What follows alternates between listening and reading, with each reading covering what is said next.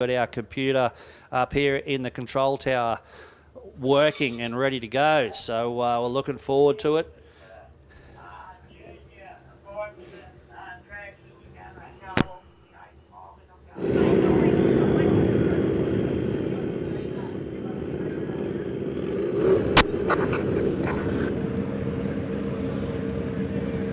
Don't forget, folks, too, for the Young Guns and the Young Guns bikes, we will be having our exit there at the end of the 8th mile. There's no need, in fact, we don't want you to go all the way through past the quarter mile and the end exit. We want you to come off just past the 8th mile there. We'll have our exit open there for you. Just repeating, Young Guns and Young Guns bike, make sure you don't go all the way up the hill there. You can just, we have our exit there just past the 8th mile. The first exit that you can come off at, and that will save everybody a lot of time. So you guys and girls are racing obviously to the 8th mile, and then we'll have our first exit gate open for you, so you'll be able to get off there and come back to the pits.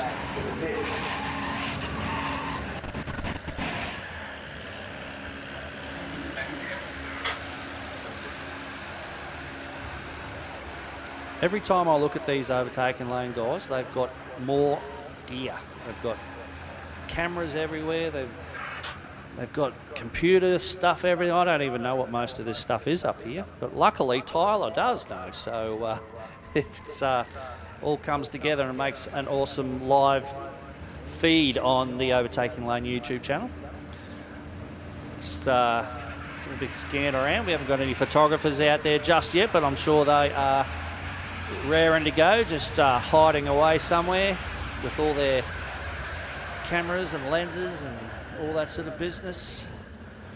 Don't forget to support those guys and girls as well. We've got some great photographers that come out here at Warwick Dragway, and it's good to get onto them and purchase some photos from those people and keep them interested as well.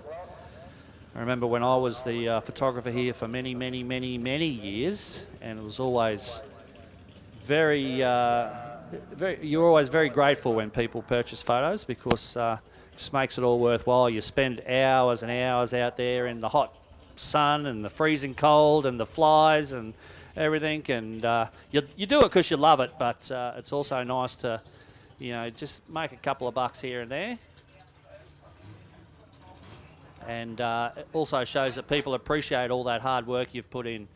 And, you know, and people don't realise too, like, it's not just being out there for 8 or 10 or 12 hours or whatever in the elements, but there's also, you have to go home and upload all your photos and do whatever post-processing you have to do and get them all ready to go. And then, yeah, so make sure you support those awesome photographers as well. Once again, our sponsors here at Warwick Dragway, of course our naming sponsor is 1320 Motorsports, a left lane sponsored by Golby Parts and Fabrications, right lane sponsored by Pro Street Radials, and we've also got, of course, as extra sponsors, we have Pulsar Turbo, we've got Long Boost Performance Parts, FG Loy & Sons Earth Moving, and STS Speed Shop. Actually, I've been saying FG Loy & Sons Earth Moving, but it's actually just Loy & Sons Earth Moving these days. They've a little bit of a tweak to the name to make it sound more cool, I reckon. They're trying to appeal to the younger generation. It's no longer FG Loy & Sons, but just Loy & Sons Earth Moving. And direct to the point, tells you what they do, tells you who they are, and they are definitely the best earth moving mob in the whole area. So if you need any earth moving done, make sure you get on to Loy & Sons Earth Moving. Yeah, so I'm not sure what the hold up is at the moment. Everyone's ready to go. Just, look, we could be waiting for people to come into the staging. I'm just looking at the staging lanes now. We've got a massive field of Young Guns and Young Gun bike, and not that many in the staging lanes. Same with street bike and drag bike. So if you're in the pits there and you're thinking, oh, I'd love to get into racing, what's going on? Well, just listen up, and we are going with Young Guns and Young Guns bike into lanes 1 and 2, street bike into lane 3 and drag bike into lane 4.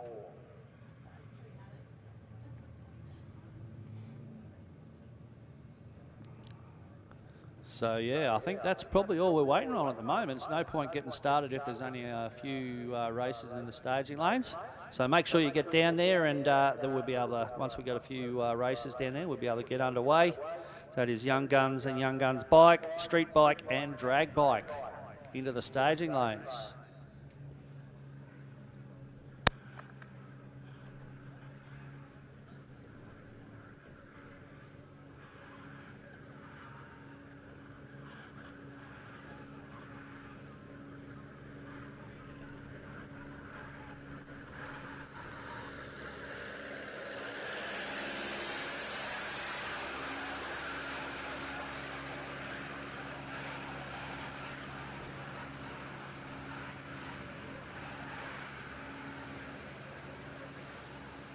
We do have the Junga Bunga out there on the tractor, of course, giving the track a last rub. That's always fun to watch. The magnificent locks flowing in the breeze as he traverses up and down the track.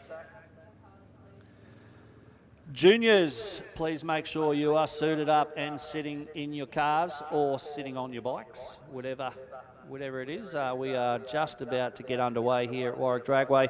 So just repeating, Young Guns and Young Guns bike, make sure you are suited up, helmets on, strapped in, ready to go.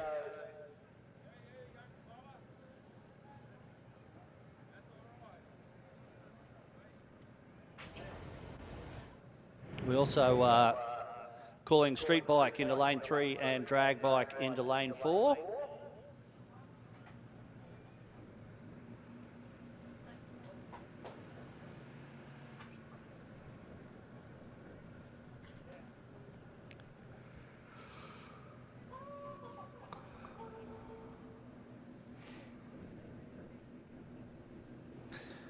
As I said before, we got the gases here today, the Warwick gases, also commonly known as vintage gases, a real throwback to the way racing used to happen back in the day. So back in the day, they didn't have the technology we had today, so they designed the, no, not back in my day, thank you very much. I'm not that old. I'm old, but I'm not quite that old. Yeah, so they, to get the power transfer, they used to have the front sitting way up, and you know, they look really cool and they put on a great show. They do big smoky burnouts, and they do wheel stands. And well, today we're going to have a very special guest up here in the commentary box with me, and I'm looking forward to chatting to Darren. I'll introduce you to him later on when he gets up here. And but I've known Darren for many years, and he's very passionate about the vintage gases, so it'll be great to have him up here chatting with us. Also, of course, we got Outlaws and Radial. They're always exciting to watch as well, so really looking forward to it. But looks like, just looking into the staging lanes now, it looks like we are just about to get underway with some action from the Young Guns and the Young Guns bikes. Looks like the going to be Xavier Mansfield French out first, and his sister will be lining up next to him. That is Scarlett Mansfield French on the Young Guns bikes. Of course, two of the very early proponents of the Young Guns bike is the Mansfield French family. Great to see him out there doing an awesome job on these bikes.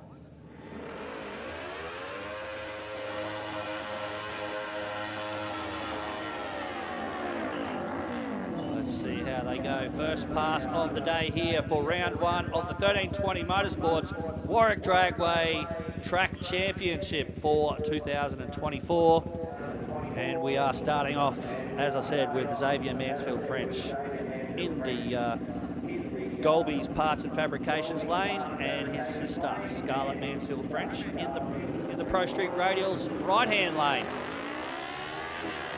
A little bit of a red light there for Scarlett Mansfield French to start off the day. Xavier with a pretty good light, actually, with a .01 light, and he goes through and runs a 9.62 over the 8th mile at 74 miles per hour. So pretty much on the money straight away there for Xavier Mansfield French. As we move into a bit of junior junior dragster, or as we're calling it here at Warwick Dragway, the Young Guns. The Young Guns and their junior dragsters. We're going to start off with Alex Kidd here in the left-hand lane. And Alex will be racing up against his sibling as well, Jasmine Kidd. So Alex Kidd in the left-hand lane and Jasmine Kidd over there in the right-hand lane. So these guys and girls have been doing this for a while as well.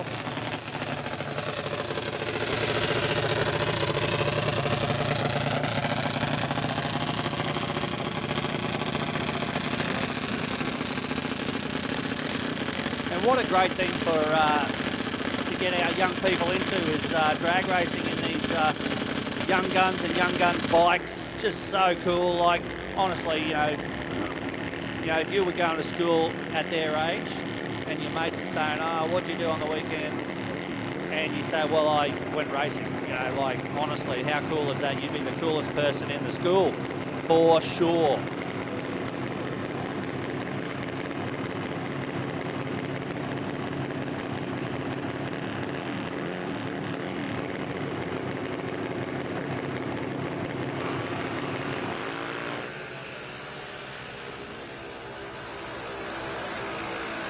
Pretty even off the start line, 1.7 of the 60-foot for Alex and 1.8 for Jasmine Kidd. But it is Jasmine that actually goes through and takes the win with an 8.57 over an 8.54. Very, very close across the finish lane. 0.01 of a second across the finish line there. And Jasmine did have a better reaction time, and that's what got her the win. She was slightly slower, not by much, but slightly slower, but her better reaction time means she crossed the finish stripe first and took the win. So we got some exciting racing already just in the first couple of passes from these junior races. The young guns, as we call them, they're doing a great job.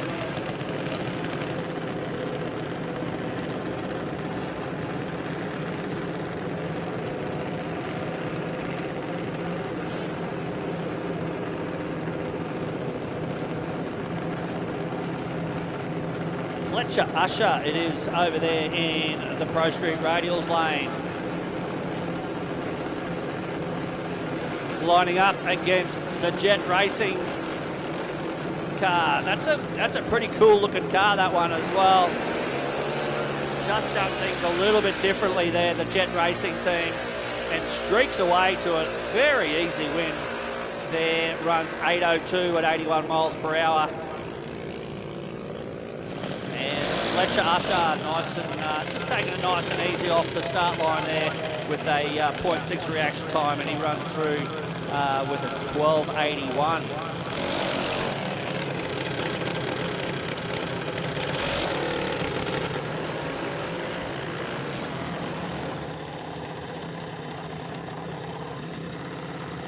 Another great drag racing family out there now is, of course, the Paige Racing family. We've got, Paige King is the King Racing family out there. Jason used to race for many years in a very tough dark. It looks like a bit of an issue there for Paige on this occasion, unfortunately, being pushed off. And Tamika Carslake will go down with a solo pass. So very unfortunate there for Paige. Hopefully we can get that sorted out and get her back out of there. But in the meantime, Tamika Carslake with a pretty good reaction time, 0.17, 1.7 seconds to the 60-foot, and runs an 8.65 at 73 miles per hour. So good job there from Tamika in that Pro Street Radials right-hand lane.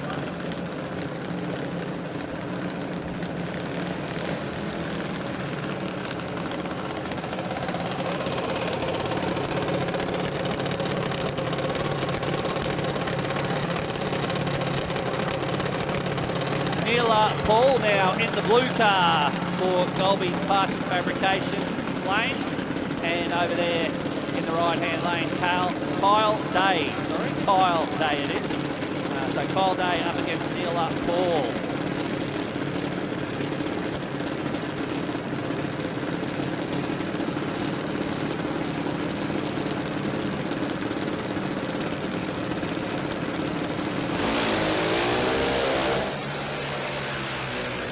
Reaction time was better for Kyle Day with a 0.03, but a little bit lost a little bit of that onto the 60 foot, not too much. The win goes to Neela Paul in the left-hand lane, the blue car running a 8:45 at 77 miles per hour. Very close across the finish line though, 3 thousandths of a second there across the finish line, and that is only 4.1 foot. 4.1 feet, so that's not a real lot across the finish line.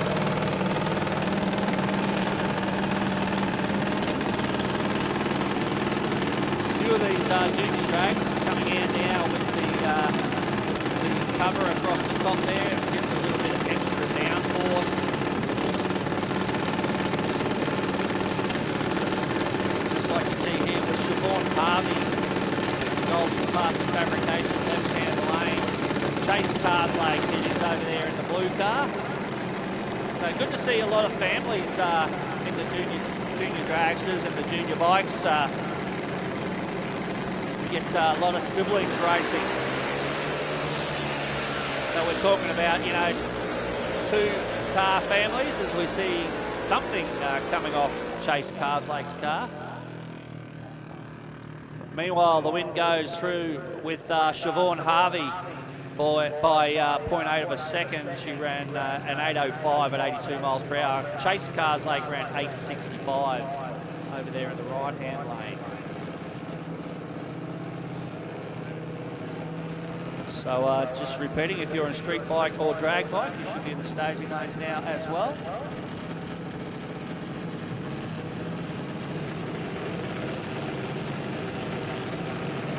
As we continue with our young guns, we've got Max Rowling and Carlos Harvey. Carlos Harvey, of course, in the white Yuasa Batteries car, and of course that very cool looking wrap there on Max's car. Max Rowling with the More Pocket Money car in the Golby Parts and Fabrication lane.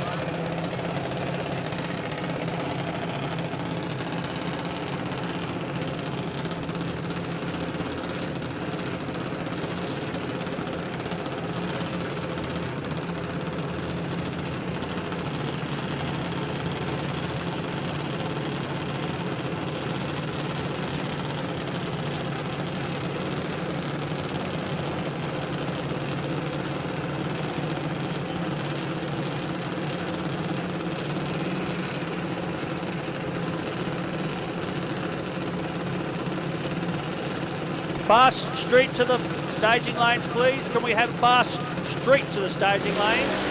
We're going to get you guys and girls into lanes 4, 5, 6 and 7. So we've got fast street to the staging lanes, please. Lanes 4, 5, 6 and 7. Of course, as you get to the head of the staging lanes, our volunteers will let you know exactly what lane to go into. But just repeating, fast street into lanes 4, 5, 6 and 7. We've got a good, sounds like we've got a good lineup in Fast Street. Plenty of races lining up for that one. It's good to see. We've got Paige King out there. Had a bit of issue on her last attempt and had to shut the car down. But looks like they've got that issue sorted out now, and she will go through with a solo run. Doing this for a little while now has Paige King. Great to see her out there. As I said before, we do need fast street into the staging lanes, please. Fast street to the staging lanes.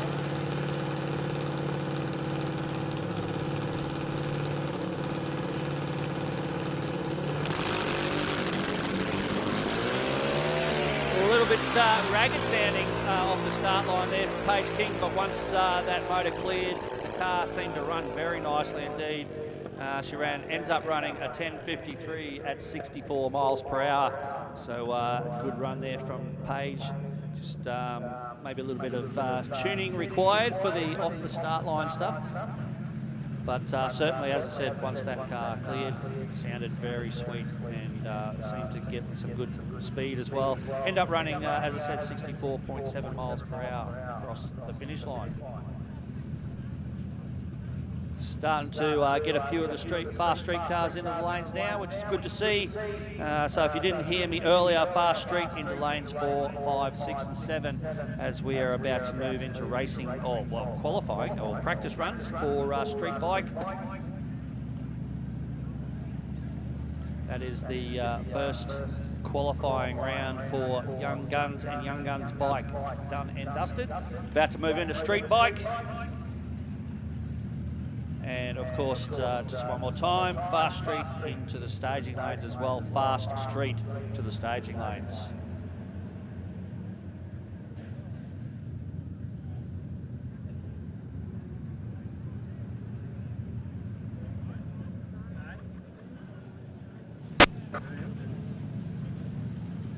Oh, it's going.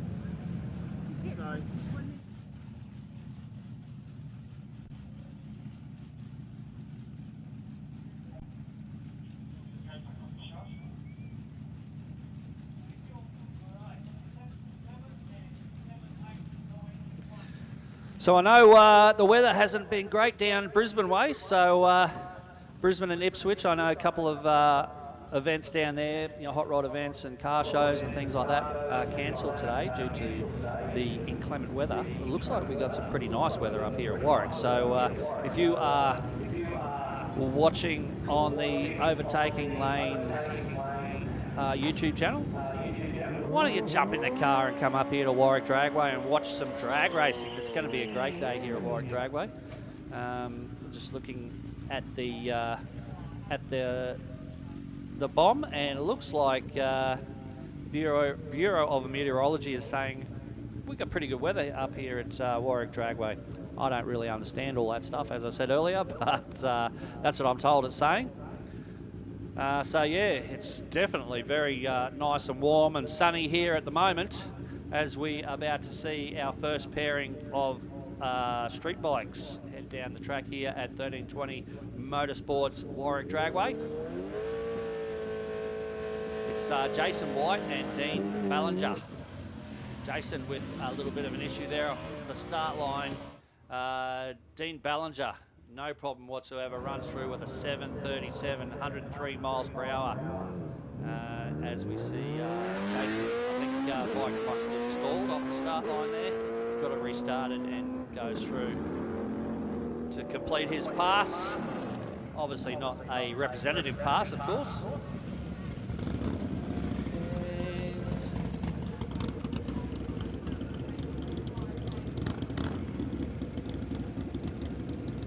Next bearing up now.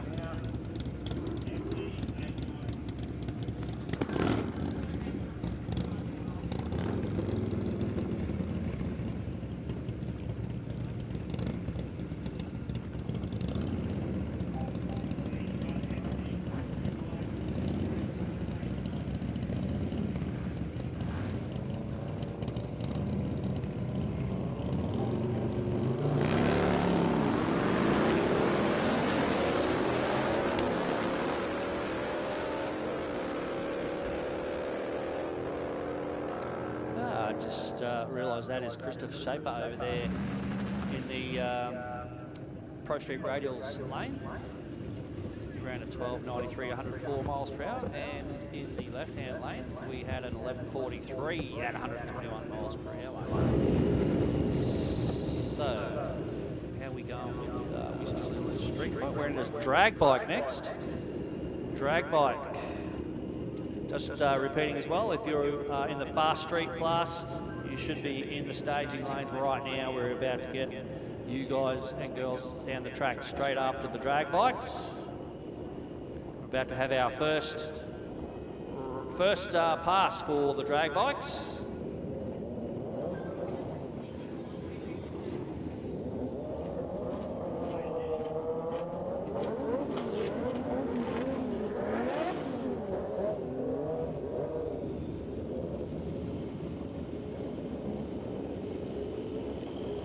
So drag bike, obviously, when you see these guys and girls coming out, they're the quicker bikes here today at Warwick Dragway.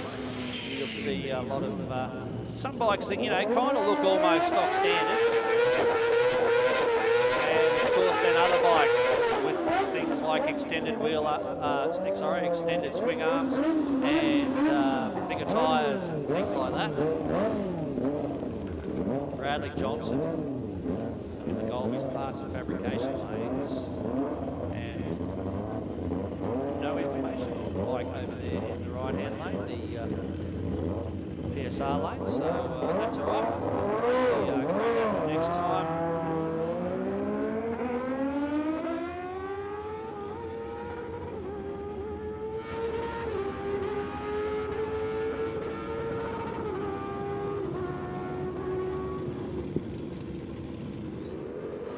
And of course, immediately we see a big step up in performance from the street bikes to the drag bikes with the 1055 at 138 miles per hour there for Bradley Johnson.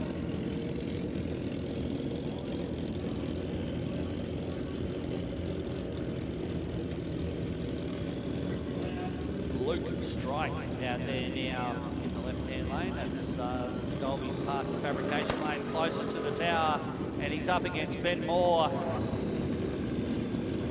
Ben on the 2002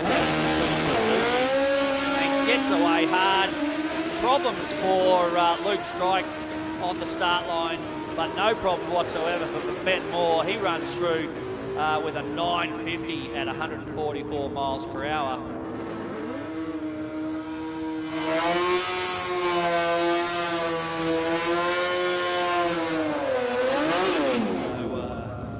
Unfortunately for Luke Strike there, had some problems off the start line and ends up rolling through with just a 15.7.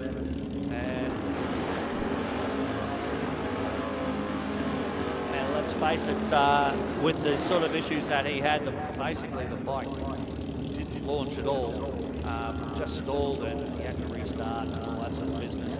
And to still run a 15.7, that's pretty impressive. So I'll be looking forward to seeing a full pass from that bike a little bit later on. And this time it's Bow Strike, so some sort of relative, obviously. He's up against Alan Annis. Alan Annis Jr. there runs 880 to take the win at 147 miles per hour, and Bow Strike goes 988.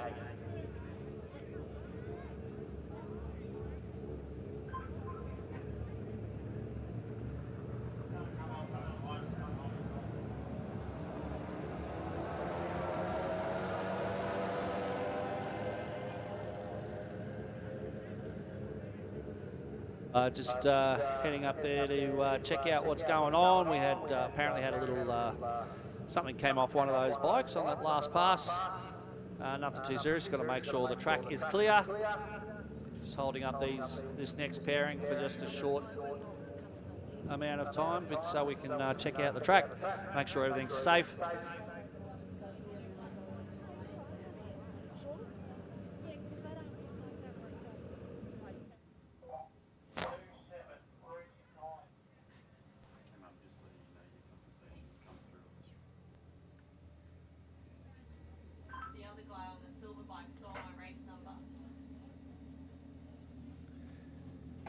How rude.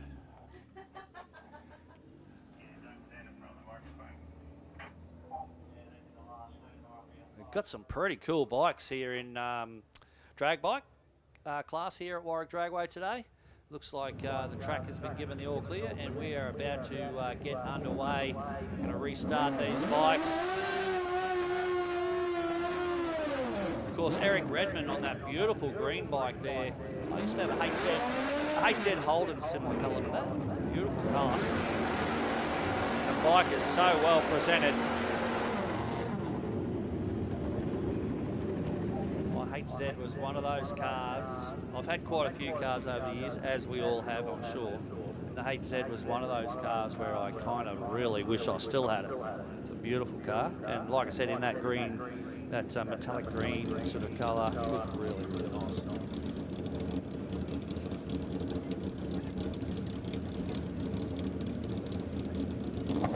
Eric Redmond and Alex Redmond out there at the moment. So Eric on the green bike and Alex over there in the PSR lane on the blue bike.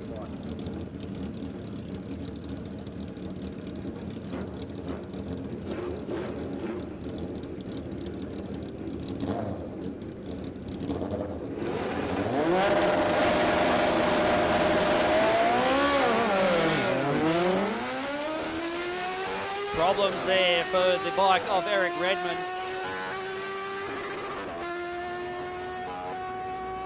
Sitting up there now and just coasting through. Alex Redmond runs 10:38, 136 miles per hour. So hopefully they can get whatever that problem is sorted out for the next round of drag bike. Great to see Eric Redmond put down a representative pass.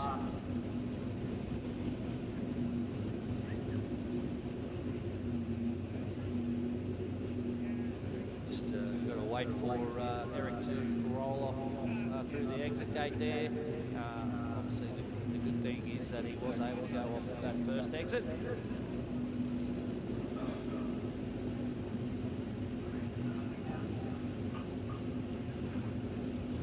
Michael Beaton now here on the start line, in the burnout pad, just about to be given the all clear to go, as well as Brian Alvisio. Brian Alvisio on the silver bike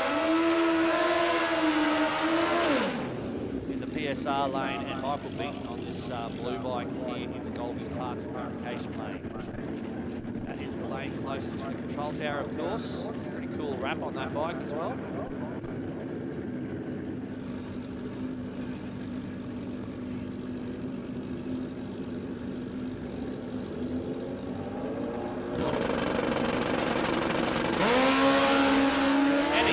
Problems in the left-hand lane.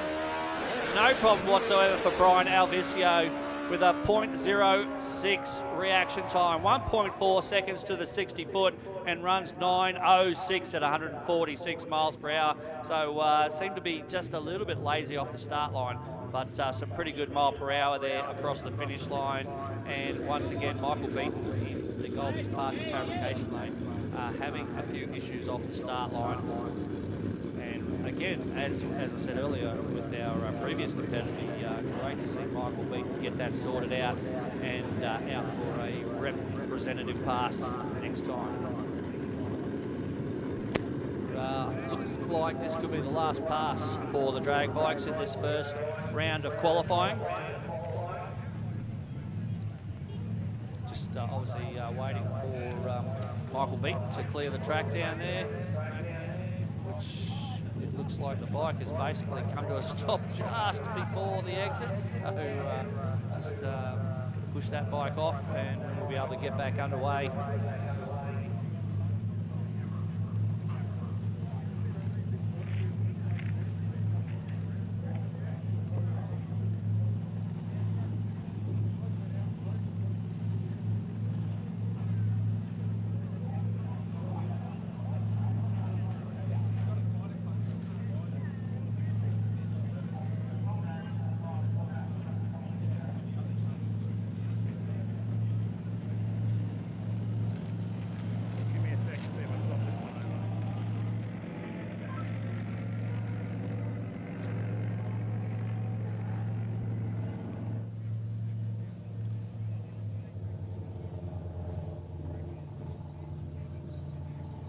So just sending the four-wheeler down there to help remove that bike off the track.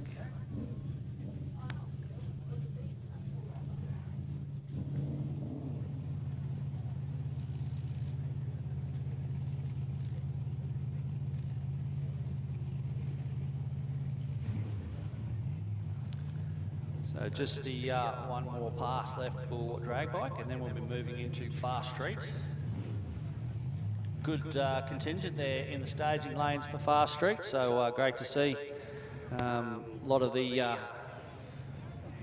usual regulars as well as a few new cars. So great to see that class doing really well. Fast street, of course, kind of like the entry level for street Oh no, we've got street, so we've got street and then fast street, but we're starting off with fast street today.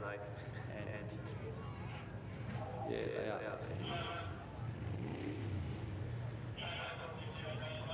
Track's all clear now.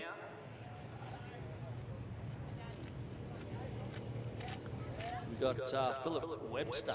Must be a good bloke. Spells Phil with two L's, as it should be. So all Phils are cool. Well, maybe not cool, but all Phils are good. But when you got two L's, it's even better. Look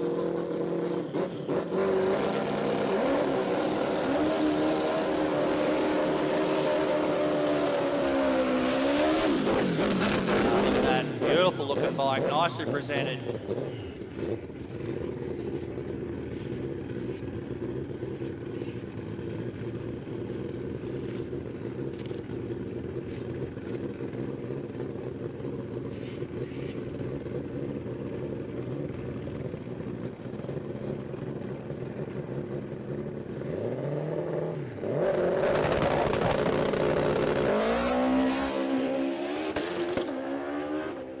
Pretty good from Philip Webster in the Golby's parts and fabrication lanes. Runs through with a 795, 173.8 miles per hour. Nice pass there from him. A little bit snoozy off the start line, probably by design because it was a solo pass, so he probably wasn't too worried about that. But 60 foot in 1.42 seconds, so fairly stout.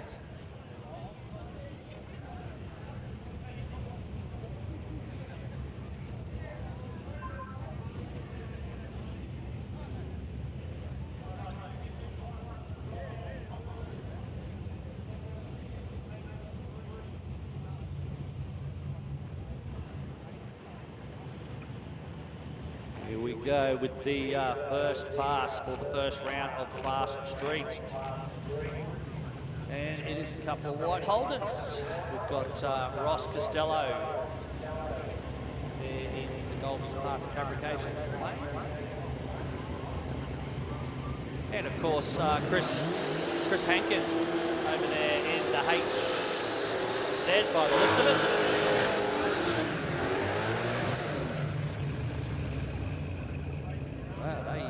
Really keen to get underway with that. Nice big smoky burnouts there.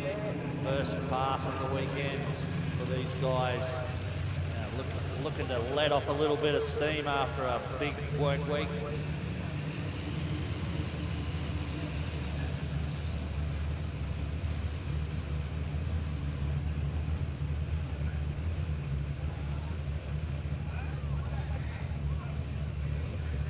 HT, I think it is there for Ross Costello, the HT Holden. And I believe that's a HZ over there in the PSR lane.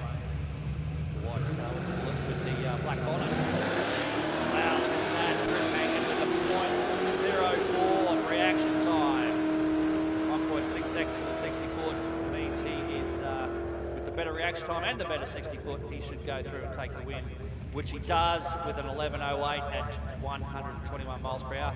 Running these guys over the quarter mile today. So we'll be switching back and forward today between quarter mile and eighth mile. So these guys in Fast Street will be running in over the quarter mile. So we'll get to see them really wind these things out. Stephen Sheedy now in the Premier, the gold Premier with the white roof, up against Luke Matthews in that black Commodore Ute.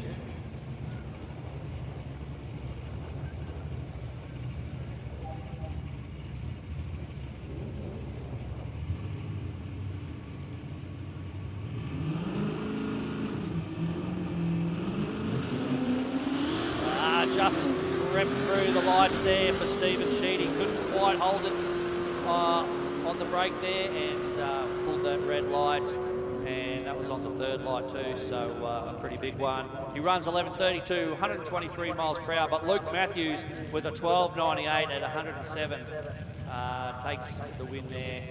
As I said, luckily just qualifying there, luckily for Stephen Sheedy. So that sort of thing's good to get out of the way in qualifying, isn't it? So you don't have to worry. Hopefully get that sort of stuff out of the system before racing starts. Tell you what, it's actually magnificent weather here at Warwick Dragway at the moment.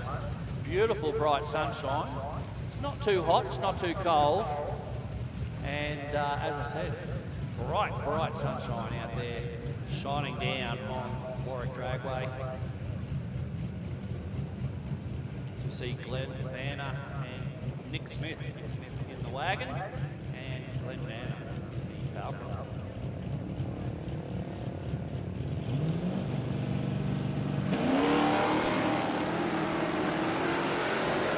Looking pretty close at half track. Looks like the wagon could be just stretching the legs a little bit and heading out in front. We'll see what happens as they cross the quarter mile. And it is the wagon that takes the win, 11.98, 117 miles per hour, and 14.09 for the Falcon of Glenn Vanna. At just 65 miles per hour, I would say maybe rolled off the gas just a little bit early there as well.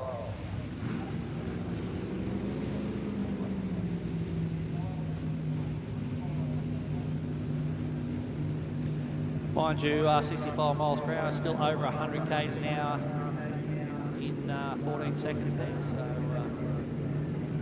still not too shabby. Certainly better than my Kia. So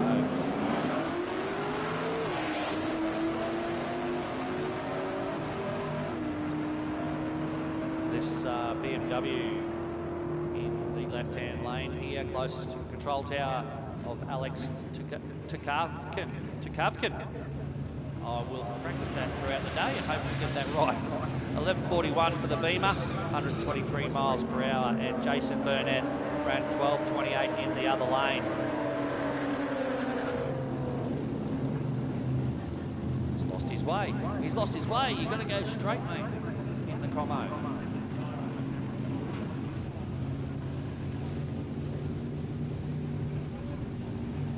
People think drag racing is just in a straight line. You can't even keep the car straight in the burnouts half the time, so I don't know what people are talking about. Samantha Yolton there in that Commodore. VT by the looks of it, VT Commodore, and up against Ross Strange in the blue one-tonner.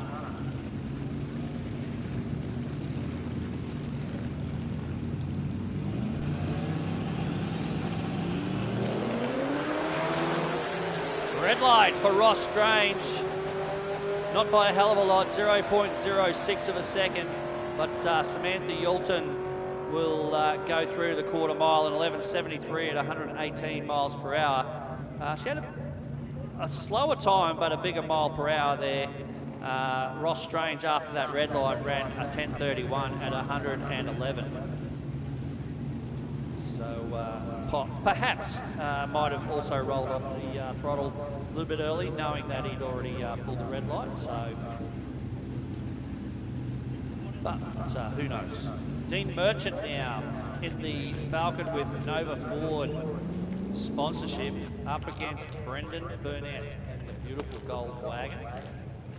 It's like HJHZ, something like that. The big long roof. Good to see him out there. I like a wagon. I don't know what it is. Some people don't like wagons. I think they're great.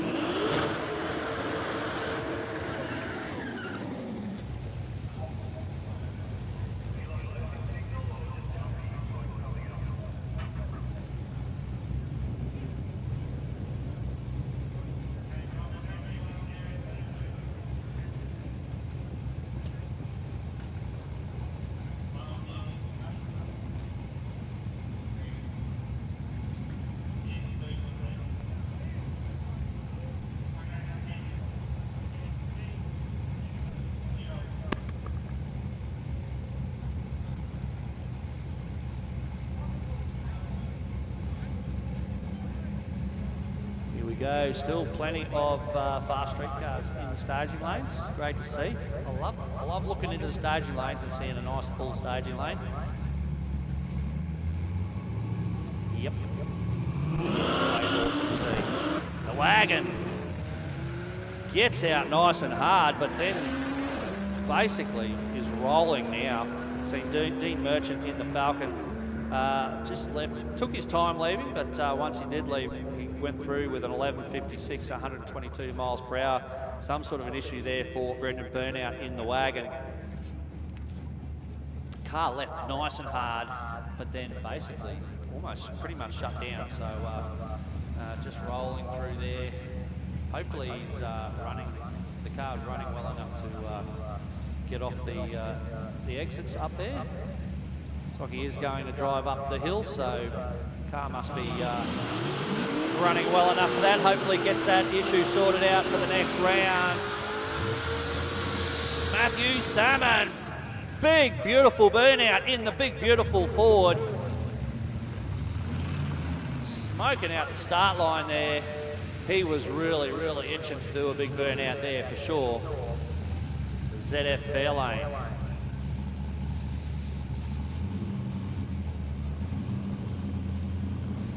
Up against Sean Matthews on this occasion in that beautiful black one-tonner. HQ one-tonner over there. It's 355 on board, so that's most likely a stroke 308 Holden motor.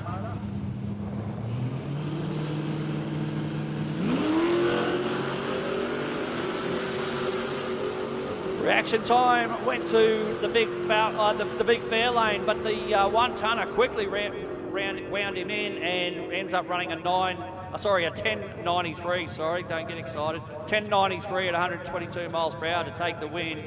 Matthew Salmon runs 1196 at 114 in the big Ford.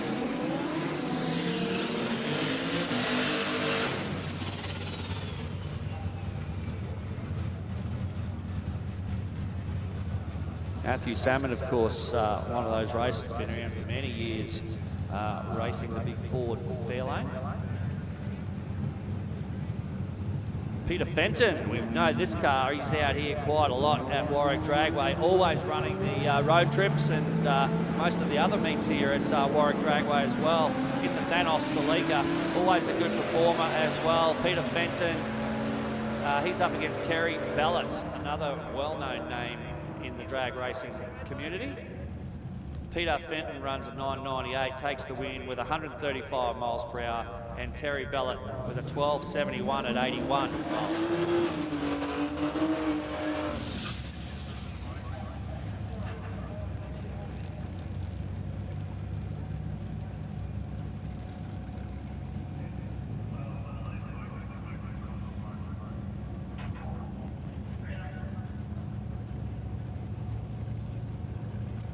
Andrew Mann in this very cool early model pickup. He's got the twin turbos on board. Let's see how he goes. Gets off the line, very nice.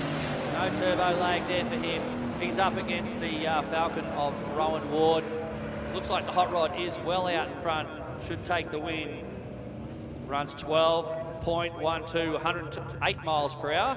And the Falcon of Rowan Ward ran a 16.07. Once again, looks like might have rolled off the throttle early, only 57 miles per hour, and I know that car can go a lot quicker than that. So we're having a few cars with a few issues here today already. We've had some really good passes, but we've also had a few issues happening, both the bikes and the cars actually. So hopefully everyone is getting these things sorted out. I'm sure that nothing looks too serious, so that's a good thing. Rodney McDonald now in the Tirana up against the Commodore wagon of Peter Neal.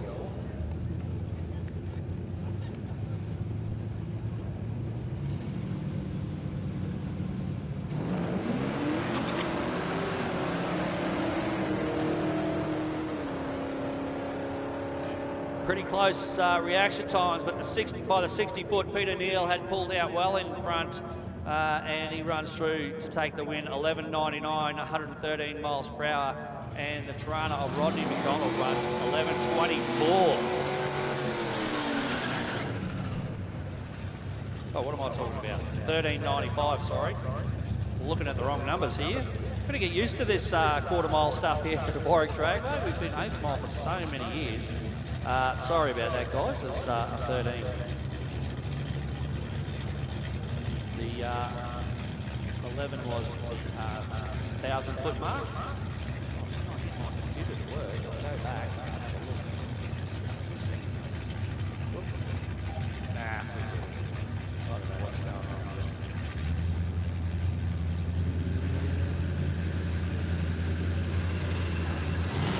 Michael Nichols and Beth Mansfield French out there, and we saw the two kids out on the Young Guns bikes earlier, Xavier and Scarlett. This is their mum, Beth Mansfield French, in the Capri. She runs a 12.17, 113 miles per hour, but Michael Nichols gets the win with an 11.35 at 129.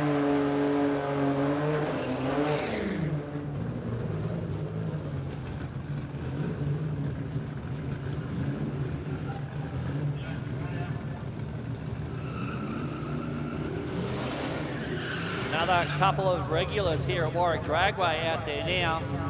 Bill Martland in the red Commodore up against Adam Moody in the Moo Crew Tirana.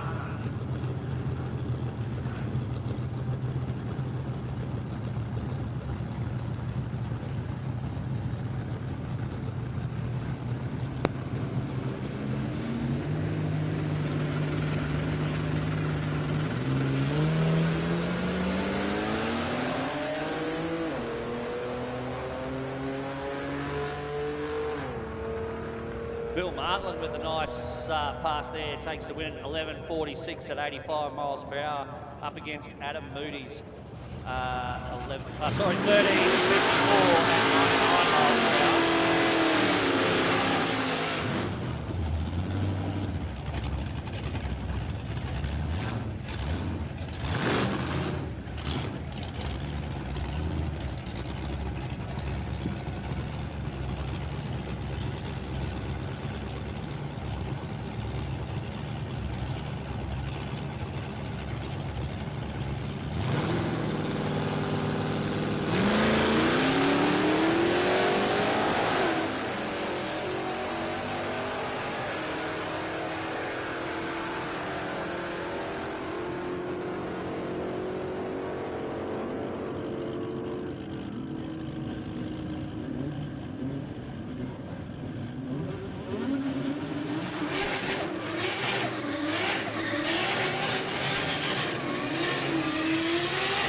Stopped in at Super Cheap on the way to the track this morning to get some transmission fluid, and saw this silver Commodore here out the front there on the trailer, so I knew it was race day.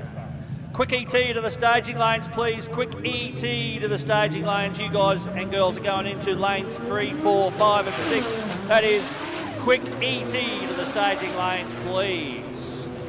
Yeah, it's great when you come into Warwick and there's race cars, because you know that means it's race day here at Warwick Dragway. You see the toughies getting out and about. You can see the four-wheel drives with the trailers on the back. You see all that sort of stuff, and you know we're all headed to the one place.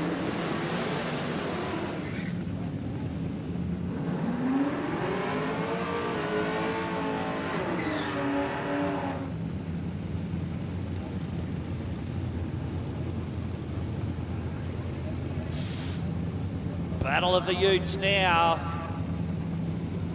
John Payne, now there's a famous name in Australian drag racing. He's in the yellow Holden Ute in the Golby's Parts and Fabrication lane. He's going up against Kristen Zell in that blue Falcon Ute. So we've got the two Utes going at it. Holden versus Ford. Front wheels off the deck there for John Payne. Got out with a 0.18 reaction time, 1.5 seconds to the 60 foot, and takes an easy win. He runs 11.03, 88 miles per hour. Kristen in the blue car ends up running 12.96 at 61 miles per hour.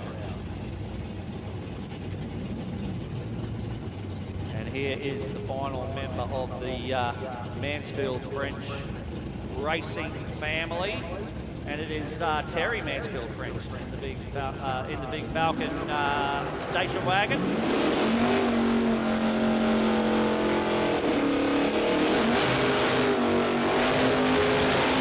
Leon Bryce over there in the PSR lane in that very tough looking Camaro. Big reverse cowl bonnet scoop on it. This thing looks like it means business.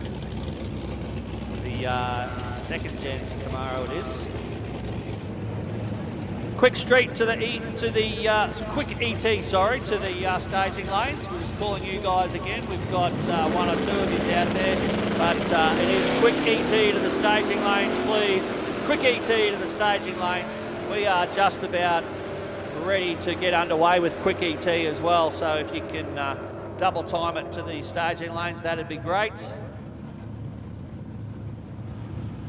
Looking forward to Quick ET today. Actually, they've got some very fast race cars in Quick ET.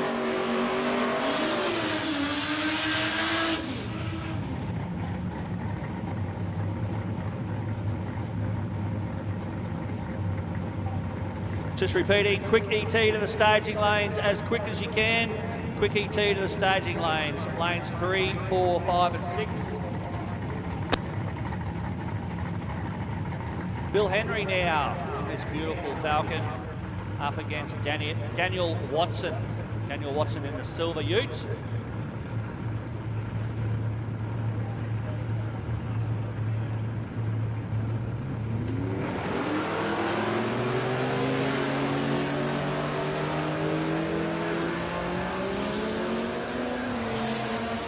Bill Henry out like a shot. Runs 1080, 102 miles per hour, and Daniel Watson just sat there on the start line, building a bit of boost, and ends up running 11:12 at 127 miles per hour. So slower ET, but a lot bigger on the miles per hour there across the finish line. Of course, Bill Henry looks like perhaps rolling off the throttle early. Got a great start though, did Bill Henry in the big Falcon.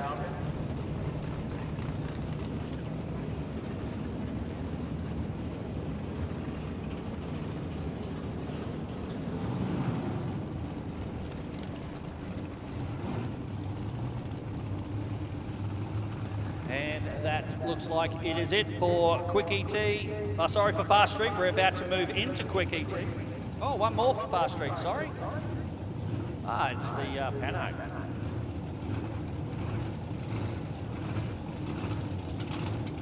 The blown Pano of Jody Crimmins.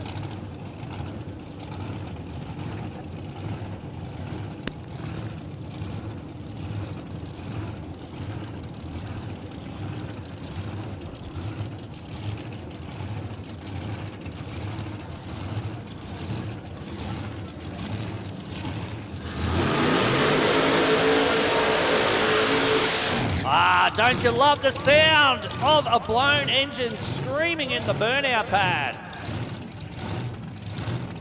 Jody Crimmins. The Holden Sandman panel van. Iconic Aussie car turned into a race car. There's been quite a few panel van race cars lately. They look good and they seem to do a really good job as well. I don't know whether it's something to do with the weight distribution in them or what, but every single Pano that you see racing these days, it seems to run some really good numbers. Jody Crimmins, that big supercharger and injection setup poking through the bonnet, that's going to go a long way to some good numbers for him.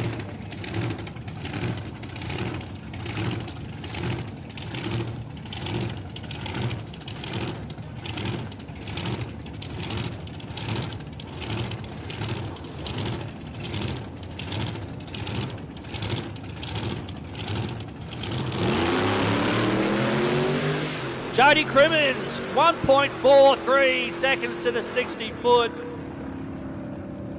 and runs through the quarter mile, 10:38, 95 miles per hour.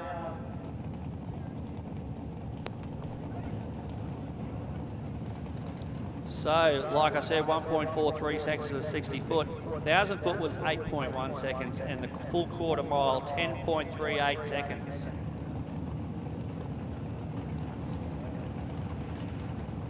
Lifted the front wheels off the deck just a little bit, and that was the last pass for the fast street cars.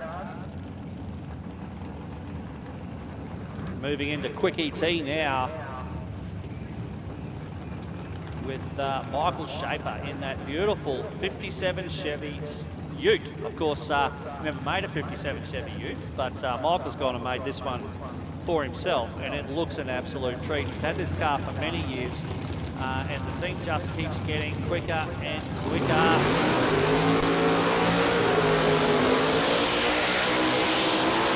Made the trek down last week for the Nitro Champs down in Sydney, so great to see him back up in Queensland here at Warwick Dragway. This time he's running up against the tough HQ coupe of Damien Morris, another great car that's been around for many years and does an awesome job. This should be a good pass between these pair. Damien Morris in the white HQ in the Golby Parts and Fabrication lane. Michael Shaper in the 57 Chevy Ute in the PSR Pro Street Radials lane.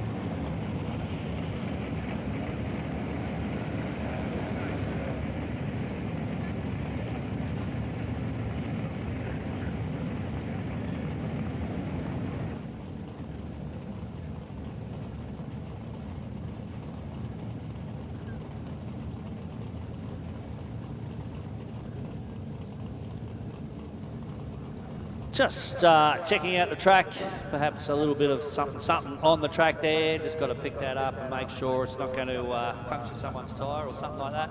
It's safety first here at 1320 Motorsports Warwick Dragway. But of course, we're about to get into the second pass for quick ET. We're looking forward to seeing this one. Troy Curry in the Plymouth Arrow and Phil Bellett in the rear-engine dragster, the white rear-engine dragster. Quick ET is a great mix of sedans, dragsters, altereds, all sorts of things. So always great to see this class Quick ET. I guess it's a little bit of a mix of, I guess, super stock and modified and all that sort of business. Street to lane 7, please. Street into lane 7. We're moving through quick ET now, moving through them pretty quickly, and we'll be looking at going into street straight after that. So street to lane 7.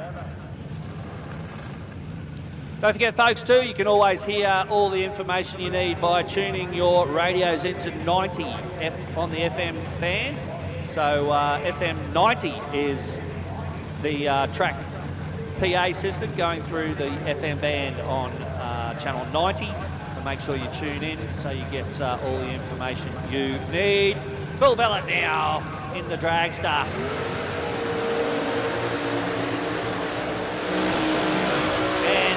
Troy Curry in the Plymouth Arrow. We had these in Australia as a Chrysler Lancer, and but in America they were called a Plymouth Arrow, which is a much cooler name, I think.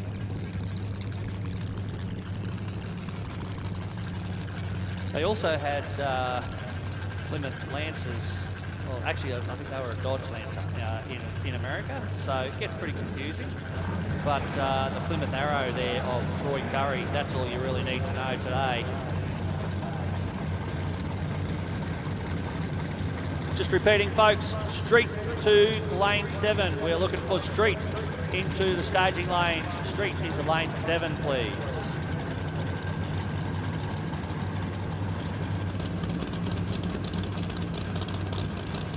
Nice big long burnout there from Phil Bellet on that occasion in the rear-ended Dragster.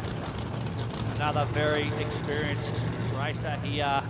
And in fact, the whole Bellet family live and breathe drag racing. Have done for many years. And gets out very nicely, but a red light. I'll tell you what, that's a heartbreaker. 0.008 of a red light there for Phil Bellet. Runs through 809, 167 miles per hour. And look at that, Troy Curry with a nice 0.03 reaction. 1.4 seconds to the 60 foot, 997, 135 miles per hour. That rear-engine dragster of Phil Bellet was on quite the march, 1.19 60 foot.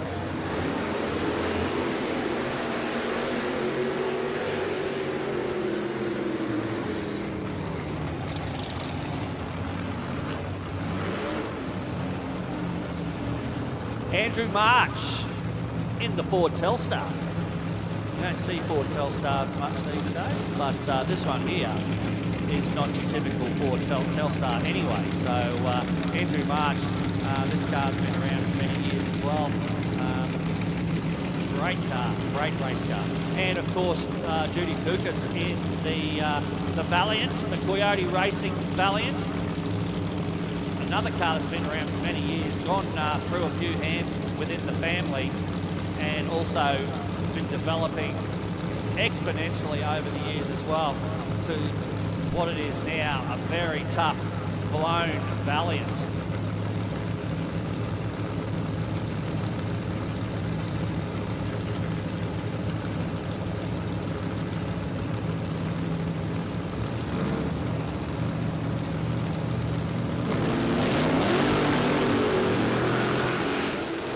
The little Telstar out like a rocket. The Valiant kind of got up on the tyres and shot forward as well, so it should be pretty close across the finish line. Half a second across the finish line there. Win going to Andrew March in the Telstar with 963, 118 miles per hour.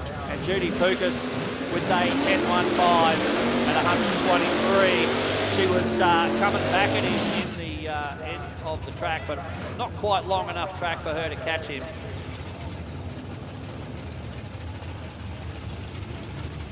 HB Tirana of Les Rice, another stalwart of the drag racing scene for many years. This beautiful black HB Tirana of Les Rice in the Golby's parts and fabrication lane. Unfortunately for Simon Weeks in the Centura being pushed back after the burnout, Les Rice will go by himself. Just waiting for the previous competitors to remove themselves from the track.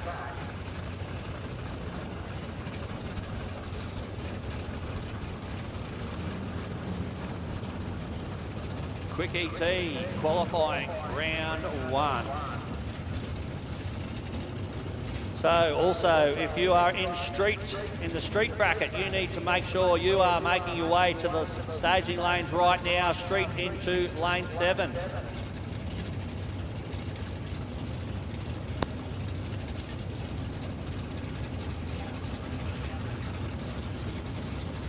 Just waiting on that track to be clear there, down there in the braking area. Just waiting for the thumbs up. Looks like we've got that now, and moving Les Rice back into stage. Very experienced racer here, Les Rice in the HB Tirana.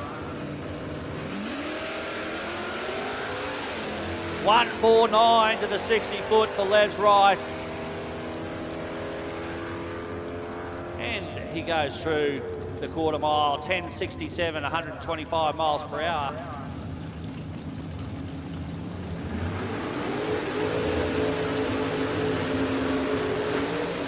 look at this beautiful Camaro in the Golby's Parts and Fabrication lane.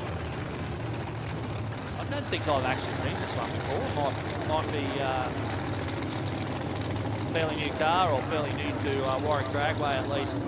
But Jeff Alston in this beautiful Gen 2 Camaro will be racing up against Hamish Strawn over there in the matte black VK Commodore. 1970 model, this Camaro.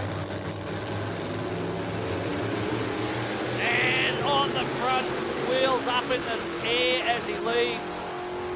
Jeff Alston runs through 909, 103 miles per hour, goes across the finish line first by 1.3 seconds. Hamish Strawn in the VK Commodore goes a 10.50 at 99 miles per hour, just a whisker under the 100 mile an hour mark for him. Brilliant reaction time there for the Commodore with a 0.003, so very, very close to a perfect reaction time there for Hamish in the VK Commodore.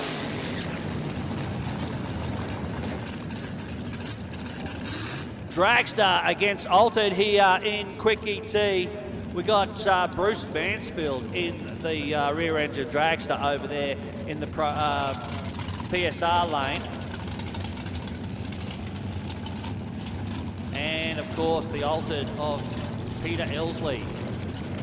Looked like might have had a little bit of trouble getting it into reverse, but no problems now. Coming back after that burnout, the little blue Altered of Peter Ilsley. Sorry, Ilsley. I keep saying Isley, it's Ilsley.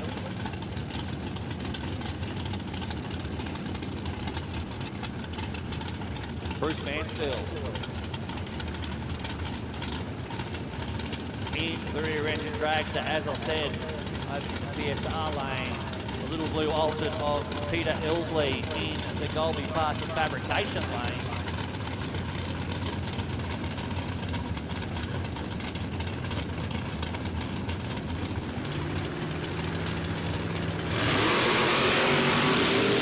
Red light for the Dragster. Peter Ilsley with a 0.12 reaction time. That Dragster got to the 60 foot in 1.12 seconds and ran at 8.65, 117 miles per hour. But Peter Ilsley takes the win due to that red light from Bruce Mansfield. The little Altered runs 9.29, 105 miles per hour. Dragster did cross the finish line first, but of course the red light means the win goes to the Altered.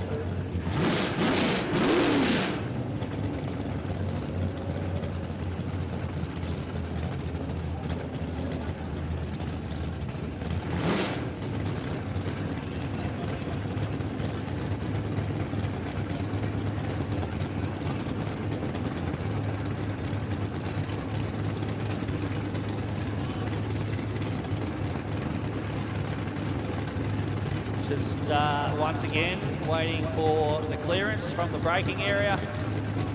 Got this tough little orange and black Escort. Seen this thing out here at Warwick Dragway a few times recently. Looks like may have shut that little Escort down.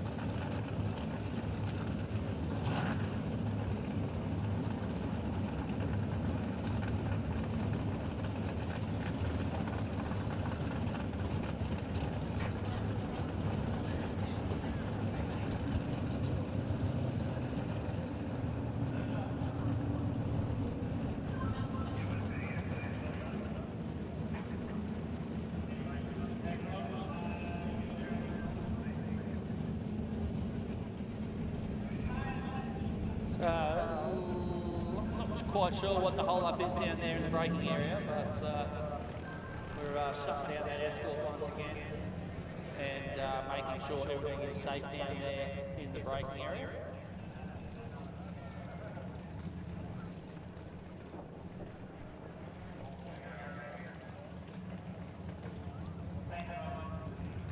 Looks like we've been given the all clear down there in the braking area. So, as I said, sometimes it seems a little bit frustrating to have these little breaks, but we've got to make sure everything is safe for our races. And there's a lot of speed involved here in drag racing here at Warwick Dragway. Everybody goes home safe and sound. No sport can be dangerous enough without us taking due care and diligence. So, but we're about to get back underway here with this little orange and black Escort. Tough little esky, this one, of Alan Hutchin. As I said before, we've seen him here a few times recently at Warwick Dragway. Always a great car to watch. Should be some great photos there from our hard-working photographers.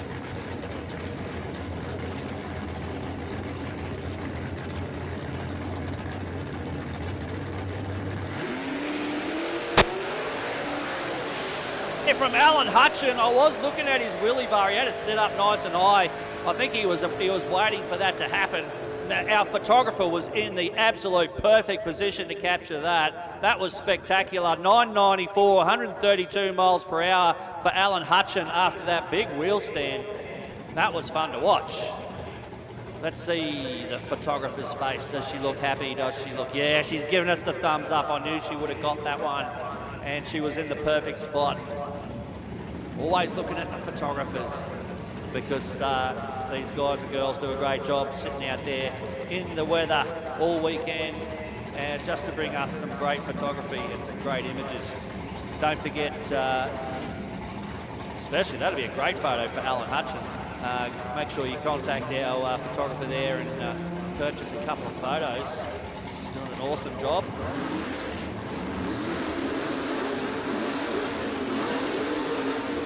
Greg Harrop now in this beautiful Mustang.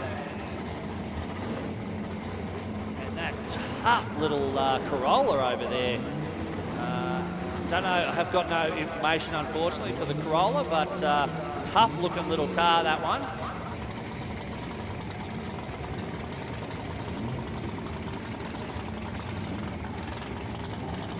Sounds like maybe some sort of turbo 4-cylinder in the Corolla, but I'm not too sure. Up against this beautiful Mustang of Greg Harrop. Of course, the Mustang in the Golby's parts and fabrication lane.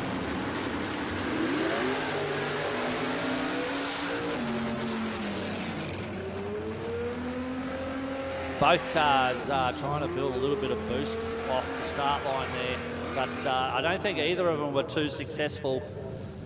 Mustang ended up running through, just rolled through the finish line there in a very unrepresentative 17.68 seconds at only 44 miles per hour. And the little Corolla looks like it's got way more than that into the bonnet. Runs 20.3 at only 45 miles per hour. So bit of a fizzer that one, but you can't win them all. And I'm sure both of those cars will be out badder and better than before. Is that a thing, badder and better? Well, if you know, you know. If you know, you know.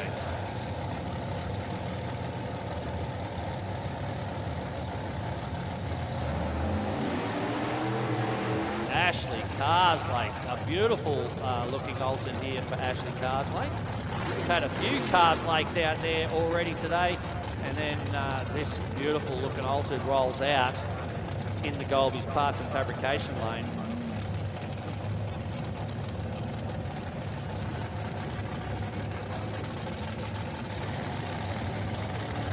This car looks extremely well presented. Beautiful looking piece of gear.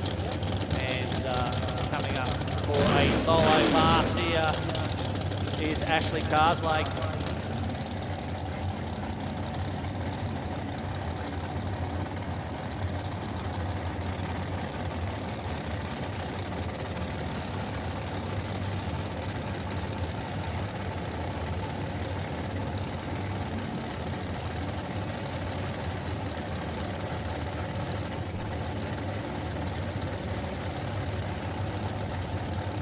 Just repeating, if you are in the street bracket, you should be in lane 7 right now. Street in lane 7. Got a few cars there. Got maybe half a dozen cars as we see Ashley Carslake bouncing down the track in this altered. A few little stabs of the throttle down there in the at the end of the track. Runs are 909, 150 miles per hour. So 909, 150 miles per hour. A little bit of a red light there, but that doesn't matter, especially when you're on a solo pass. 1.18 seconds to the 60 foot. Yes, Eric Raleigh in the beautiful little Celica. My first car ever was a 1972 Celica. Very similar, well, pretty much the same shape as that.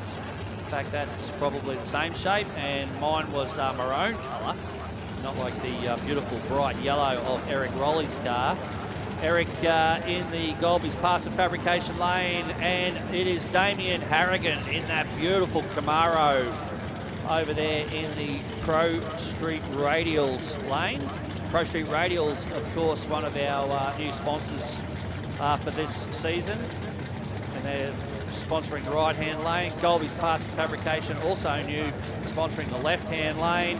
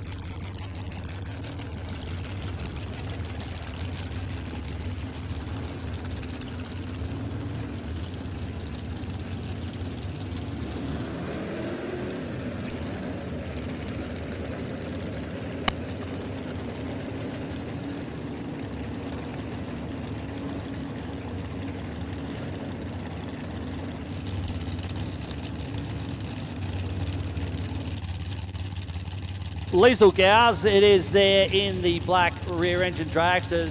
Dragster looks like she's going to go down for a solo pass in the Golby's Parts and Fabrication lane.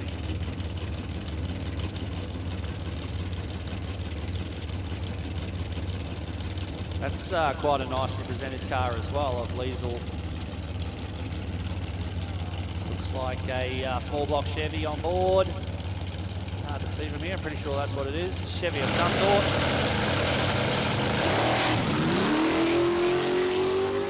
Little bit of a stumble just at the 60-foot mark, but the rest of the pass looks pretty good. Pulls the chutes at the 8th mile. Her 8th mile, there was... that's actually, I can't see it, 391, sorry.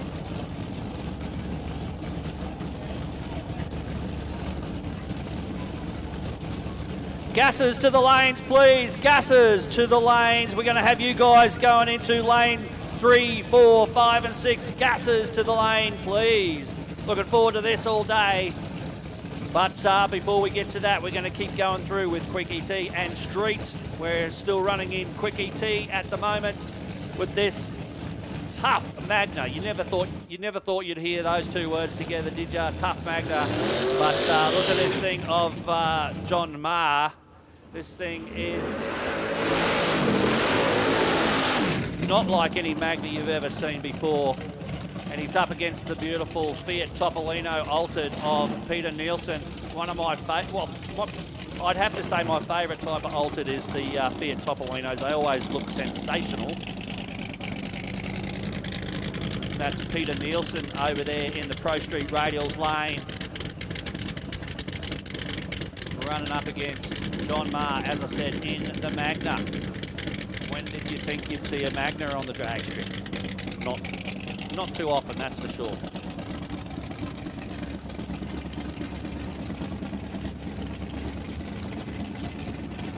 Just repeating, guys and girls, gases to lanes 3, 4, 5 and 6. If you're in street, you should be already in the lanes in lane 7.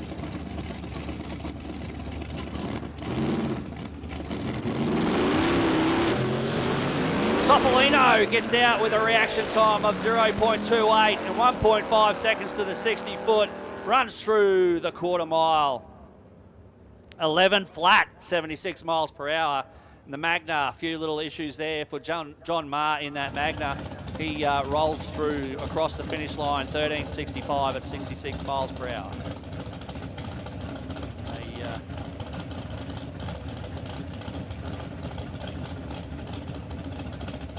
Find a little something there that came off the Magna, and just checking out the track now, making sure it's all good.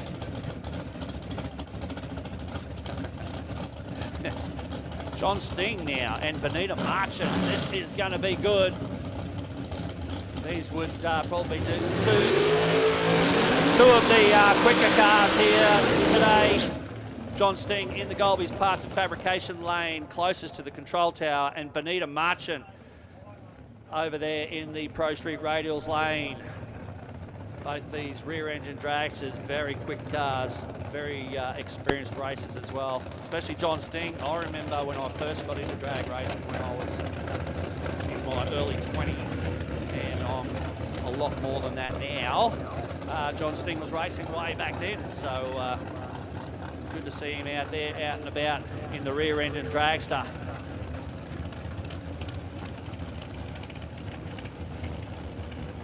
Benita Marchand as well, always putting in a great performance in this rear-engine dragster of hers.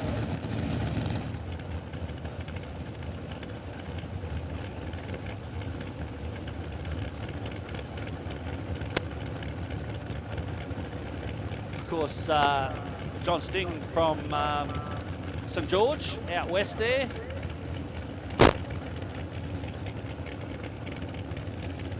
Benita Marchand is a mail contractor. Just imagine getting your mail delivered by a rear-engine dragster. That'd be all right. I'd stay home from work to see that every day. That's probably not going to work very well, though, is it? I'll probably lose my house if I did that. Red light for John Sting. Benita Marchand with a nice 0.9 reaction time. John Sting was a little bit quicker to the 60 foot, not by much. He runs through with a 7.89, 161 miles per hour, and Benita Marchand takes the win with a 7.73 at 170.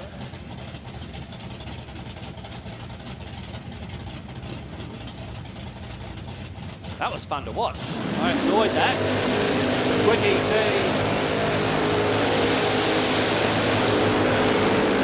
These gasser guys, they are keen as mustard. I just called them like 2 seconds ago and they are filling the lanes already. Great to see, they're very keen indeed, and I'm keen to watch them as well. Simon Weeks though, before that we've got Simon Weeks out there in the Centura. He came out a little bit earlier, had a few dramas and had to be pushed back, but he's out there again, hopefully with everything sorted. Just checking under the car, and might be just a couple of little drops here and there of something, but doesn't look like anyone's too concerned by it. Just a quick throw the mop at it, and looks like we're going to still looking under the car, but hopefully everything's okay. Just making sure everything's safe. So we've got still got street after this before we get into the gases, but it doesn't look like there's too many in the street brackets, so we'll get through them pretty quick. Just reminding, if you are in the street bracket and you're not in the staging lanes, I'll get your act together very, very quickly and get down there into lane 7. Gases, I don't think I need to tell you guys and girls, get down into lanes 3, 4, 5, and 6. A little bit of smoke out of the car there for Simon Weeks. So maybe there was a little bit of an issue there. Hopefully not too much on the track, but certainly some smoke coming out of that car. Runs 1167, 79 miles per hour in the Centura.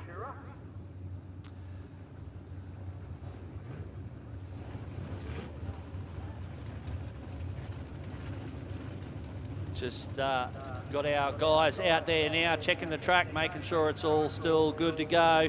They don't look too worried, so normally by now they'd be shaking their heads and calling for the tractor and all sorts of things. So looking pretty good at the moment to continue racing. I think we'll be moving into the street bracket now.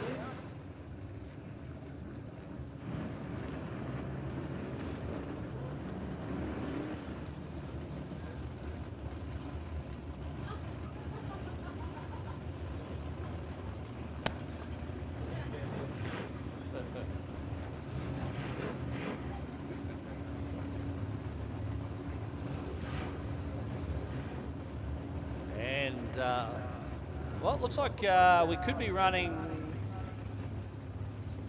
What are we running? Street in one lane or something, are we? Street in one lane, is it? Yeah. So we do have a little bit of something on the track there from that Centura.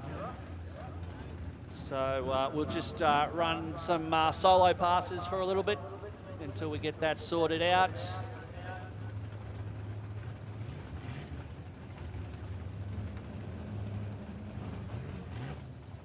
What are we doing? That's the question. And the answer is, I don't have a clue.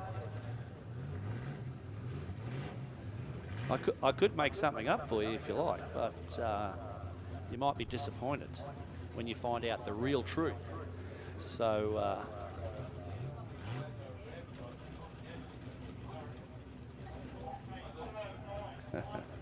here we go. We are gonna get stuck into doing some solo passes.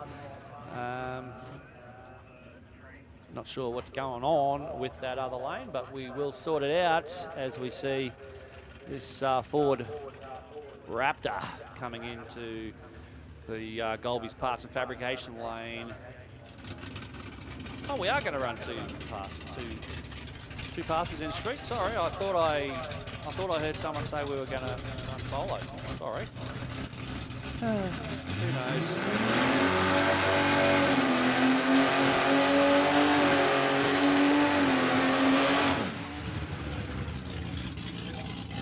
Yeah.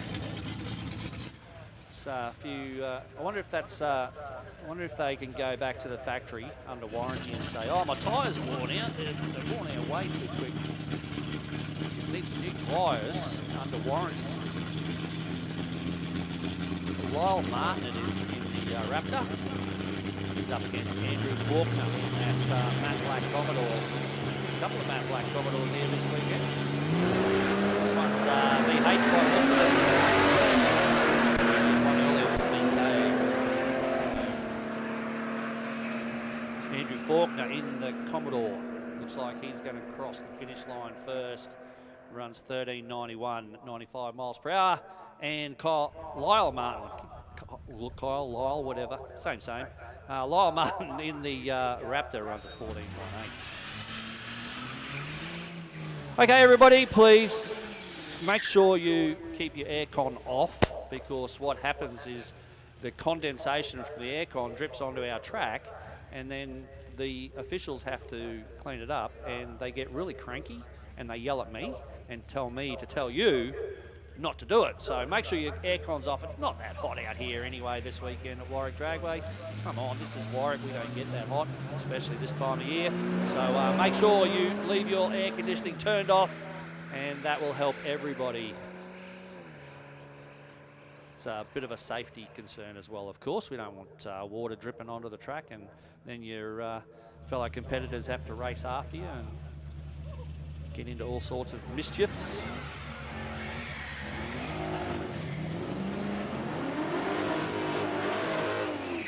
Jim Watson in the Holden.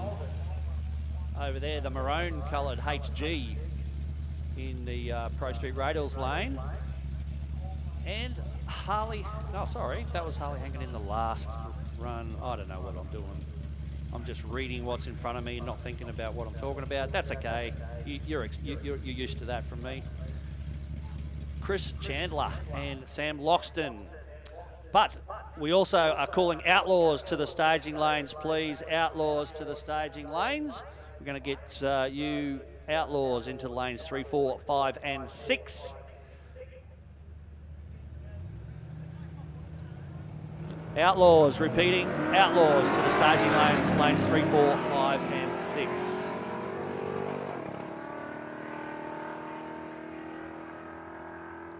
And we are getting closer to gasser time.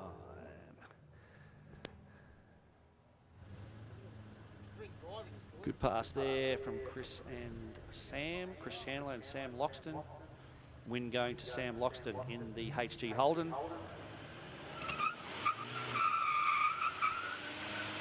So this looks like it's the last pass for Street, and we'll be moving into gassers. The vintage gassers, or as we're calling them this weekend, the Warwick gassers. So I'd like to introduce you to a good mate of mine, Darren Cale. And Darren Cale, as I said, I've known Darren for many years, and he is one of the main men behind the gasser movement, I guess you'd call it, in Australia. And whoops, sorry. I forgot to give you a microphone. It's going to be hard to hear from you without a microphone, isn't it? Yeah, thanks, Phil. Well, welcome everyone to some gasser fun. Gee, we've been waiting a long time to, get out here and get a massive group of us together.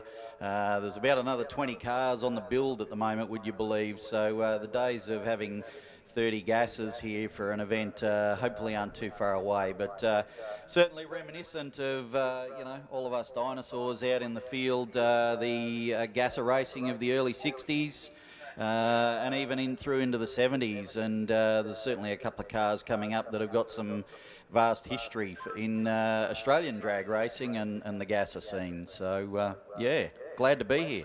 Yeah, it's great to have you here, Darren. Are you able to quickly, while we're waiting, looks like we're just checking out the track, so are you able to tell us kind of like just a quick history of how vintage gassers began?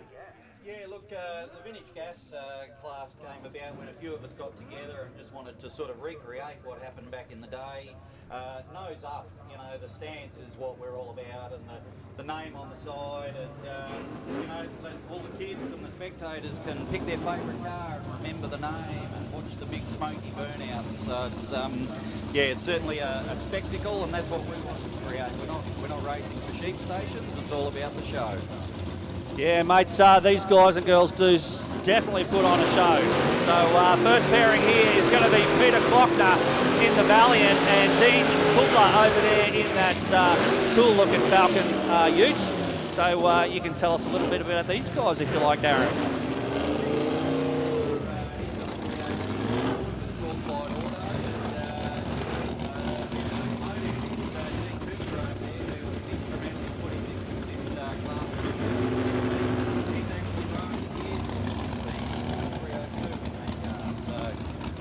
Mate, that is great to see the old 4-speed over there in the Falcon. So he'll be, whether the wheels are in the air or not, he'll be changing gears.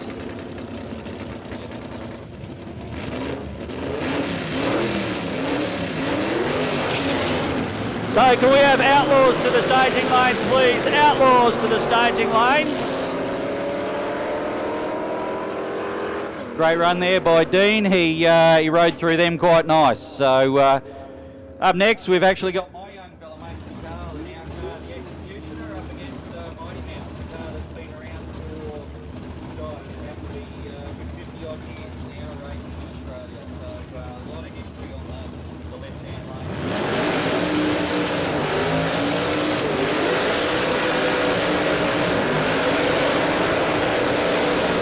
Just repeating, we're after Outlaws to the staging lanes, please. Outlaws to the staging lanes as we see these pair put in a great burnout display. David Gall, of course, as Darren was just saying, this car has been around since the dawn of time, just about.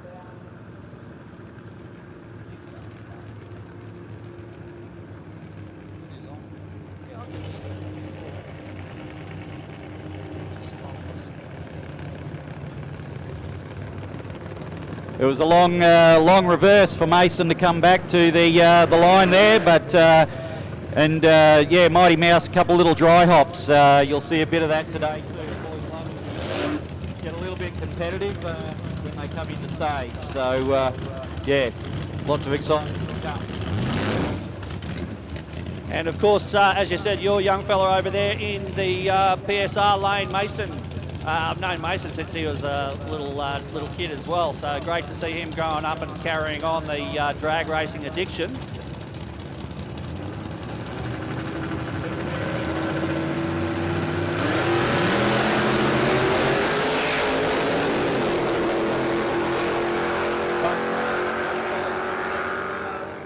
And a little something fell off the little Mighty Mouse of David Gall there. Might have been just a fan belt, something like that it looked like, but certainly didn't affect their performance.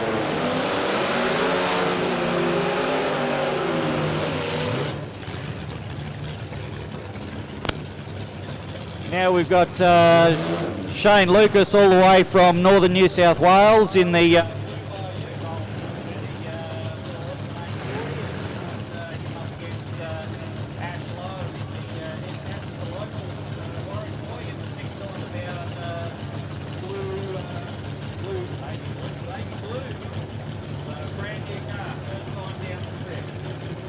Yeah, so it's Baby Blues versus Blue Bayou. What a spectacular looking car for Shane Lucas. Wheels up for Shane Lucas in the Blue Bayou car. Looks like he might be slightly in front, but this is close. Tell you what, that 6-cylinder's going to surprise a few of the V8 boys. Yeah, mate, Ash low in the 6-cylinder. Holden, that thing gets up and goes, runs 12.72, 11.78 for the car of Shane Lucas.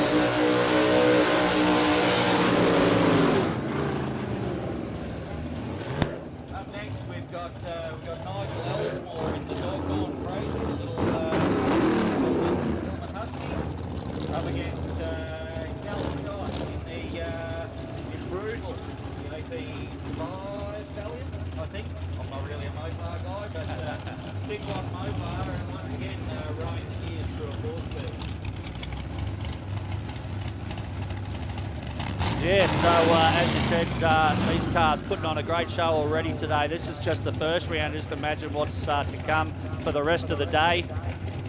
And a big contingent of vintage gases here today.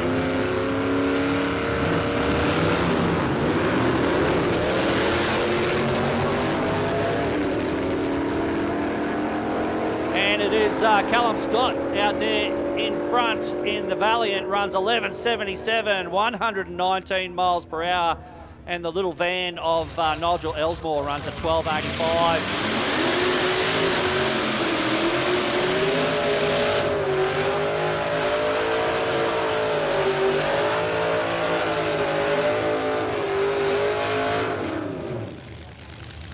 Now we've got Rob McIntosh in Danger Money.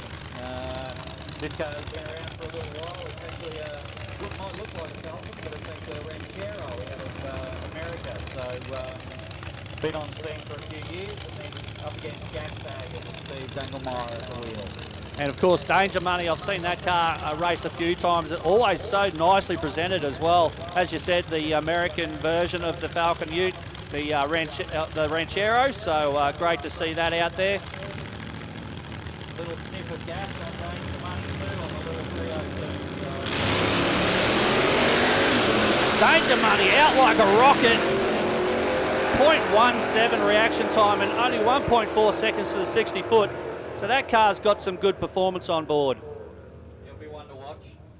He sure will. 11.07 over the quarter mile, and not far behind was Stephen Danglemeyer with a 12.68.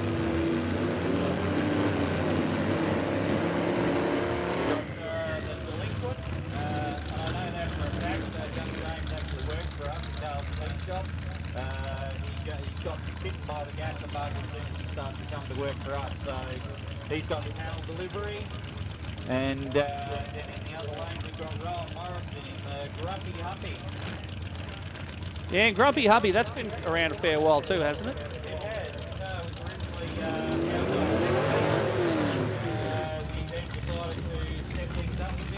then put a straight axle under it. Join the circus, as we say.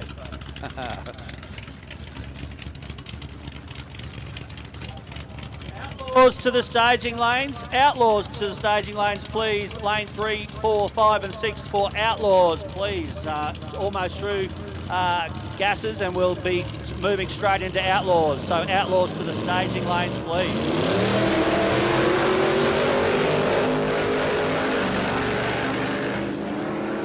Big red light there from Grumpy Humpy, unfortunately, but certainly got the performance.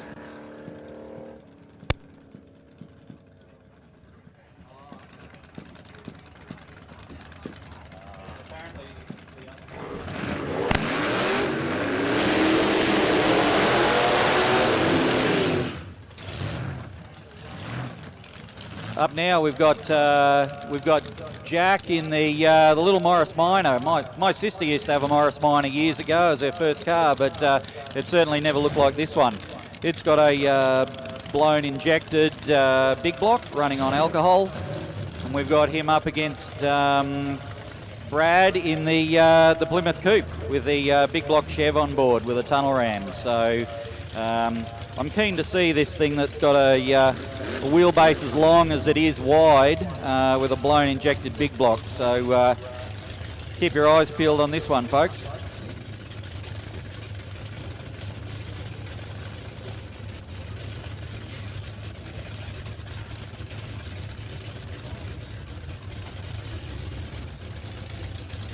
Just waiting for Brad to come up and join him. First meeting for Brad as well in this car. He's got a sort of a new combo, just still sorting things out.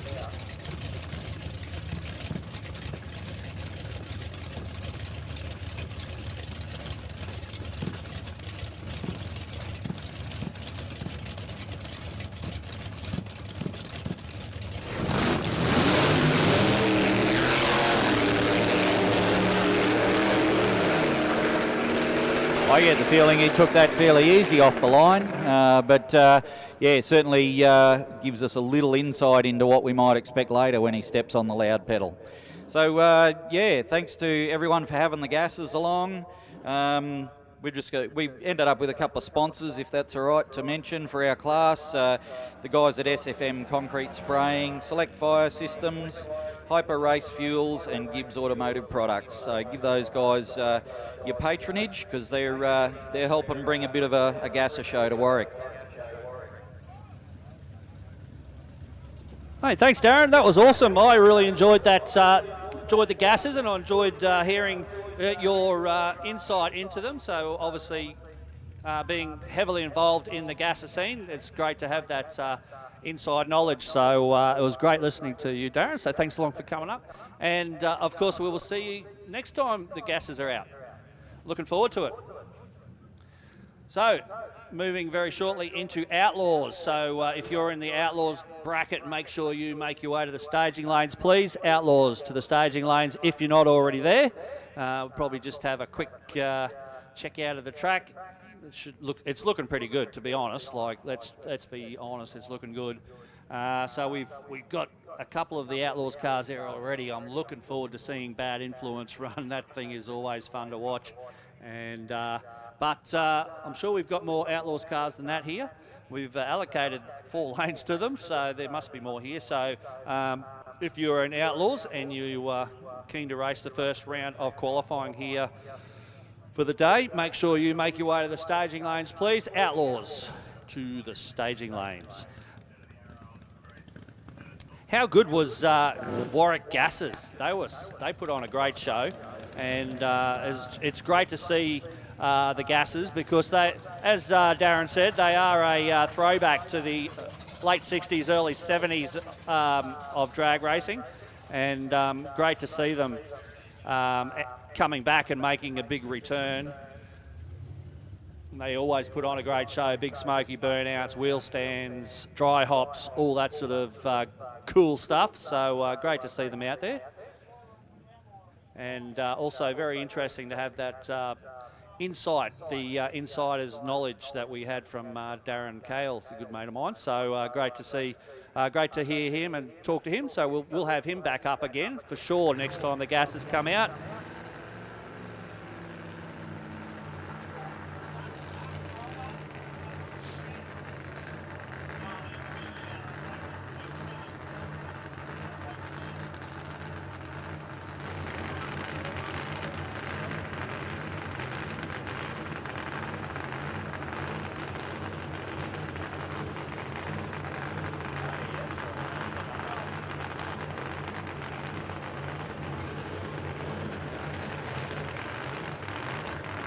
Okay. Yeah. Okay, radials to the staging lanes, please. Radial to the staging lanes. So that is 28 versus drag radial.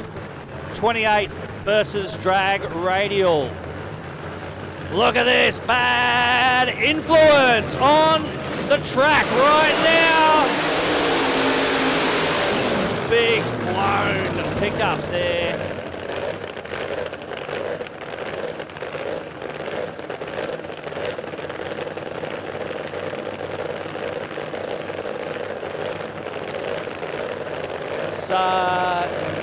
Peter Wilson, it looks like, in the bad influence Chevy pickup.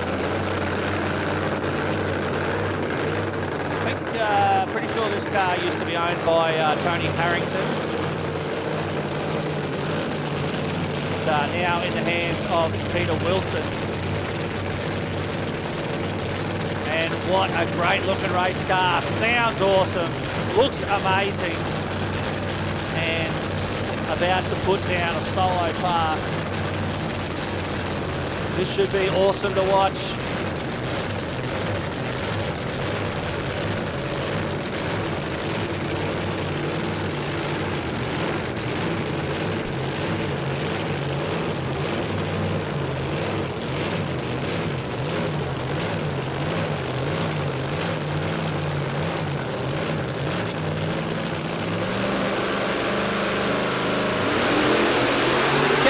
Front wheel to the 60 foot, but goes nice and straight. 0.07 reaction time was good. 60 foot 1.20 and runs through the quarter mile 8.34 seconds, 148 miles per hour. I suspect he may have rolled off the throttle slightly early there, but that was great fun to watch. Carried those front wheels, as I said, past the 60 foot and run through with 8.34.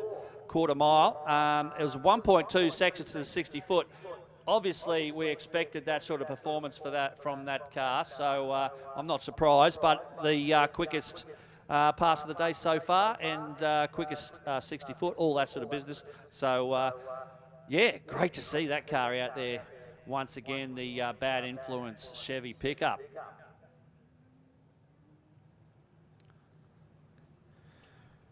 Uh, 28V drag radials to the staging lanes, please. 28V drag radials to the staging lanes, please.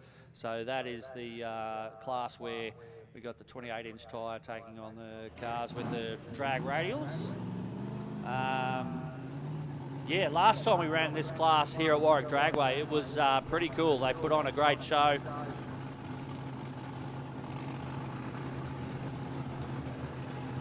And that is Dave Glasson that you can hear firing up the supercharged rear-engine dragster.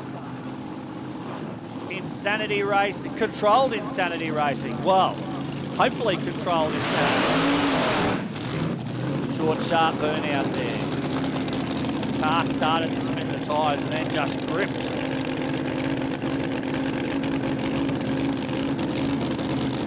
Sometimes that's all you need. Dave Glasson, it is.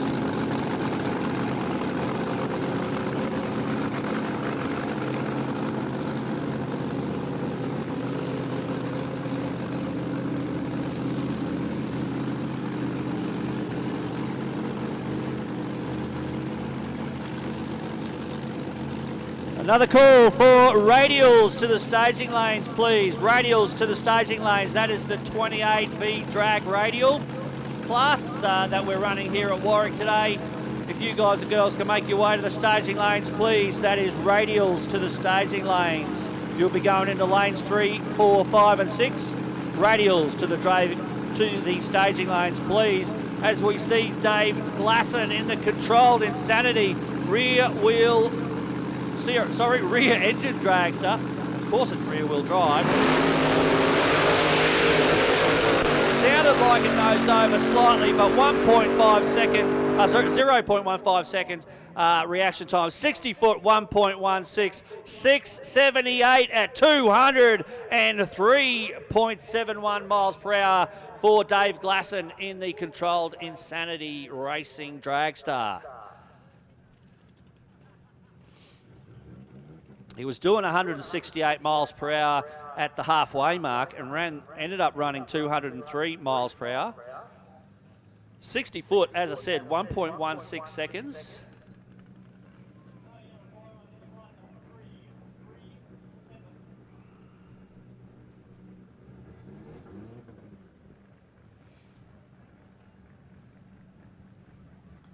And here is the second Controlled Insanity Racing rear engine dragster. This one driven by Stuart Pryor.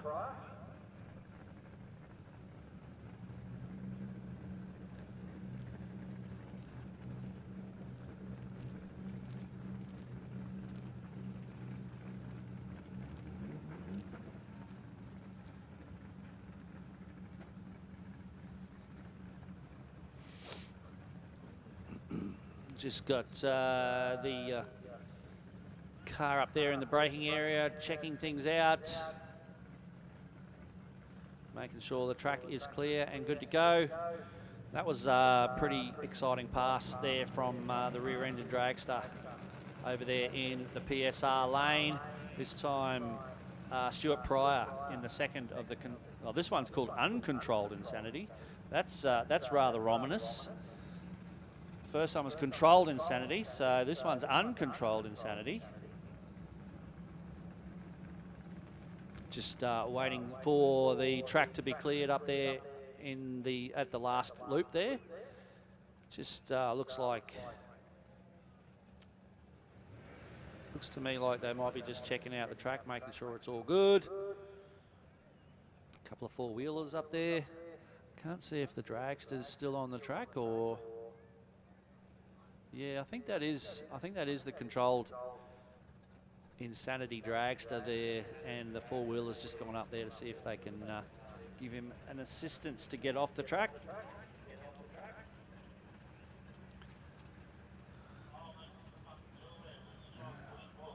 It's a much longer way to actually look and try and see what's going on now with it's quarter mile. Yeah, he is still on the track. That's what we thought. And he still is. Just got to get him off before we can obviously put Stuart Pryor down the track. But we'll just a bit of a reminder. We ask you for Radial to the staging lanes. To the staging lanes.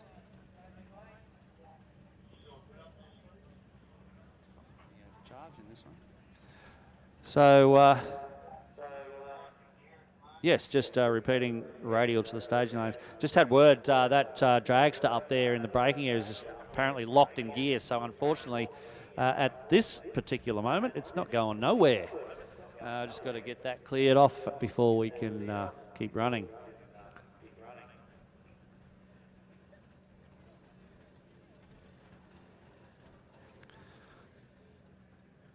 So yeah, once again, don't forget. Tune into the overtaking lane live feed for all the action here at Warwick Dragway. This is round one of the track championship for 2024 here at 1320 Motorsports Warwick Dragway. So big day of racing here and some really cool cars vying for championship points. Just imagine being crowned the winner of your bracket for the whole year, for the first year of our refurbished track. So what we're doing today is we're running qualifying for most classes over the quarter mile, just so people can get a little bit of testing in before the Winter Nationals, which are coming up next month. And there hasn't been a lot of quarter-mile racing recently because Willowbank's been out getting refurbed, and Warwick was out for a few years as well getting refurbed. Now we're back online, and we've running a little bit of a mix of quarter mile and eighth mile. But today we're giving people a chance to test over the quarter mile during qualifying, but then during racing we'll be switching back to eighth mile. So that'll be good. So our track championship is done over the eighth mile. So, but as I said before, we are doing qualifying over the quarter mile, so people get a chance to test before the Winter Nationals down at Willowbank Raceway. We don't mind helping them out like that. We're good people. We work together with the two tracks work together and get things done. That is the sound of a blown rear-engine dragster firing up. Stuart Pryor in the Uncontrolled Insanity Racing rear-engine dragster. Yeah, that car didn't sound that great, to be honest, and it sounds like they've just shut that down. It didn't sound like it was quite running right, so we'll wait and see what happens. Whether it looks like they're going to restart it, so they're obviously pretty confident there's nothing too serious wrong. Young Guns to the lanes, please. Young Guns and Young Guns bike to stay lanes 1 and 2. That is Young Guns and Young Guns bike to lanes 1 and 2.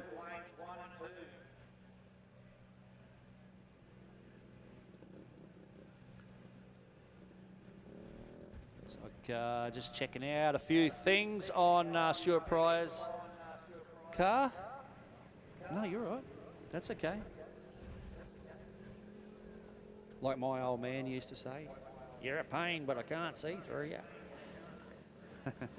I used to hate that. Did you hate it when I just said it? I hated it.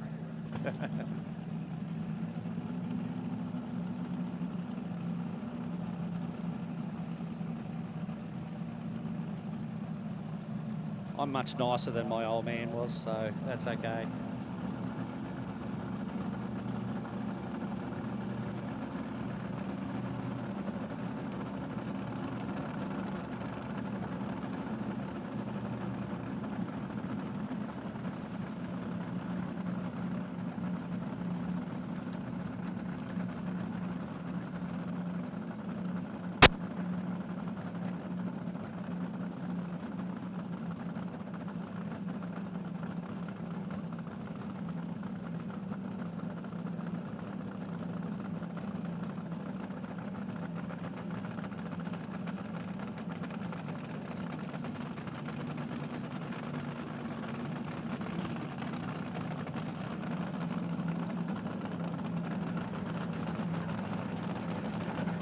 Here we go, Stuart Pryor.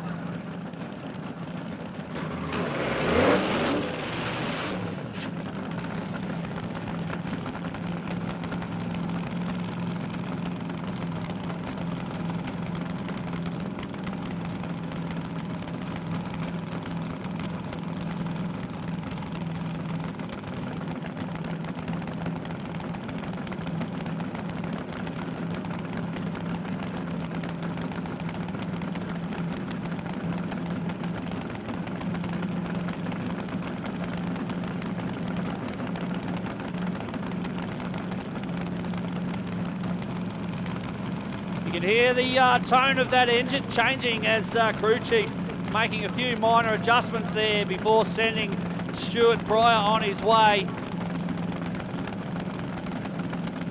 I don't think they seem too happy with it, but hopefully enough to at least get this pass in and then take it back to the pits and check it out.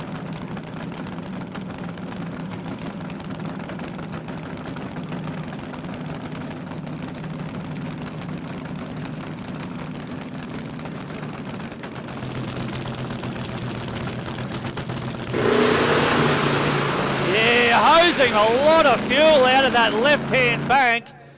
So that car didn't sound very happy at all, didn't look very happy at all. As I said, hosing out a heap of raw fuel out of the left-hand side of the engine. Runs through with a 944 at 74 miles per hour. Certainly some work to do for that crew back in the pits.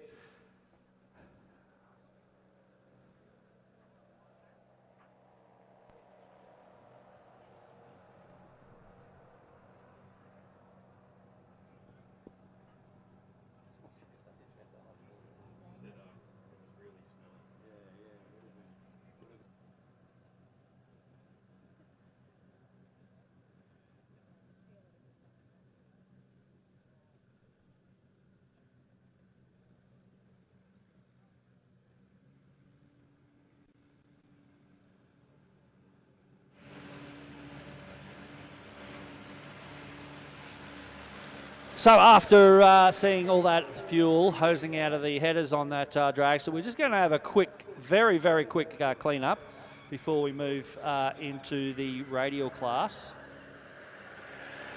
So as I said before, if you are in the radial class, you should be in the staging lanes right now. If you are in Young Guns or Young Guns bike, you should also be in the staging lanes now. So if you're not, I will suggest you head down there very quickly. As I said before, we just a very quick tidy up of the track to make sure that fuel has not sat on the track and stayed there. It usually evaporates pretty quick, even if it does hit the track. So won't take long whatsoever. Just a quick rub with the tractor and back underway very shortly, I'm sure. In the meantime, don't forget our sponsors. We've got our naming sponsor, of course, 1320 Motorsports. We've got Golby Parts and Fabrications sponsoring our left lane. We've got Pro Street Radial sponsoring our right lane. And, of course, pulsarturbo.com.au, Long Boost Performance Parts, Loy & Sons Earth Moving, and STS Speed Shop. All on board this weekend for racing, sponsoring racing here at Warwick Dragway. Don't forget, we do have our canteen down there doing a roaring trade, making the best hot chips you will find anywhere. Do yourself a favour, get some hot chips from our Warwick Dragway canteen. The other one that I discovered last week, which had flown under the radar for me at least, is the crumb sausages. How good are the crumb sausages here at Warwick Dragway? As soon as we have a break, I'll be heading down there, getting some chips and some crumb sausages, I reckon, and a nice icy cold can of Coke. But they also have heaps of great other food. They have hamburgers. The hamburgers are also very good. And hot dogs and Dagwood dogs. And they have soft drinks. They have water. They have tea and coffee. They have everything you could want down there. And so make sure you get down to the canteen, get yourselves a feed and a drink. As I said, we won't be long before we're back underway. It was just a little bit of fuel hosing out the side of that dragster of Stuart Pryor, and we're just making sure that's all gone, and then we'll be back underway with all the action from the radial class. That is the 28 versus drag radial. So we've got cars with 28-inch tyres, and we've got cars with radial drag radial tyres on them. So. And as I said earlier, last time we ran this class here at Warwick Dragway, it went down really well. We had some really good action happening, and so I'm looking forward to seeing what the guys and girls bring this time. Got some pretty tough cars down there in the staging lanes. And, of course, we also have in the staging lanes waiting to race the Young Guns and the Young Guns bike. As we said earlier, the future of drag racing.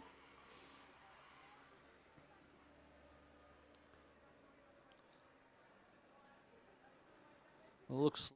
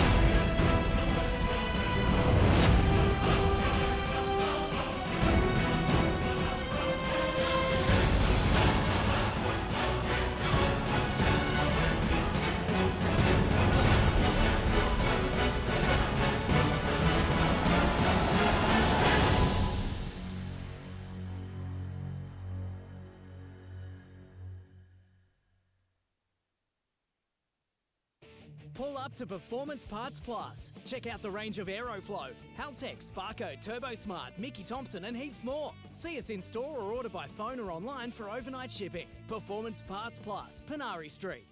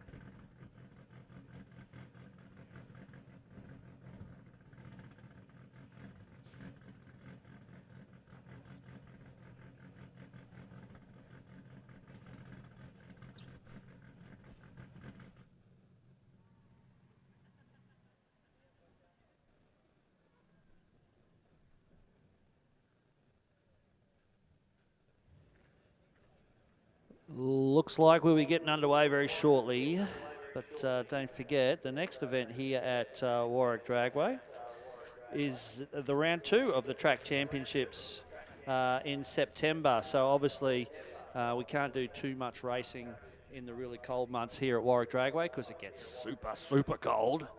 But yeah, September will be the round 2 of the track championship here at Warwick Dragway, brought to us by 1320 Motorsports, of course.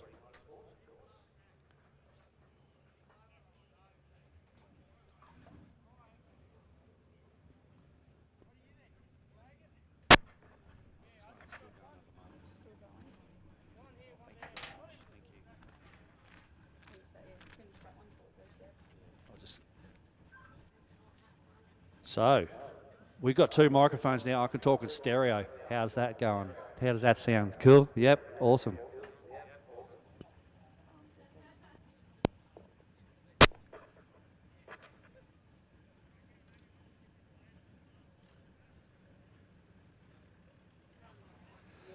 Okay, folks, don't forget too, we do have to keep the speed down in the pits and on the return road. We've had a couple of reports of cars getting a bit too much speed up happening down the return road and through the pits. So we really can't allow that at all because it is very dangerous. We've got people wandering around and even kids. Like obviously drag racing is a very family-oriented sport, so we love having our kids here. And well, we got people out on the burnout pads there. They're getting a bit worried about it, and I don't know who she's talking to, but she's very animated, isn't she? No, I think she's talking to... Oh, it is us. Is that us? Oh, nobody ever talks to me. Oh, that's nice.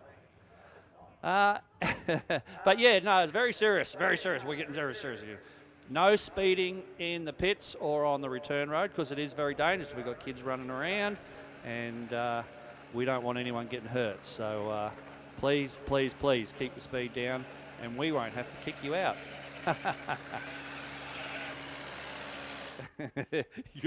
There you go. We've got a volunteer to kick you out too. It's not me. I'm too nice. But we do have people that are volunteering to kick you out if you drive too fast on the return road or in the pits. So it will happen.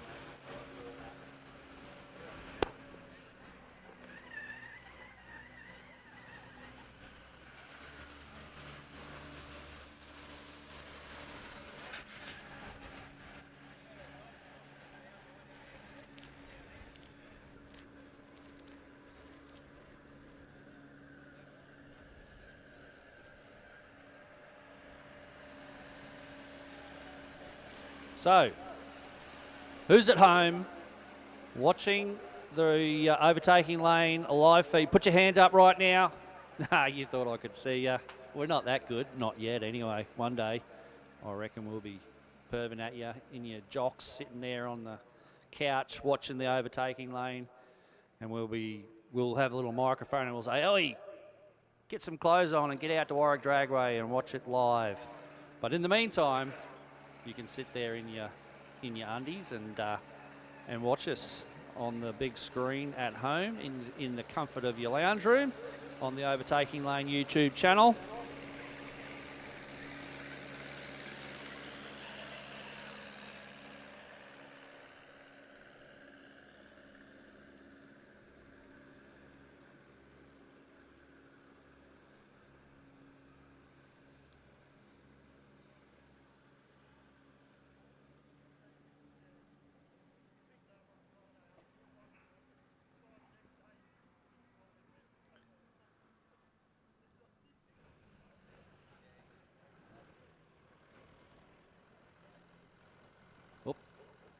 Tractor's gone in reverse. That could be good. That's a good sign.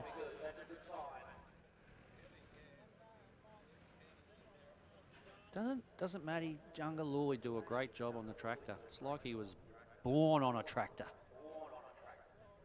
That'd be interesting. You must admit that'd be interesting. I'll have to ask Jenny next time I see her. Was Matty born on? I doubt it. Yeah, now that I think of it, no, I doubt it. But I'm sure he's spent a lot of hours on that tractor. Up and down Warwick Dragway. Mullet blowing in the breeze. What a magnificent sight.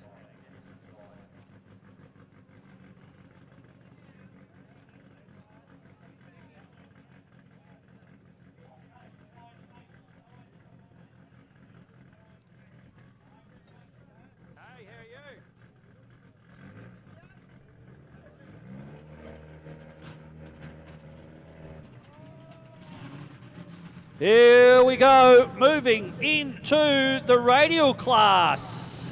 As I said before, this is where the cars can either have 28-inch tyres or they can have drag radials. But either way, it makes for some really exciting racing. We've got Matt Rogan in that Camaro.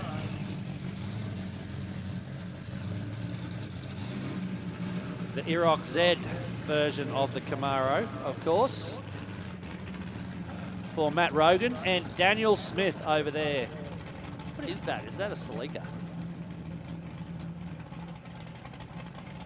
I think that's a Celica. Or is it a Skyline? I don't know. I missed the front of it. Celica, yeah, I was right the first time. Oh, it's got a Honda engine in it apparently. Nice. VTEC. Yes, so I was correct. I should have stuck with the Celica first up, but I didn't know it had a Honda engine in it. So we got Celica / Honda versus Chevy Camaro. Camaro gets out hard with a 1.360 foot, but look at that little Honda engine zoom. Carried that front left tyre for quite a long way. Shut down early, but still goes through. Rolls through the quarter mile in 12.49 seconds. He got to the 60 foot in 1.30 seconds. So obviously the Camaro of Matt Rogan, he left as soon as the green come down. Daniel Smith waited for a little bit of boost pressure to build up and run through with a 12.49. As I said, at 62 miles per hour, but looked pretty quick off the start line there, didn't it? Just left like a rocket, carried that left front wheel for quite a long way.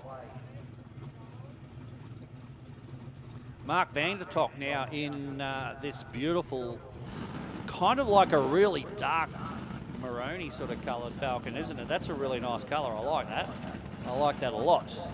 And he's over there in the PSR lane, the Pro Street Radials lane. And moving now into the Golby's Parts and Fabrication lane is Scott Cortina in the famous Kingswood.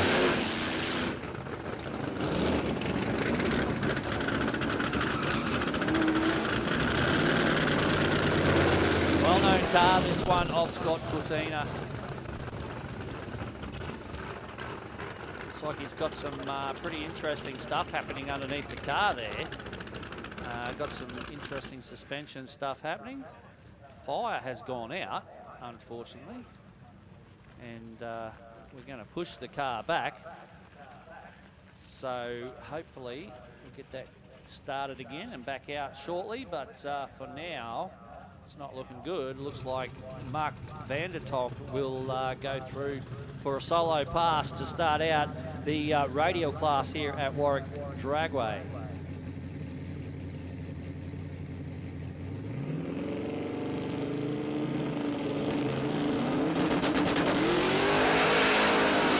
Left front wheel dancing past the 60 foot for Mark Vandertonk, and his 60 foot was a 1:30, ran through the quarter mile in 8.1 seconds at 138 miles per hour. So that was a pretty nice pass there for the Falcon of Mark Vandertonk.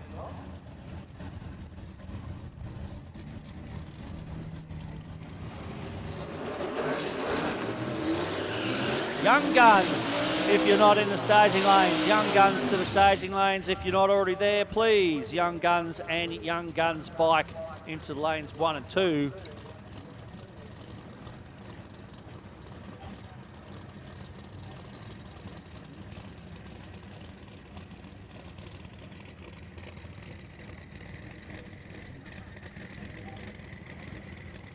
Russ Skugel now it is here in this beautiful Valiant Charger, the Chrysler. Two-door, hardtop, Australian muscle car. And he's going to line up against Trent Brimble in the white Commodore there, over there in the Pro Street Radials lane, the VL Commodore.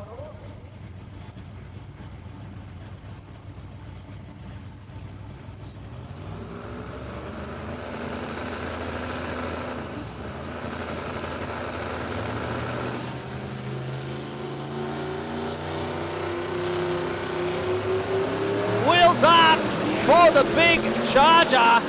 And again, and the VL Commodore, it carries it the left front quite a ways too. Both those cars very quick. 1.39 to the 60 foot for the big Charger. 1.22, that is an excellent 60 foot there for the VL Commodore of Trent Brimble. He goes through, drives around the outside and takes the win with a brilliant 731, 187 miles per hour. And Russ Skugel, after getting a nice launch off the start line with both front wheels off the deck, runs 1082.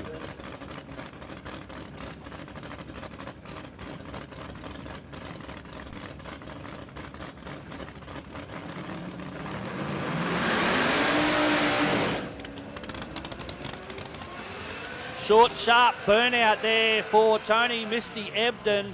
Big purge of the nitrous for the big Dodge. And this beautiful Camaro of Luke Cullen.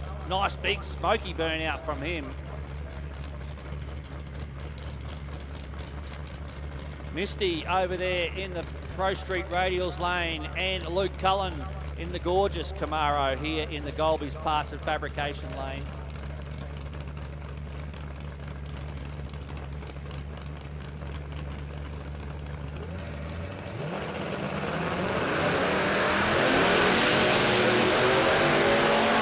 Nice and clean off the start line for Misty Ebden.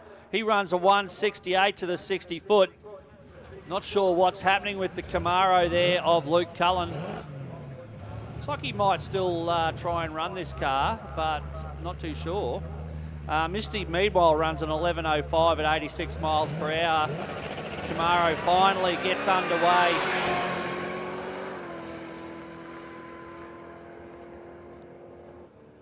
And eventually runs down the quarter mile in 10:37 at 104, basically 105 miles per hour, 104.99 miles per hour. So for that beautiful Camaro, not sure what was happening there on the start line, but we may find out a little bit later. Obviously nothing too serious. The car actually sounded pretty nice and put in a pretty decent path.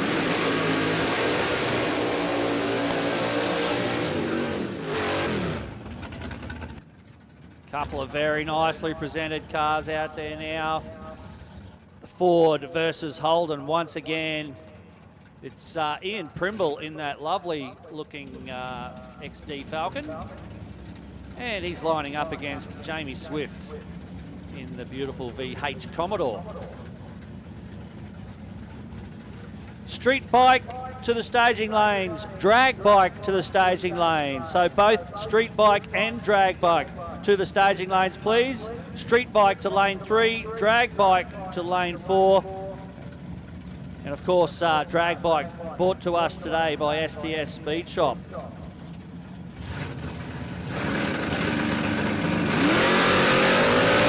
front dangles in the air for Ian Primpall in the Falcon. Jamie Swift feathers it off the line and then plants the foot. The Falcon runs 9.69, 110 miles per hour, and the Commodore of Jamie Swift goes through with a 10.95 at 89 miles per hour.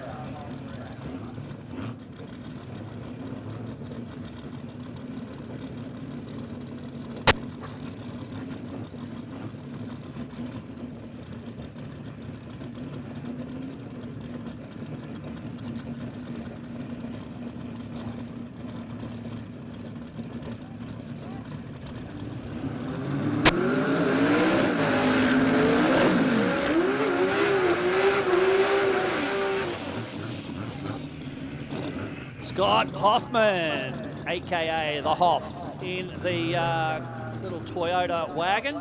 He's up against Andrew Lang. This thing is a bit of a beast as well. The Tirana of Andrew Lang, the orange beauty. But I'll tell you what, Andrew Lang, this car, as I said, is a beast of a car. But Scott Hoffman, always very hard to beat in this little wagon. It's got it really dialed in nicely. This could be a pretty good matchup actually between these two. I'll tell you what. Hoffman off first. Andrew Lang with a few issues. Scott Hoffman runs the quarter mile, 8.67, 111 miles per hour. Andrew Lang, as I said, had a few issues there. First of all, getting off the line. Then he planted the foot, and I think it hazed the tyres, so he got off it. And in the end, just coasts across the finish line in just 16.84 seconds. So he'll be going back to the pits and having a look at what that car is doing and what it's up to.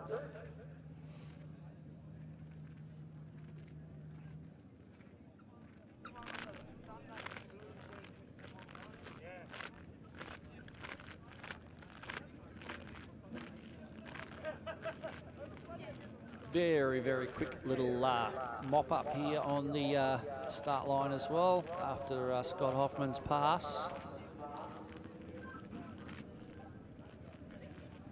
And that is it for first round of qualifying for the Radial class. As soon as we get back underway, we'll be moving into the Young Guns bikes and the Young Guns.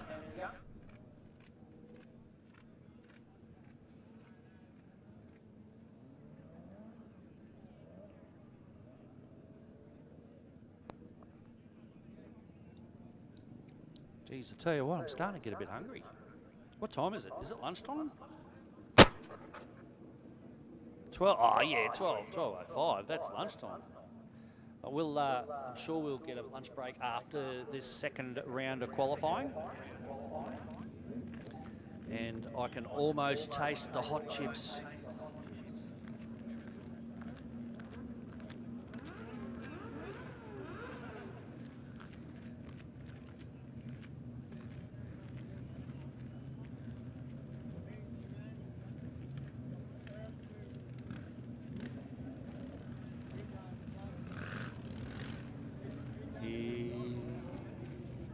What's that, sorry? Yeah, I think we could all up here could go for a bucket of chips. And I'll tell you what, I've been thinking about those crumb sausages since last week as well. They were really good crumb sausages. I haven't had a crumb sausage for years, and then they gave me that one, and I'll tell you what, it was delicious. I ended up, I'm gonna be honest here, I ended up having a couple more after that. Yeah, I had a couple. Don't tell my wife. It's the best thing about coming to the drags without the wife. She doesn't like me eating too much of that stuff. So, but what she doesn't know won't hurt her. Oh, hang on. don't think she's watching the live feed thanks to overtaking lane. She'll never know unless one of my so cool mate stops me in. That's always on the cards. Nah, she's great, my wife. I love her. She's very good.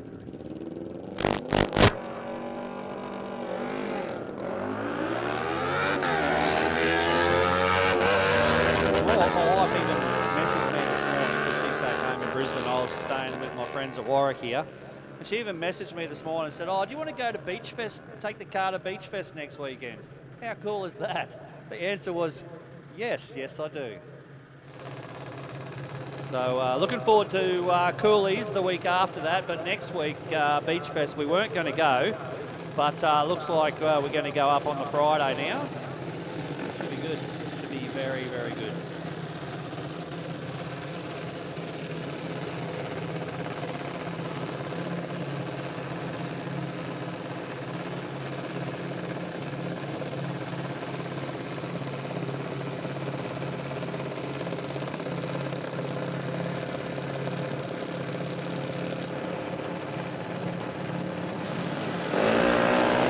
Rusty Wilshire in the Jet Racing Junior Dragster coming out for the Young Guns.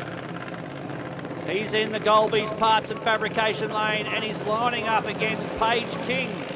Paige King obviously in the red car over there in the Pro Street Radials lane.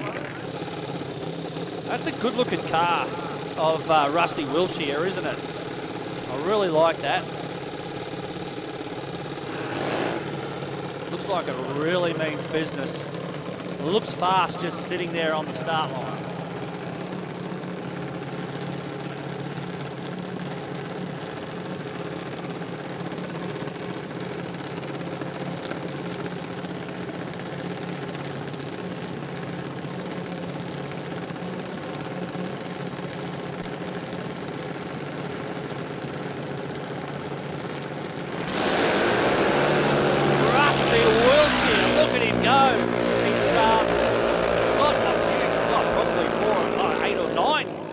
On Paige King already. He runs through the 8th mile, 8:01, 81 miles per hour. And Paige King with a 10:68 at 64 miles per hour. She's doing really well in that car as well.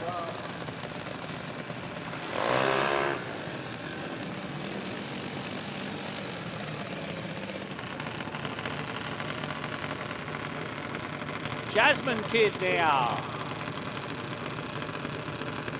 The blue car, and in the white car over there in the far lanes, Fletcher Usher.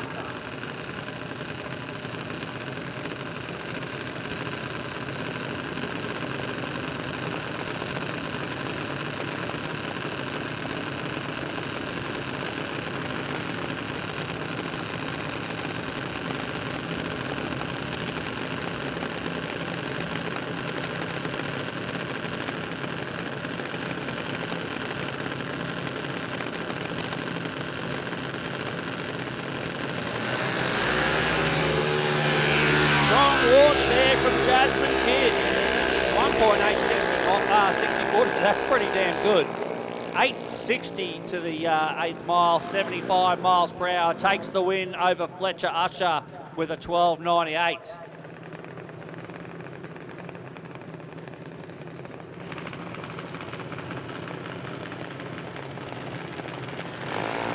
How good is this? These junior dragsters? These guys, these kids are really learning, you know, all about drag racing. They're the future of our sport, as I keep saying, and they're learning about drag racing before they even get into like one of the bigger, faster adult cars. But as I said, these things are pretty quick as it is. Like some of these 60 footers these kids are pulling are as good as the bigger cars. So they are doing a great job. The acceleration off the line for these cars is pretty damn impressive. By the time they get into those more adult-sized cars, these guys and girls are seasoned professionals.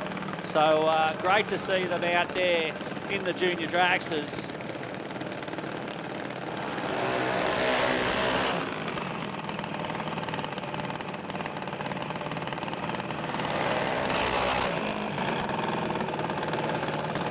Chase Carslake now in the blue car, and Carlos Harvey over there in the white car. Carlos in another one of these newer style dragsters with the covering over the driver, which looks like it's there to help with the downforce. We've got a few of those, that style of car out here this weekend. And then you get the older style car like Chase's car, which is a bit more basic but still very, very quick.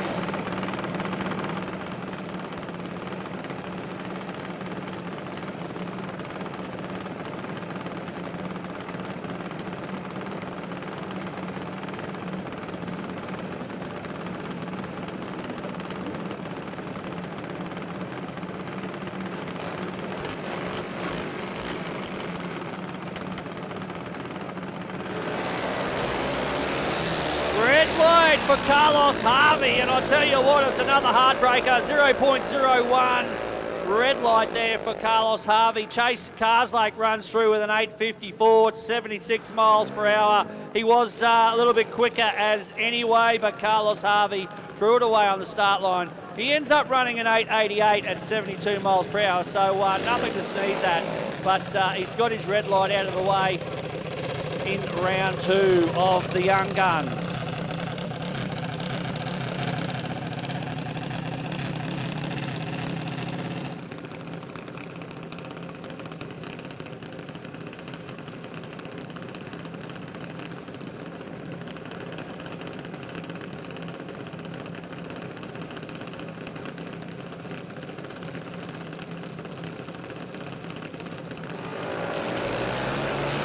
Red light this time from Kyle Day. Max Rowling will take the win. Looks like he's going to cross the finish line first anyway. He runs 8.24 at 75 miles per hour. Kyle Day with an 8.58, 75 miles per hour. So there wasn't a hell of a lot in it across the finish line anyway.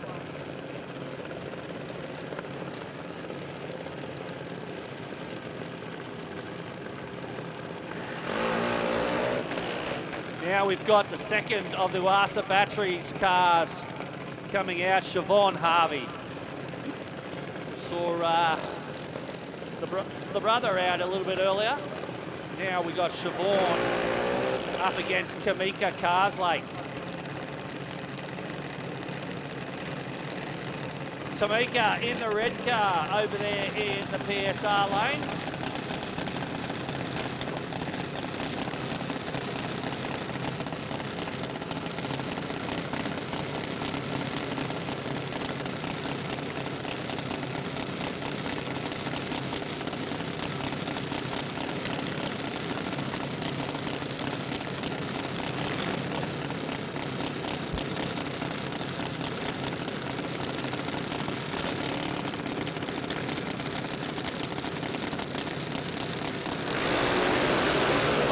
Good stuff, both sides of the track there with the reaction times 0.1 and 0.2 for Siobhan Harvey and Tamika Carslake. And then, so Siobhan Harvey goes through, takes the win with a 7.98, 82 miles per hour. Tamika with an 8.64 at 74 miles per hour was 0.7 of a second behind at the finish line. So pretty close racing. We've seen a lot of close racing here from the Young Guns today. So looking forward to the actual racing a little bit later on in the day after we finish qualifying. Of course, we go into full racing here at Warwick Dragway. I believe we'll be running it as round robin as per usual, as far as I know. Yes. So even if you see out your favourite racer lose in the first round, don't worry about that. They'll be back for the second round and third round as well.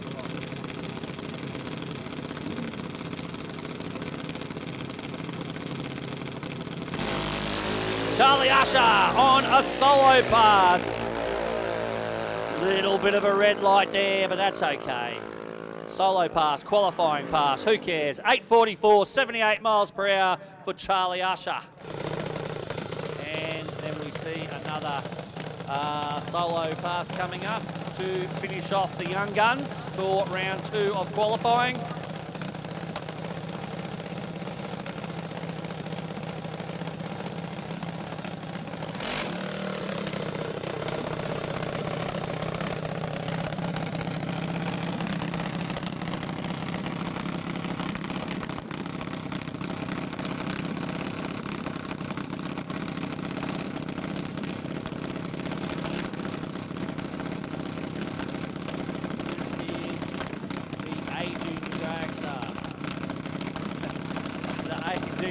Dragster going into stage here.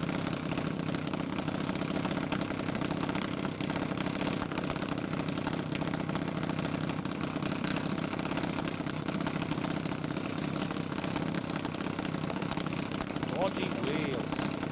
Don't you hate that? That's the technical term for it too. Dodgy wheels.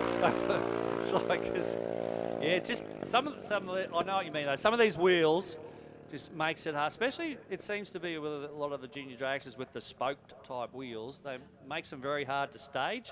So you just, you know, you got to kind of, you got to get that perfect spot there before you can get the beams to come on. So yeah, apparently the technical terms. Is that actually a technical term, or is it the brand of wheel, dodgy wheels?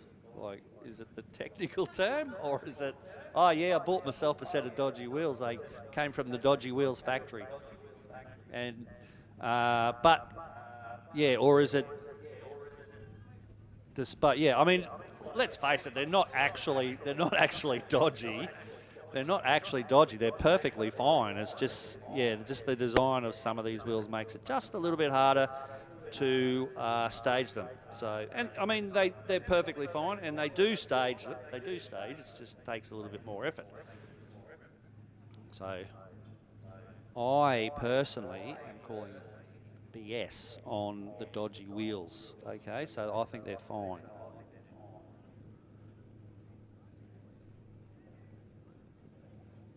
And they look good too. And at the end of the day,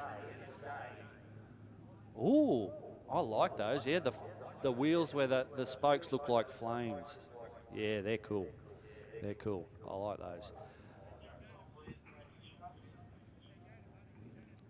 We do have an ex-junior dragster racer up here in the control tower. She's kind of invested in what's happening down there. Here we go. What is going on here?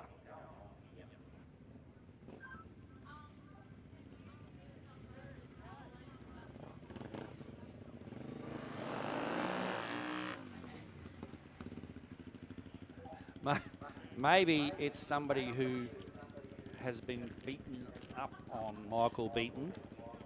And no, that is Michael Beaton. It's just got on a different bike, and he's up against Lisa Mundy. Lisa Mundy on the little step through. There goes Michael Beaton. And Lisa Mundy, I think she's stopped for a lunch break. And now she's going to go through across the finish line. Michael Beaton ran a 16.18 at 76 miles per hour. And Lisa Mundy, I think she's just got back on the bike after having a lunch break. And she's run a 24.8 second quarter mile. Great work there, Lisa. I'll tell you what, come racing, she is going to be super hard to beat, because you imagine if you're one of these quicker bikes running, say, 10 seconds, and you come up against Lisa Mundy, and she's dialed in at, say, 24 seconds, you've dialed in 10 seconds, you've got to sit there and watch her driving away into the distance on her little step through for 14 seconds. That is crazy. That is going to be so hard. I reckon she's going to do really well in racing a little bit later on. It's going to be very hard to beat, because, you know, the amount of nerve that it's going to take for her competitors to not red light. Imagine that. Imagine. There we got Mick Mundy. Oh, no, that's who just went down the track. Mick Mundy went down the track. Ran 21.78 seconds, so he'll be in the same boat. Well, on the same bike. No, not actually the same bike, but the same literal, figuratively speaking. He won't be on the same bike, because then they'll be even slower.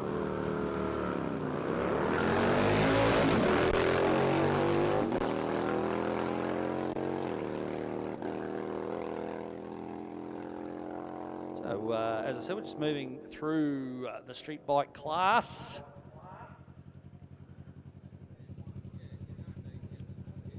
And then we'll be moving on to drag bike. That's really annoying when you've got a little white thing on your microphone and it keeps catching your eye. Like, it's just like a little white bit of fluff, and you keep drawing your eyes down, and then because you're looking at it, the microphone goes down. You still can't quite see it because you're pulling your microphone down with your head because you know you've got to keep it in front of your mouth. But you just it's just in that bottom part of your vision, and yeah, it's first world problems, I guess. Christopher Shaper, another drag racing family there. We saw the 57 Chevy Ute of his dad out there earlier.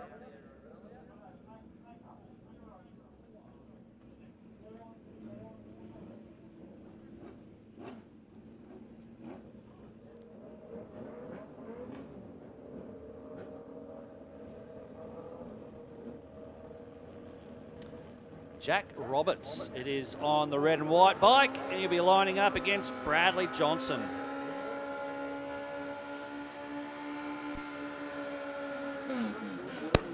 Now, they say red bikes go faster, but what if it's red and white? Well, does that mean it's sort of half faster?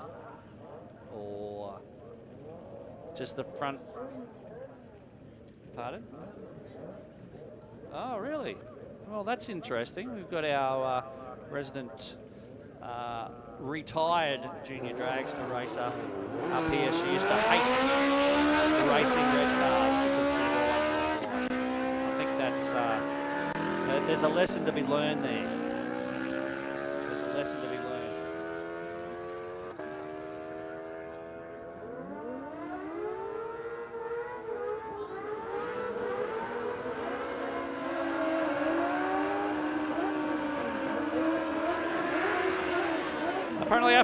Apparently I have to talk really fast now, so oh,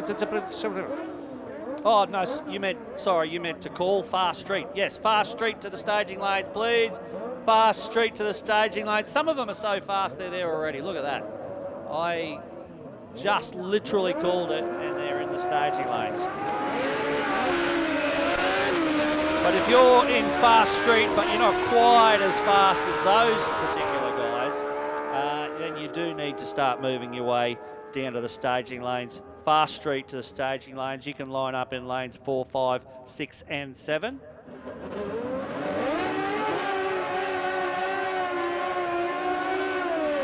So just repeating that, fast street to the staging lanes.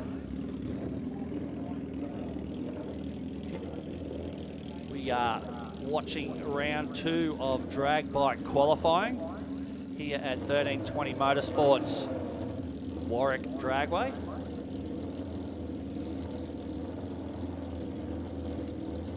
Alex Redmond and Alan Annis Jr.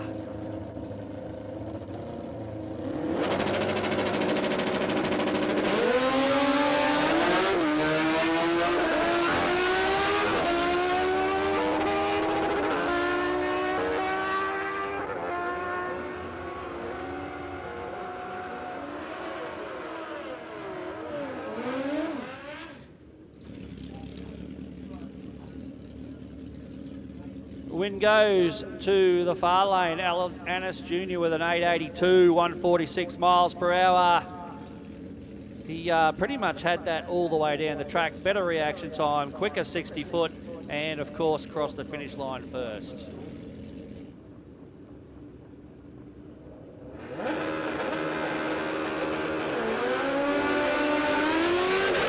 Rachel Redmond now, and Ben Moore well out in front.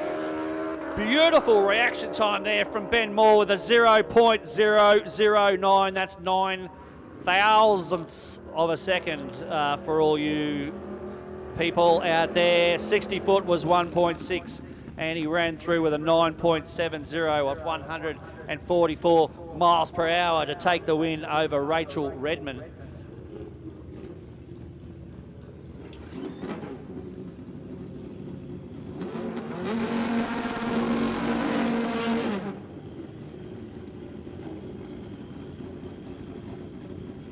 Bo Strike waiting patiently there in the Golby's parts and fabrication lane. Eric Redmond now. Another one of the Redmond bike races moving forward on that beautiful green bike. It's kind of like Pro Stock style bike, isn't it? That's I'm not sure if he actually races in Pro Stock or not, but that's the style of bike it is. As far as appearance goes, anyway. Whoa, big wheel stand! And again, bow strike. Just, who needs two wheels? You just ride the whole eighth mile or quarter mile on your back wheel, don't you? That's the way it's done, isn't it? That's the way it's done. Bow strike, 10.70, 112 miles per hour. Unfortunately for Eric Redmond, pushing that beautiful green race bike back. But that was fun to watch. Big wheel stands there from Bow Strike. Bet you that would have looked good on the overtaking lane live feed. Why don't you sort of jump online there and let us know if you saw it, and let us know how good it looked. I don't think he meant to pull it up that high off the start line, but then once that happened, he's just going, well, let's just do it again and keep it up. He thought that was good fun. I'm going to do that again. Luke Strike now. He won't be doing the same. He's got the big wheelie bars out the back. He's going to be lining up against Rebecca Marsden. Rebecca Marsden on that black bike with the long swing arm out the back there.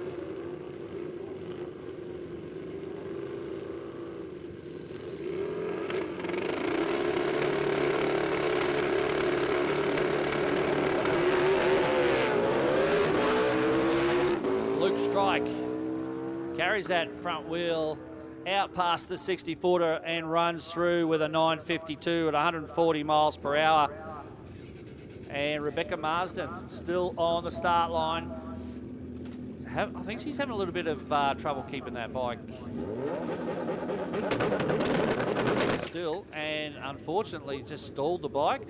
Having a few issues, could be pretty new to the bike. Could be the first time on the track, who knows? But yeah, she's only pretty new and learning the craft, as we say. And look, let's face it, anyone can stall a bike or a car on the start line on a drag strip. It's actually a lot harder than it looks to get off the start line on a drag strip because of all the sticky traction compound. It's not as easy as it is on the street. Let's put it that way. So I'm sure Rebecca Marsden will get the hang of it over the next short while. And but as I said, it is a lot harder to leave the start line on a drag strip than it is to say leave on a green light at the traffic lights on the street. So she's doing a good job. She's learning how to go about things, and she will get there and do a great job. Philip Webster now up against Eric Redmond. He's got that bike going again, and so he's come out for the final pairing of round 2 of qualifying for drag bike. Red light for Eric Redmond this time, and Philip Webster with no such problem. Philip Webster was quicker to the 60-foot as well with a 1.5. He ran 8.06, 178 miles per hour. Eric Redmond still having a few issues with that bike, but I'm sure they'll get that sorted over time. 10.95, 127. Obviously, that bike's going to go much quicker than that.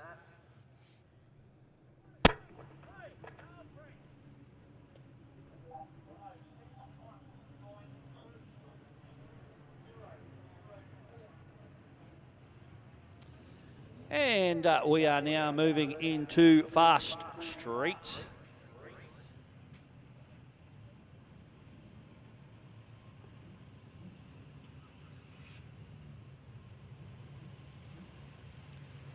And look at this, a couple of early Holdens.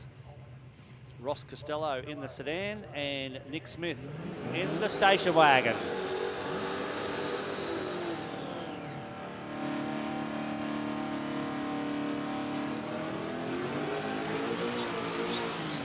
Nice big smoky burnouts both sides of the track. That's what you call Kingswood power, both sides of the track. As I said, the HT sedan of Ross Costello in the Golby's parts and fabrication lanes, and the wagon of Nick Smith over there in the Pro Street Radials lane.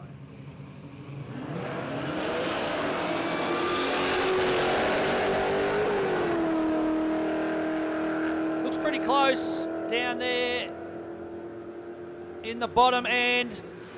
That was very close, 0.1 seconds the difference, but it is Ross Costello in the sedan that takes the win with an 11.58 over an 11.89. Mile per hour, very close, 118 for the sedan, 117 for the wagon.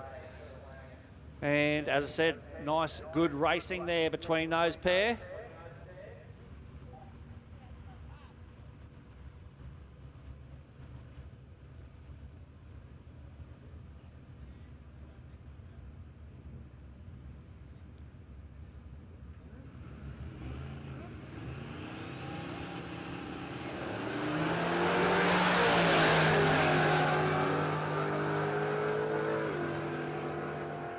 Strange with a little red light on the Christmas tree. Chris Hankin will take the win with an 11.10, 121 miles per hour, but Ross Strange did go a little bit quicker with a 10.89. Best mile an hour of the day for Chris Hankin.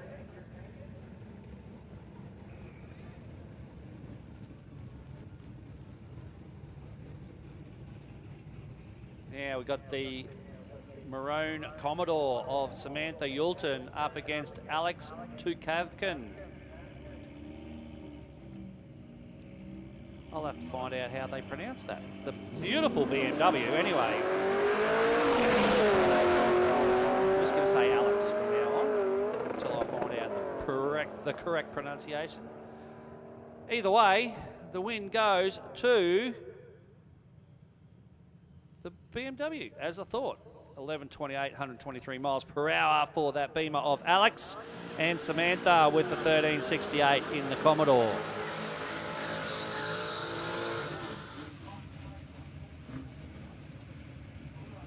Couple of tough Fords coming at you now out there on the Warwick drag strip start line. Glenn Vanner in the XD Falcon, Golby's parts and fabrication lane, and Matthew Salmon in that big, tough Ford Fairlane in the PSR lane.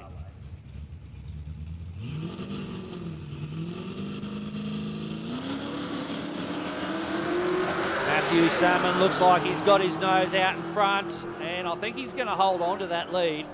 In fact, it looks like he's going to open up a bit more of a lead there and take the win with an 11.88, 114 miles per hour. I'll tell you what, Glenn Vanner, he ran 12.93, 103, but his reaction time was a little bit better. They were both pretty good, actually both excellent on both sides of the tree. The 60-foot for the big Fairlane was 0.2 of a, 0.2 of a second quicker, and obviously the ET. So he had it all the way down the track.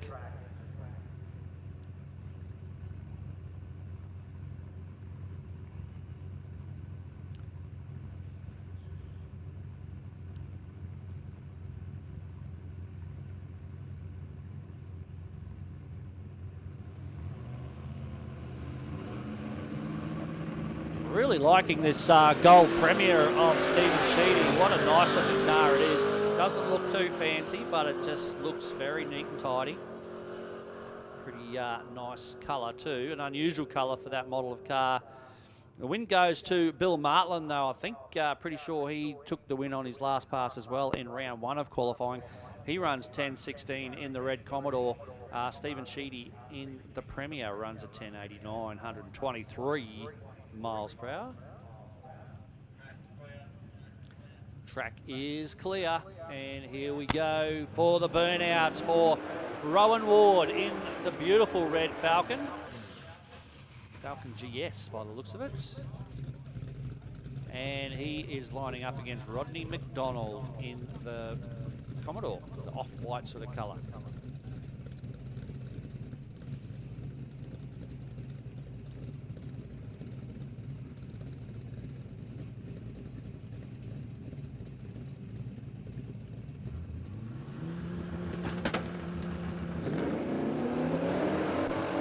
red light for Rodney McDonald in the Tirana.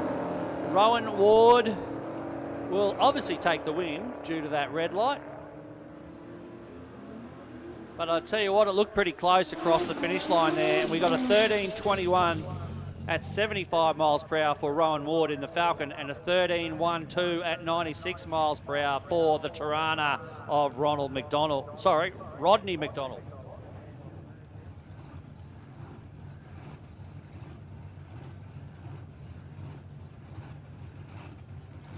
Twin turbo hot rod pickup of Andrew Mann up against Peter Fenton in the Thanos Celica. Look at that little hot rod go. Andrew Mann in the hot rod runs at 1270, 106 miles per hour. Peter Fenton in the Celica, quicker with a 1069 at 100 miles per hour, but took a little bit of time getting off the start line.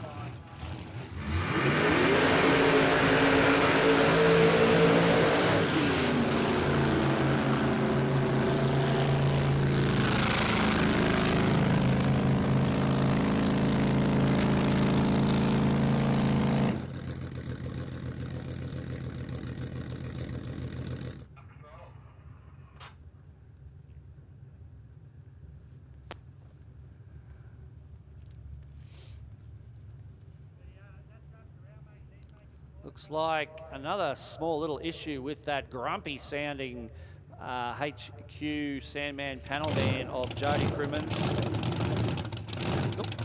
Now he's got it. Now he's got it. Seems like he's just having a little bit of trouble getting it into reverse at the end of burnouts. But tough sounding car, that's for sure. Just turn up the volume if you're watching on the Overtaking Lane YouTube channel, because this thing sounds cranky.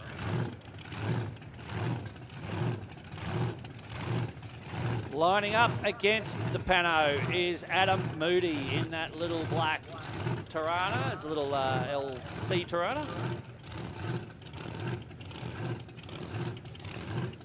It's got the 6-cylinder on board. So it really is a little bit of the David versus the Giant, David and Goliath. So David versus the Giant here with the 6-cylinder Tirana up against the blown V8 panel van.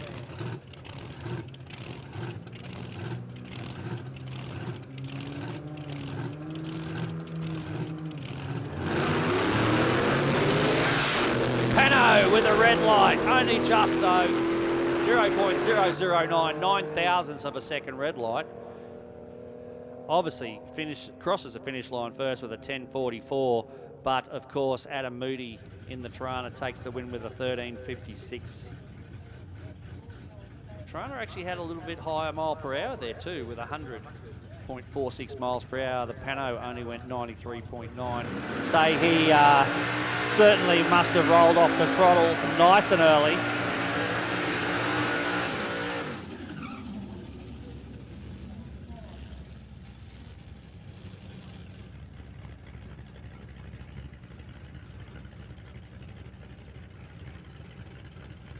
Stuff coming out from under that hole. Or is it just a reflection?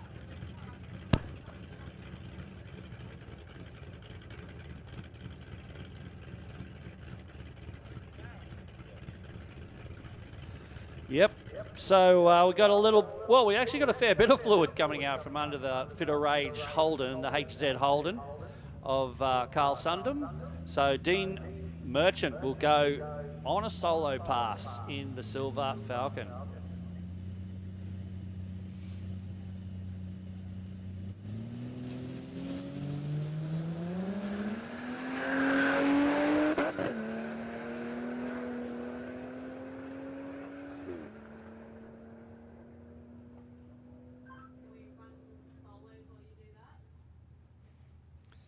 Yep, so while we do a little bit of a clean up there, luckily we spotted that on the start line rather than further down the track. It would have been a much longer clean up. But while we're doing that, we're going to do some solo passes here for the Fast Street guys and girls.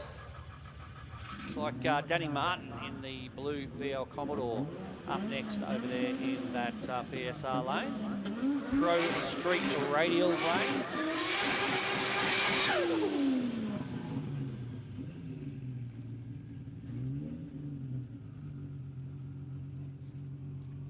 Turbocharged RB30, I think, from memory in this car.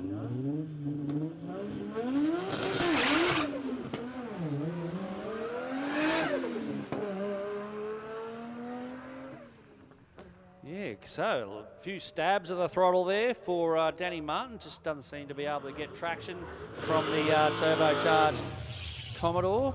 Good reaction time from him with a 5,000th of a second. And the ET end up being 1573. That car's obviously a little bit quicker than that normally. Just having trouble getting the power to the ground.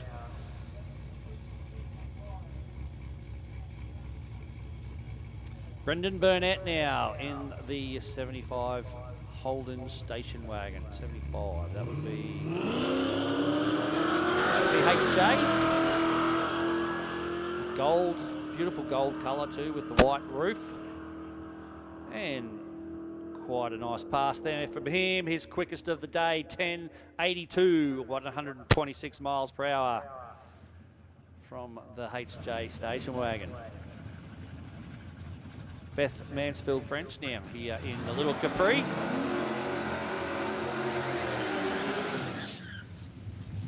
Here in the Golby's parts and fabrication lane. That was a quick, nice quick little clean up there from the guys out there on the start line. I think it was just water by the looks of it, to be honest. But anyway, so Beth Mansfield French is going to line up against Jason Burnett in that yellow Holden station wagon.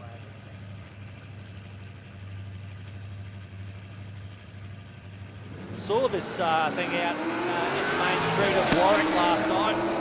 Obviously enjoying one of the classy restaurants in the centre of Warwick. Having a bit of dinner.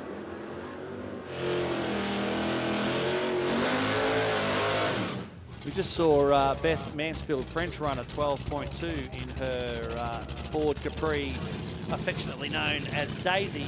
Now we're going to see her husband Terry out there in the big Falcon station wagon with the Fairlane front end on it.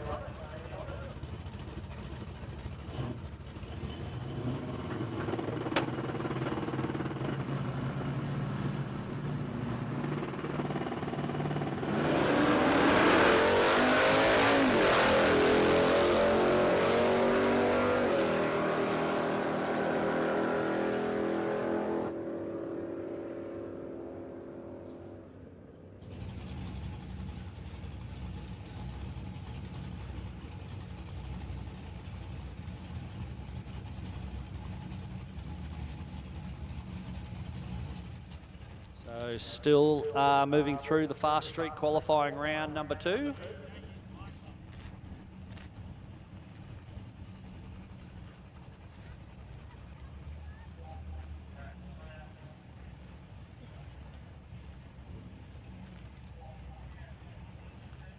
John Riley in the one-tonner.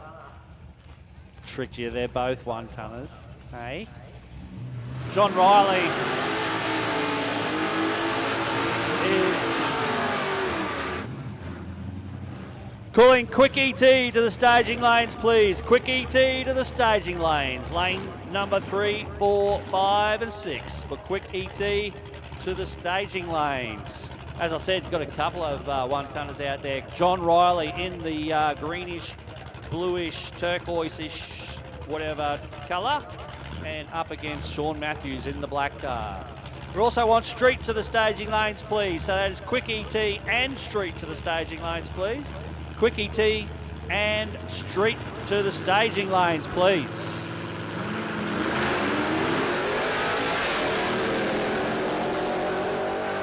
Looking pretty close, but I think the black car of Sean Matthews is out in front in the right-hand lane. Yes, he takes the win with a 10.86 at 123 miles per hour. John Riley runs 11.96 at 112 miles per hour.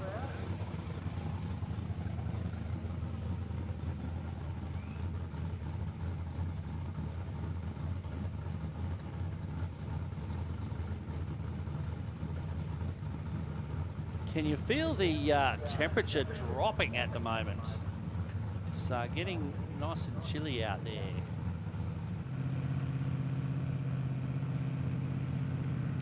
Terry Ballett in the Holden and Kristen Zell in the Falcons Ute, the Blue Falcon Ute.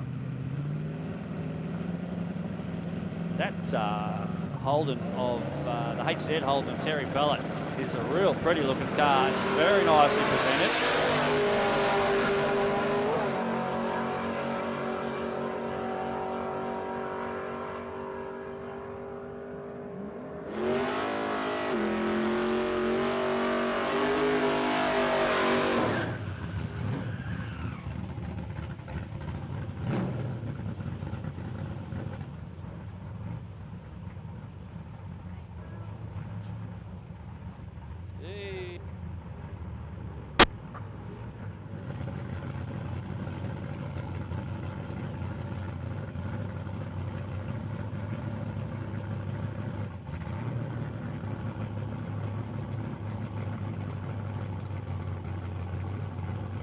Favourite person here at the moment, Paige. Peter, sorry. Paige, sorry. Peter. Peter's just bringing us food and drinks. Good stuff. Thank you very much, Peter. Sorry. I don't know where that came from.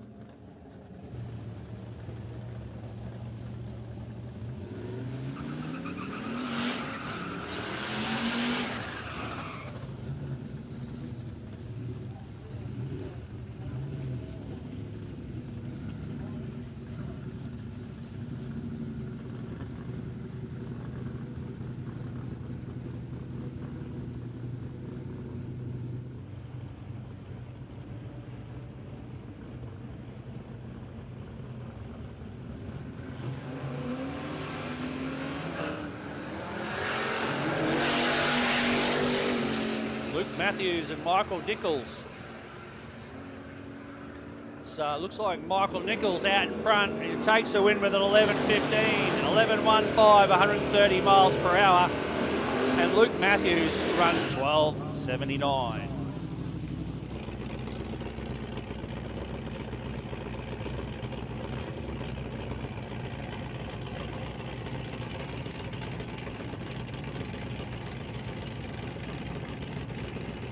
Leon Bryce in that beautiful Camaro up against the legend John Payne. A few issues there for John Payne. Looks like he's kind of just turned the tyres off the start line. Leon Bryce pulled a red light, but he runs through with a 12.07, 83 miles per hour. John Payne, as I said, smoking the tyres off the start line and managing to only run a 15.75.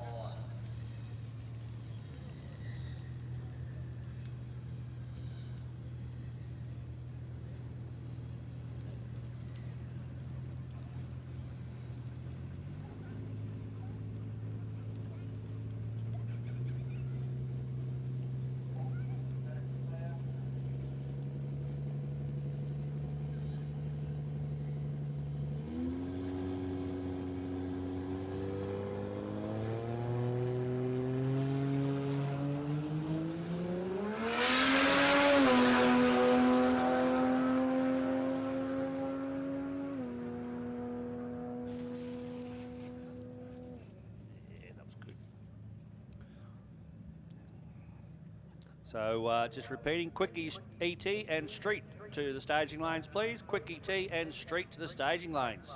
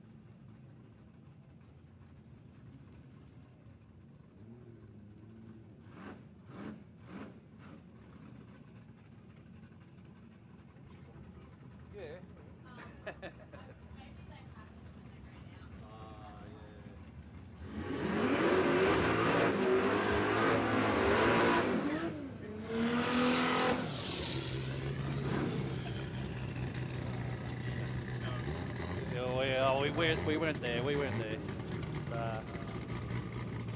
Things are really degenerating up here in the control tower.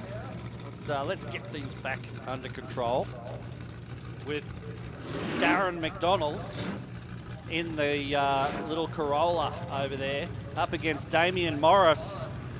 Damien Morris, of course, in the big white HQ coupe. One of my favourite Aussie cars.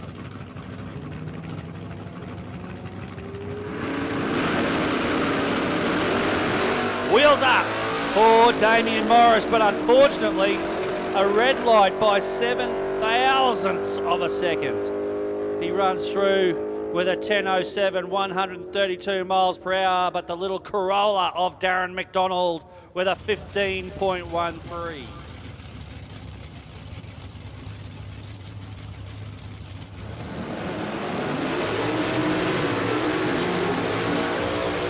Of course, we are in Quick ET at the moment, qualifying round of 2.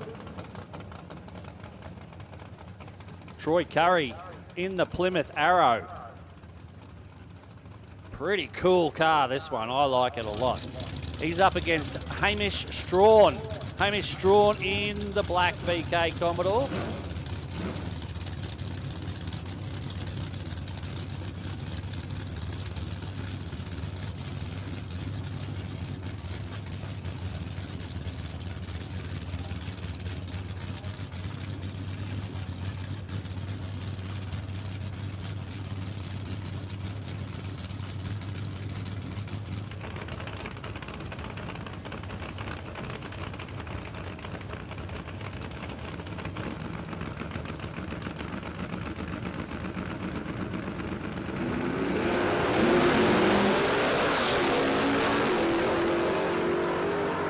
Wondering too, I've just been looking at this.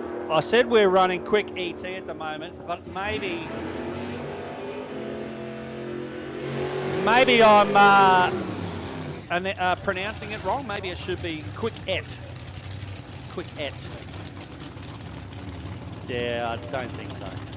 Everyone's kind of looking at me funny. Feel a little bit self-conscious now. I think I'll go back to saying Quick ET. Quick ET, and this time we've got Judy Pukas in Mabel, the tough Valiant.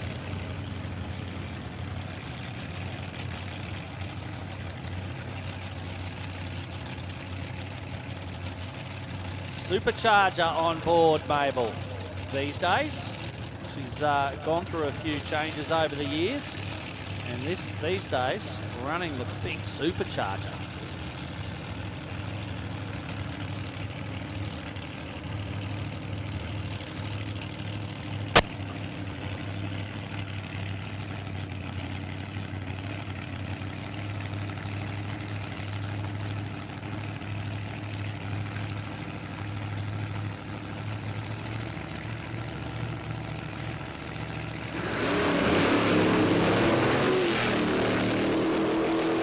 With a 0.3 reaction time, 1.6 seconds to the 60 foot.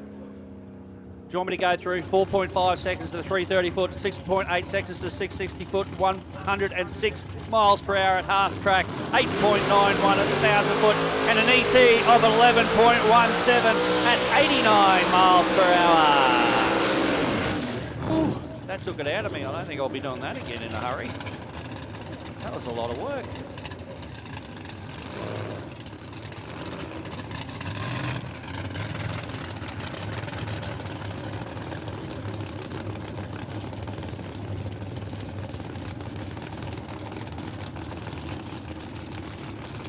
Quick ET, qualifying round 2, and it is Bruce Mansfield in the rear engine dragster, lining up against Michael Shaper in that beautiful 57 Chevy Ute.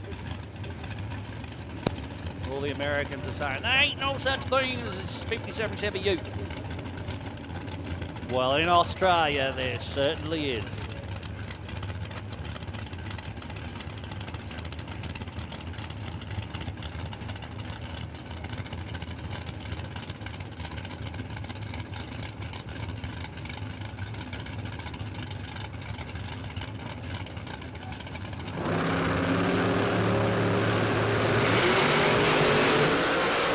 Violent launch there for Bruce Mansfield. Look at the reaction time for Bruce Mansfield. 0.0000. When was the last time you saw a perfect reaction time? It's been a long time for me, that's for sure. Awesome work there for Bruce Mansfield. He takes the win with an 8.18 at 154 miles per hour. He was always going to be pretty hard to beat once you pull a perfect reaction time. How good is that? Who's excited about a perfect reaction time? Put your hands up in the air. Nobody, just me. Okay. Oh, there's a couple. Awesome stuff.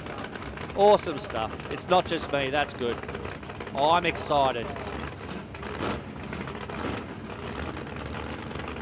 I'm like, what was that bloke years ago on telly? Big Kev, wasn't it? Big Kev or something like that? It was always, I'm excited. That's me. That's me right now.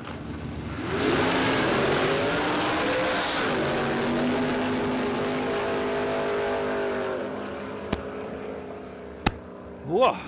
Peter Nielsen and Greg Harrop. Boring. No perfect reaction times. No, I'm only kidding. That was awesome fun to watch. I love those. As I said earlier, I love those little Fiat Topolino Altereds. And Peter Nielsen in his ran 968.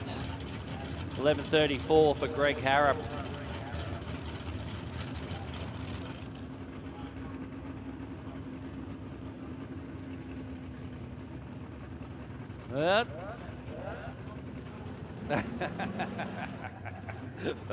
Pete's like, not stuff this, I've had enough. Pete's thrown his mop. Little bit of fluid on the track. Oh, look at that, what a man. He's thrown he spat the dummy, thrown the mop, but then he's thought better of it and got stuck into the work. Look at him go. What a good bloke. In fact, look at all our hard-working Warwick officials swarming into action to clean up the track and get us back underway as quick as possible. Couple of minutes here at least. Probably just enough time for you to go down to the canteen and get some hot chips.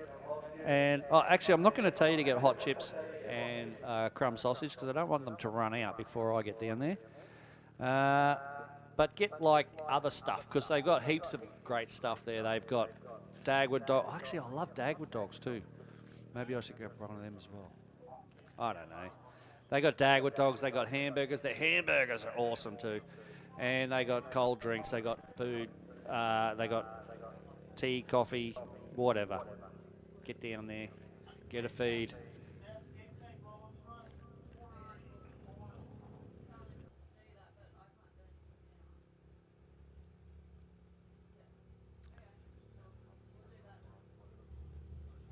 Just looking at this little yellow Celica, waiting patiently to race. And I remember my little Celica. It wasn't yellow, but it was a Celica, and it was the same model as that. and I loved that car. Actually, we were just talking about it last night. You don't see a lot of those early Celikas on the street anymore, but you do see them on the racetrack, and that is awesome. Actually, I thought about going to buy another one recently because I loved my first ever car, the 72 Celica. And I'll tell you what, they're worth a heap of money these days if you can find one, which is hard to do. So yeah, I'm stuck with my Subaru Forester. I would have preferred a little Celica. Would have been cool. But anyway. What's that? You sell it to me for $2? No worries. I'll take it. That's all I can say. 2 fingers. Actually, which way did he have the fingers? That's the 200? No, okay. It was worth a try. Up 2,000? You gotta be kidding me.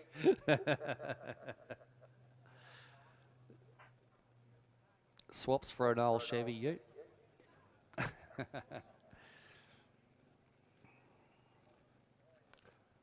Nah, I love that car. It's my as I said, my first ever car. Best thing ever. Loved it. Of course, it wasn't as fast as that little yellow one down there, but I still had fun. 17 years old.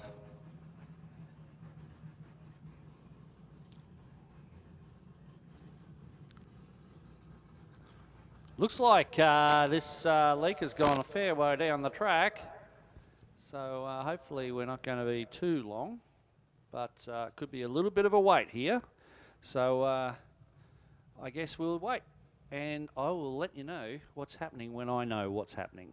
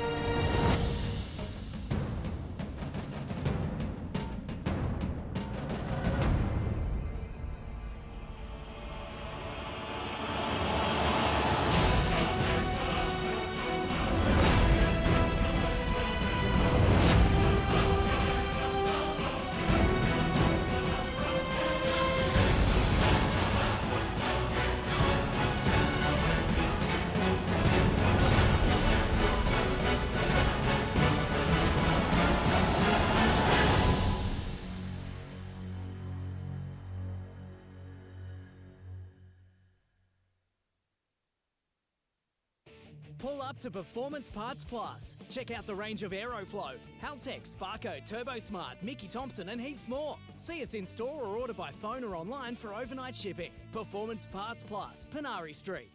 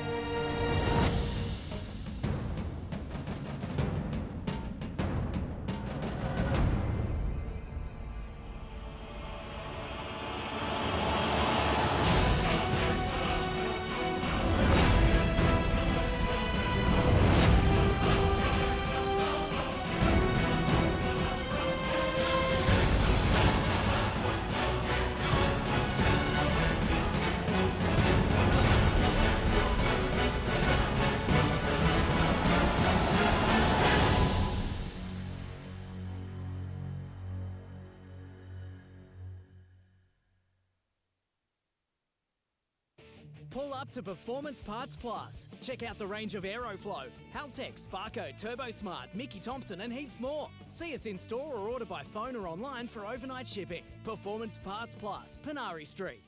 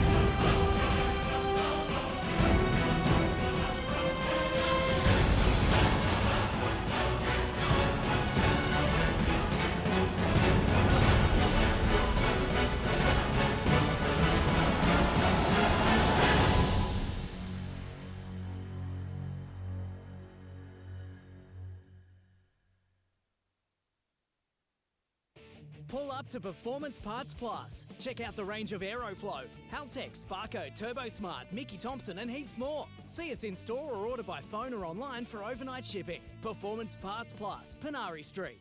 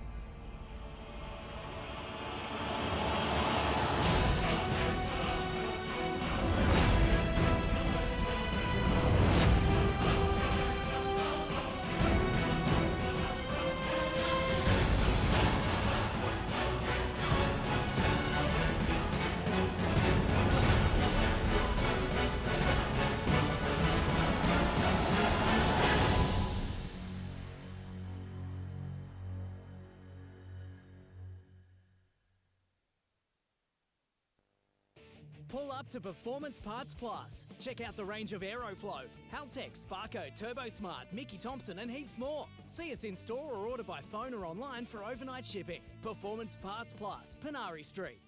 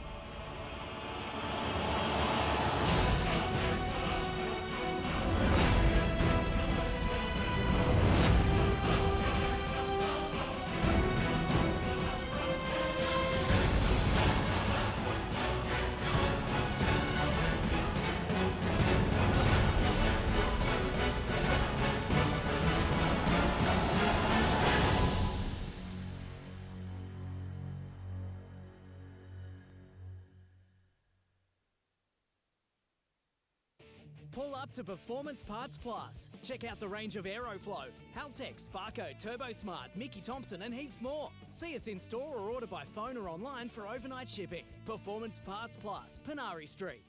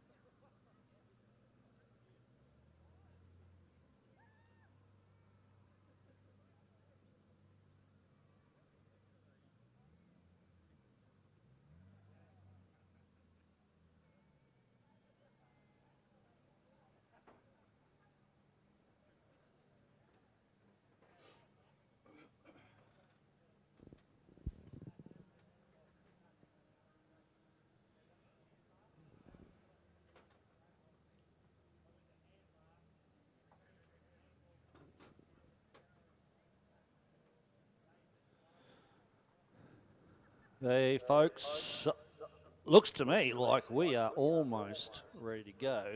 I would say maybe 5 minutes tops, and we should be back on the track, so underway. As you can see, the tractor's still out there, just doing the last pass or two, and that was a big cleanup. So good work from our track crew, doing an awesome job as always.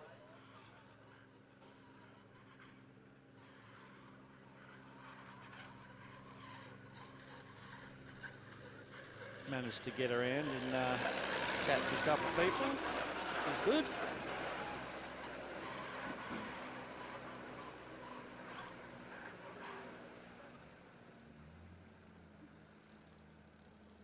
Look at Chris, he looks so good on that tractor, doesn't he? Oh yeah, it must run in the family, him and Junga, just on the tractor. He just needs to grow a mullet like Junga's got, so the hair can flow in the breeze.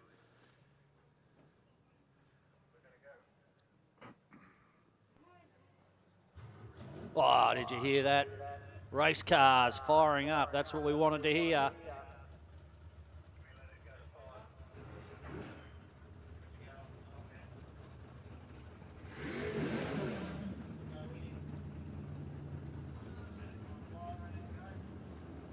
There we go. We got the little altered.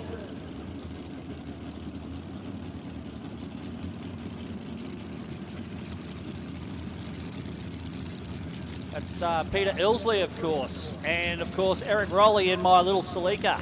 I mean, the little Celica.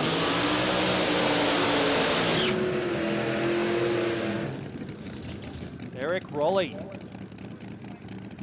He's in the Golby's parts and fabrication lane, and of course Peter Ilsley in that beautiful little altered over in the Pro Street Radials lane.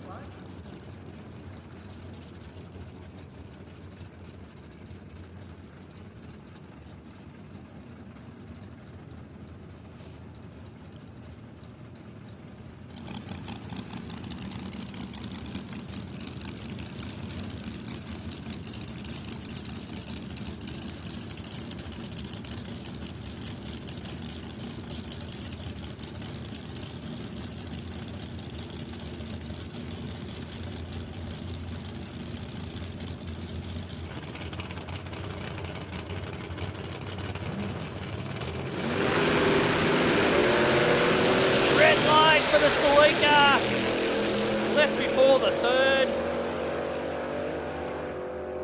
but here we go, and the times come up, 9:91. It is the quickest pass of the day for Eric Rowley in the Celica, but at 9:01, 122 miles per hour, the little altered takes the win. And big, crossed up, out of shape burnout from the little orange and black Esky. The little excitement machine, Alan Hutchin. He's going to line up against Simon Weeks in the Centura.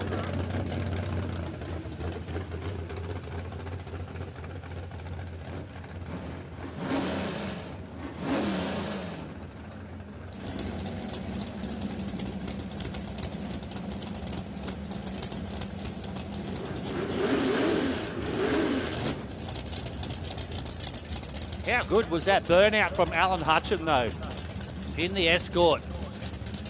Nice, long, smoky, crossed-up burnouts. That's what we like to see.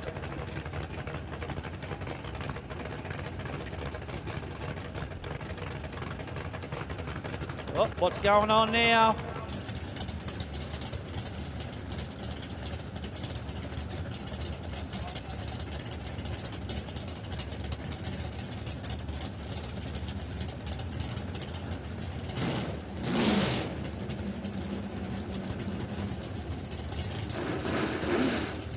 Something going on up there in the braking area once again.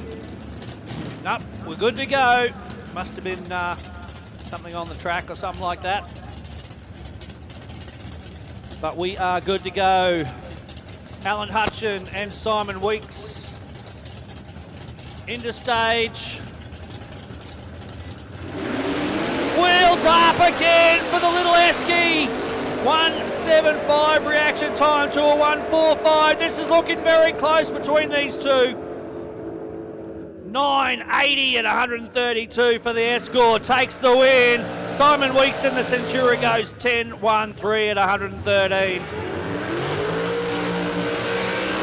Less than half a second the difference across the finish line. Gassers to the staging lanes, please. Let's have those gassers to the staging lanes. And Street as well. You should already be in lane 7. Street, you should be in lane 7. And also calling up gassers to the staging lanes. At the moment, quick ET with John Sting and Phil Bellett, the two rear-engine dragsters.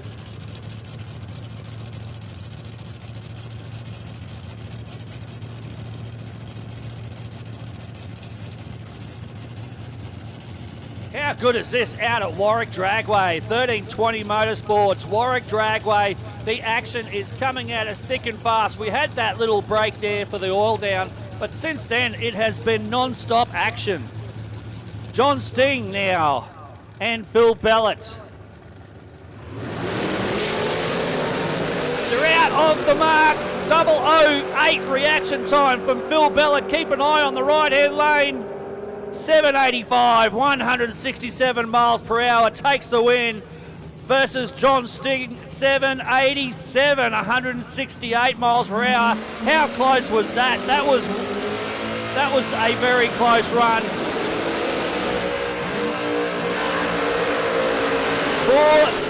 Four thousandths of a second across the finish line. There's a difference between those two rear-engine dragsters. Now, you don't get much better than that when it comes to drag racing.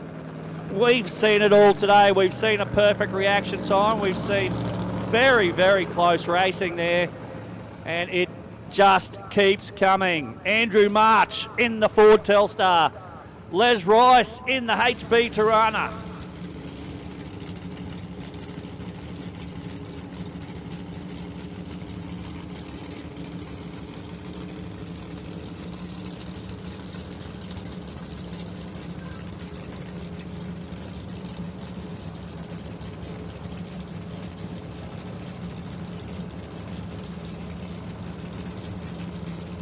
Just repeating, gases to the staging lanes, gases to the staging lanes.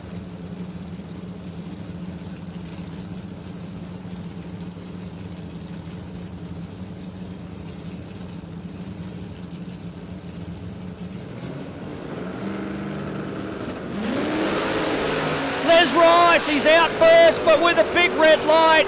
Andrew March will take this win. Not only that, he goes across the finish line first. Runs 8.82, 147 miles per hour. Les Rice, I think he got off it once he realised he red lit. He ran 11.21 at 92 miles per hour. We know that car's much faster than that.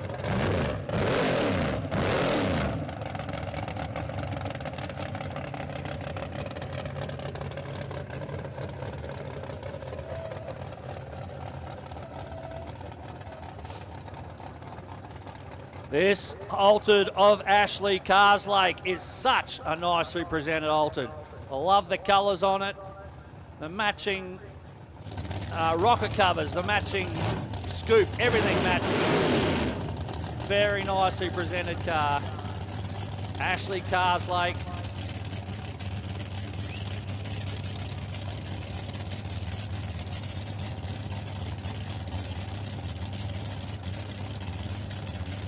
In the Pro Street Radials lane.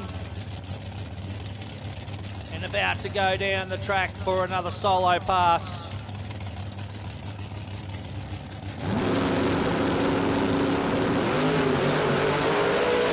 .2 reaction time, 1.17 seconds to the 60 foot and across the finish stripe with an 8.21, 157 miles per hour.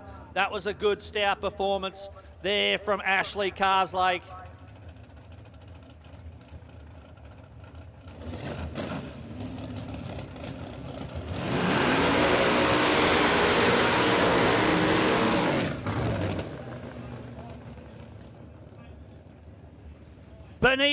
Benny Marchant out there now. She does a great job of driving this rear engine dragster. Let's see what she can do on this occasion. Always puts in a good performance.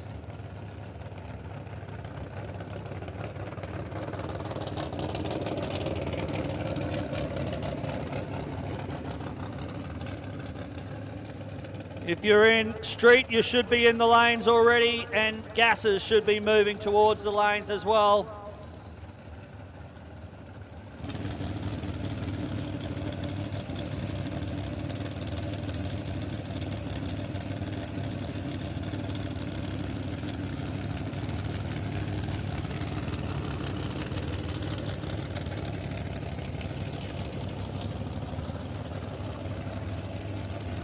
Benita Marchant on a solo pass, heading into stage right now.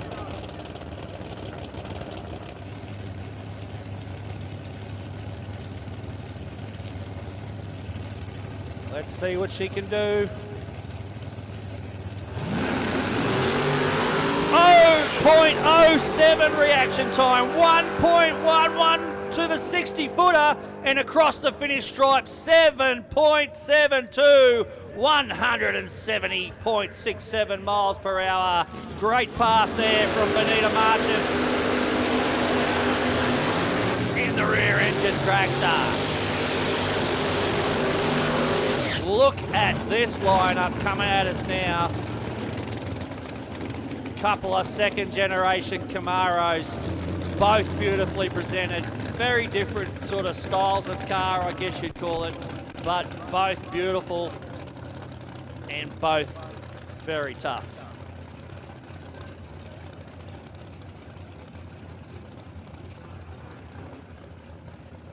Damien Hannigan in the gold car and Jeff Alston over there in the purple car.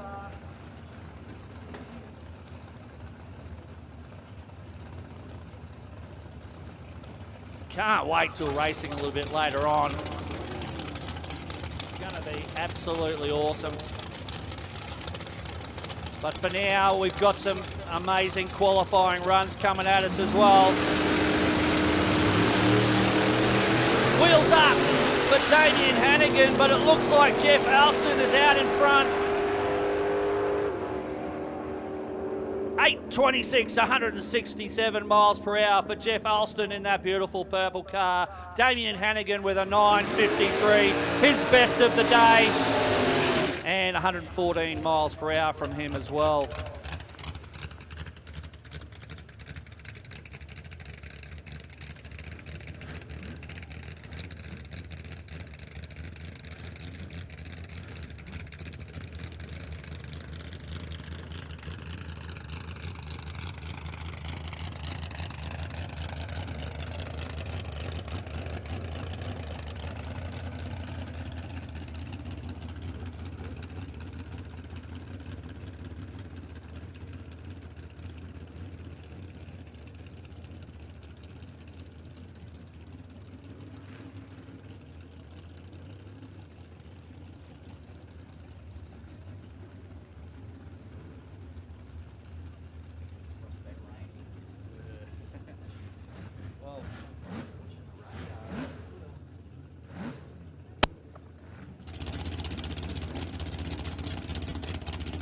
Lisa Gowes out there in the blue dragster, the modified dragster in the Golby's parts and fabrication lane on a solo pass. Another quite nicely presented car. Well, that didn't go so well. Off the trans brake, and the car just kind of coughed and stopped, and then she hit the throttle again and took off like a scalded cat. Went 11.18 at 93 miles per hour.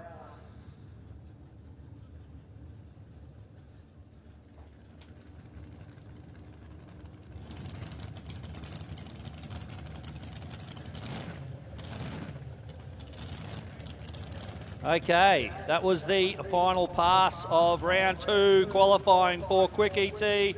About to move into street.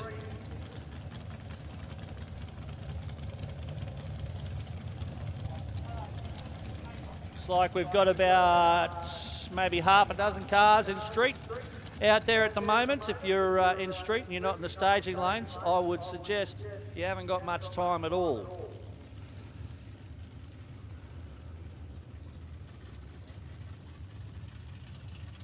Harley Hankin in the Ute.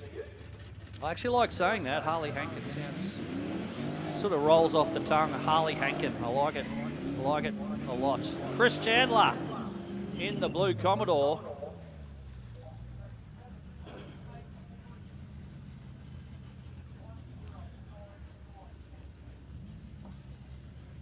They both sound like Marvel villains, don't they? The names, their first and last names start with the same letter. It's like, yeah.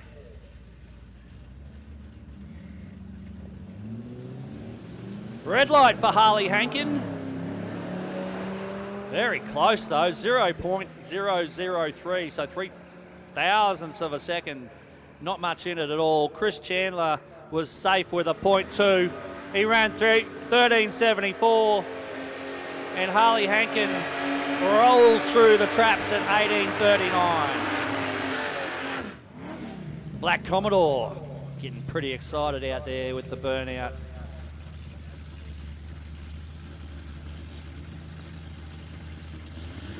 Up against the HG Holden.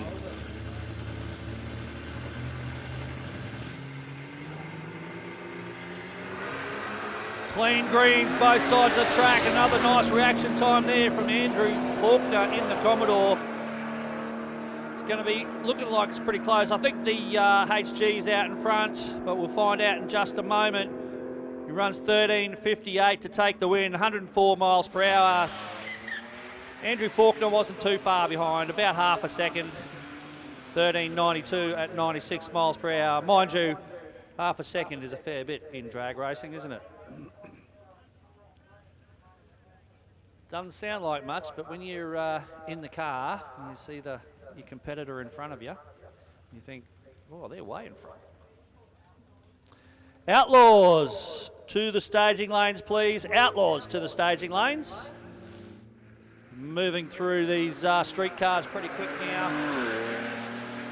Looks like we've got the Battle of the Utes coming up later on, hopefully. We've got the Ranger out there right now. And what's that?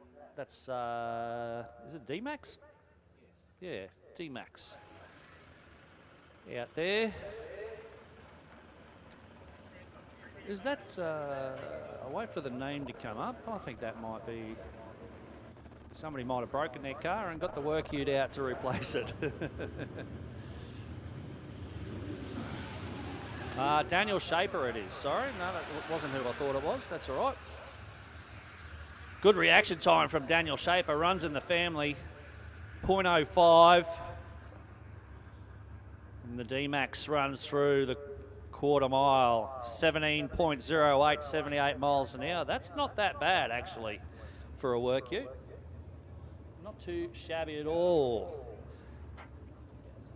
Looks like gasser time. And we've got our special guest with us once again. Welcome back, Darren Cale. Here come the gassers. Who's ready? Come on, boys, put on a show. I am ready, that's for sure. Looking forward to this. The first round, they sort of probably a bit of a shakedown. Now they're ready for big action. Yeah, I think a few of the boys were getting the feel of the track just earlier, so it was all smiles back in the pits. Everyone's ready to rock for round 2 of qualifying. Not saying for a second that they didn't put on a great show in the first round, though, but I'm just saying things are going to get even better.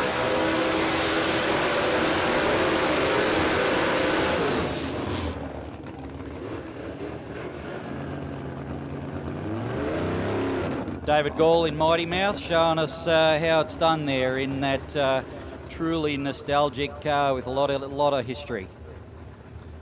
Yeah, he's certainly no slouch in the reversing stakes either, was he? He's got to put the foot down there. Got pretty good vision out of such a small car, but then we've got Dean Kubler in the left-hand lane once again, rowing the gears in the 4-speed 302.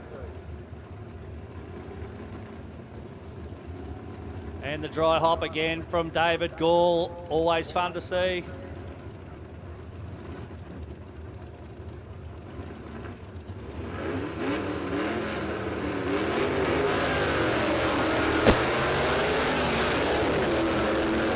Dean Kubler with the better reaction time, but David Gall was quicker to the 60 foot. He's out in front. He should take the win here. 10:38. Yeah, to 12:55. Professional pass on the part of David Gall there. He's a man that knows what he's doing. Up again, we got the executioner against the scalded rat. I don't like Mason's chances if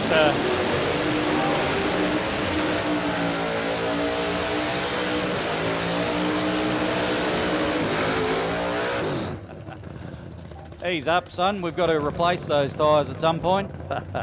He's thought, well, Dad doesn't think I've got much chance in the race, so I'm going to win the burnout comp instead.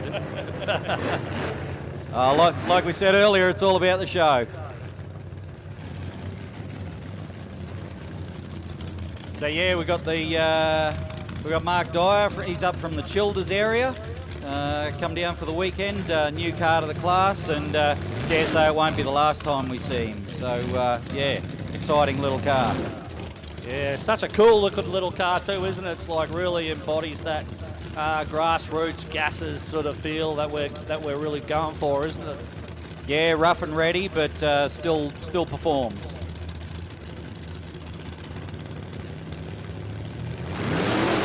Whoa! That's a wild one. Mark Dyer on a very wild pass there. I think he wanted to join Mason in the other lane by the looks of that. Car just lifted the front wheels, headed towards the Christmas tree, and then he stabbed it and got all over the track. Mason with a 10.58 there at 123. That'll go nicely with the 10.57 in the first qualifier. Yeah, nice job there from Mason as well, and great driving from Mark Dyer in the scalded rat. Up next, we got got a bit of smoke coming out of the scalded rat, or maybe he locked up the brakes down there. I'm not sure. Looks all right now, so it should be good. Looks like he's going around the return.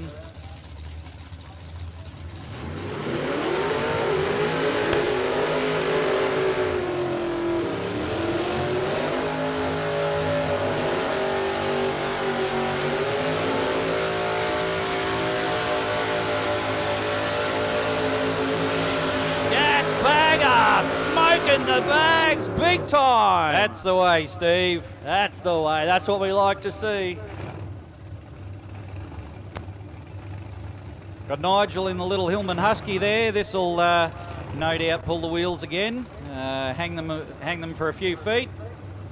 Yeah, he put on a great show in the first round of qualifying. I'm not really expecting anything different, that's for sure. Little Hillman runs a fairly stout little small block Chev. And the gas bagger with a 302 Windsor.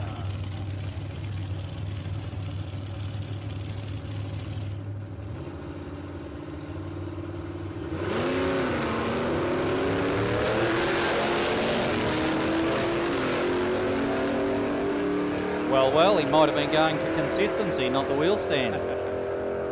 Well, he certainly got out there nicely, and I think he took the win there. Yes, he does. The win light comes on. Nigel Ellsmore takes the win.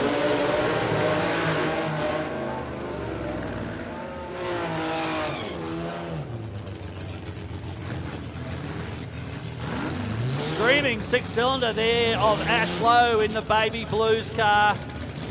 Talking to him in the break, and he was saying that first run was just the shakedown pass. He's going to try the trans brake this time. Oh, that'll be interesting. Didn't even use the trans brake on the first pass. They had some ignition issues a little while back, and they now runs a Magneto, a nice conservative sniff of gas on it at the moment, which they fully intend to throw more at that over the coming meetings. Up against Callum Scott in the Mopar. Big block, 4-speed. Outlaws to the lanes. Whoa! That was wild. Managed to keep the rear end in the car. That's a good thing. Yeah, old school axle slap that one. Yeah. Outlaws to the lanes, please. Just a reminder for Outlaws to the lanes.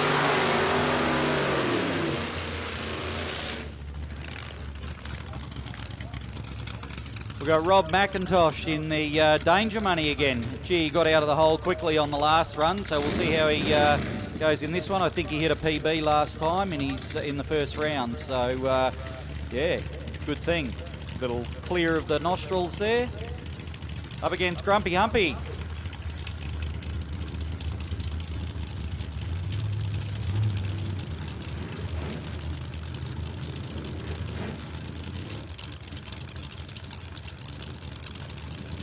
Bit of a Ford versus Holden matchup. We always like a Ford versus Holden matchup, don't we? Wheels up! Oh, wheels up. Rob McIntosh carries the front wheels past the 60 foot.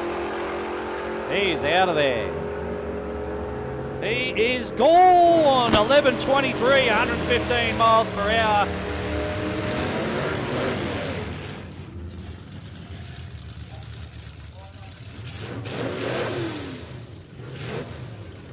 So we got Mopar Metal Mauler, Peter Klockner in the 318 and Torque Flight. One of our tried and true competitors for many, many years now in that car. Stepping it up all the time, and against James Brennan in the delivery with the small block Chev in it. So see how we go.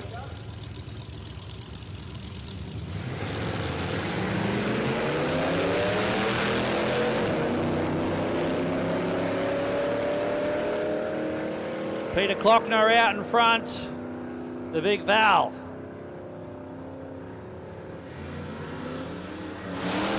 $13.79 for him and a $15.54 for James Brennan in the delivery.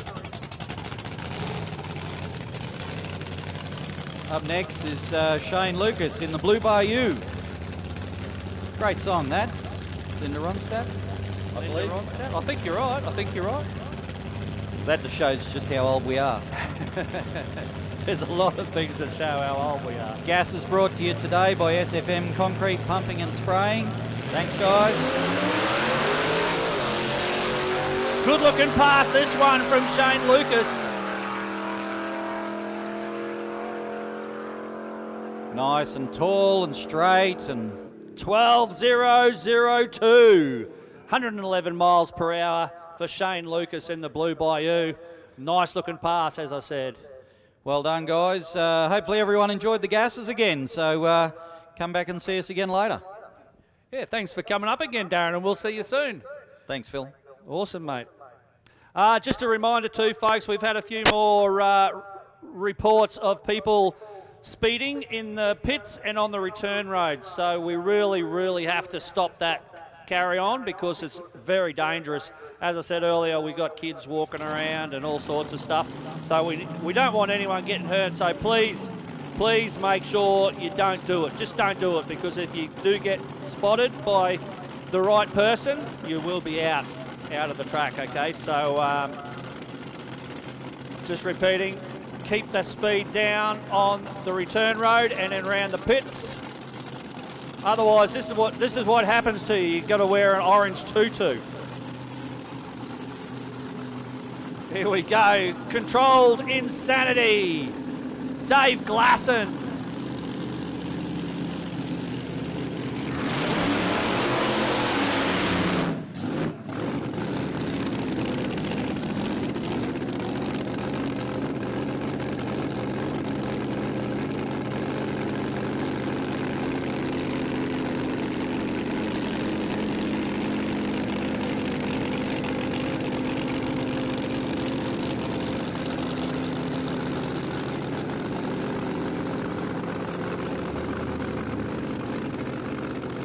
Nice big burnout that time from Dave Glasson in the Controlled Insanity rear engine dragster.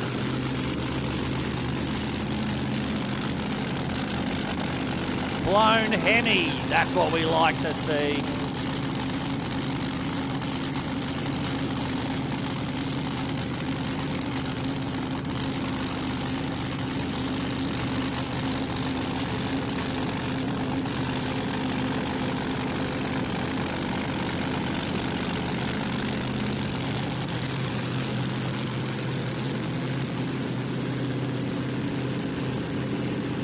Radials to the staging lanes, please. Radials to the staging lanes.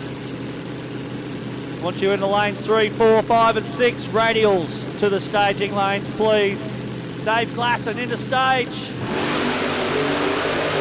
Hits the loud pedal and holds it all the way down the track. Nice and straight. Runs 672, 213 miles per hour. That was a great pass there from Dave Glasson. 672, 213.75 miles per hour. Great reaction time from Dave as well there with a 0.021 and 1.16 seconds to the 60 foot. Great pass there from Dave. He's going to be hard to beat if he can keep those performances up into racing.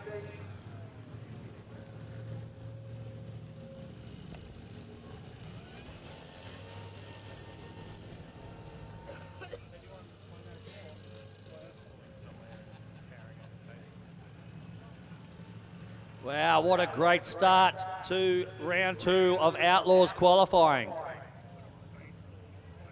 And the action keeps coming at us as we see Peter Wilson coming forward. Oh, is that? I'm not sure if that's the right thing, but anyway.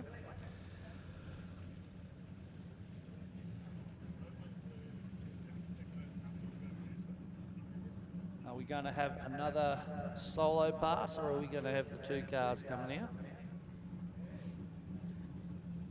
Looks like Uncontrolled Insanity coming at us.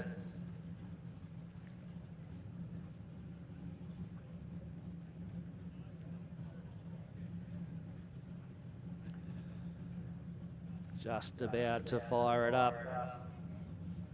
These blown alcohol cars run a remote starter, so you have to physically attach the starter onto the front of the crank and hit the button, start them up that way, then take it off. They don't have an onboard starter.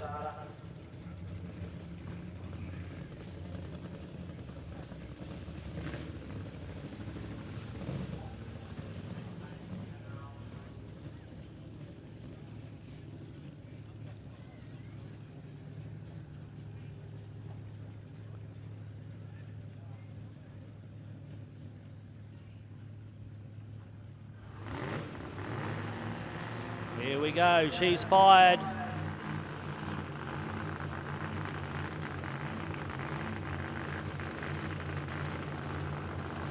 Sounds a bit better this time too.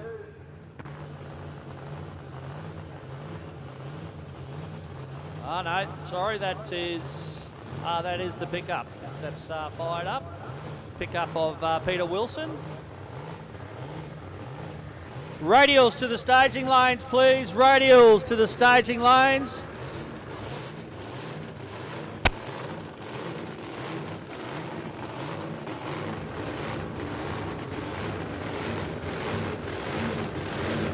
Here we go.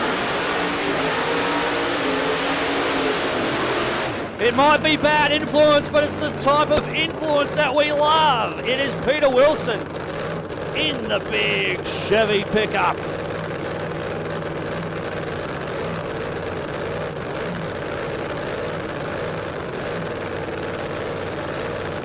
Having a bit of trouble finding reverse gear there. There he goes. Starts backing it up now. These racing gearboxes are sometimes a little bit tricky, especially, you know, from a standstill or a very low speed. They are built to go forward, and they're built to go forward very quickly. But sometimes finding reverse especially can be a little bit hard. But he's got it all sorted out now.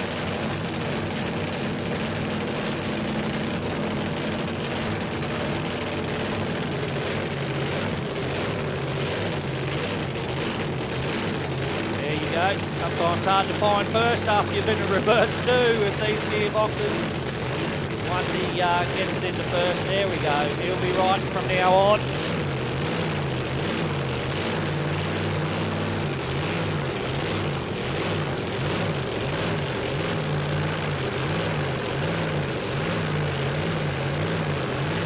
Peter Wilson, bad influence, into stage, takes off, moves around a little bit in the first half of the track.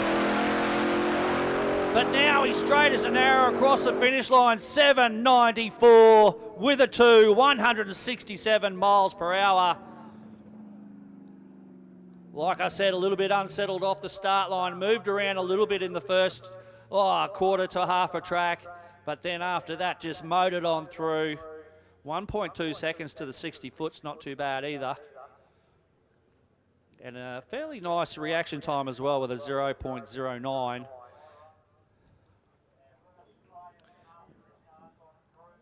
Another buy run coming at us to finish up Outlaws. This time it will be Stuart Pryor in the Uncontrolled Insanity. The rear engine dragster. We saw Controlled Insanity put down a very nice pass a couple of passes ago. Let's see what Stuart can do. They had a few issues with the car last time out in round 1. A lot of raw fuel hosing out the left-hand side headers.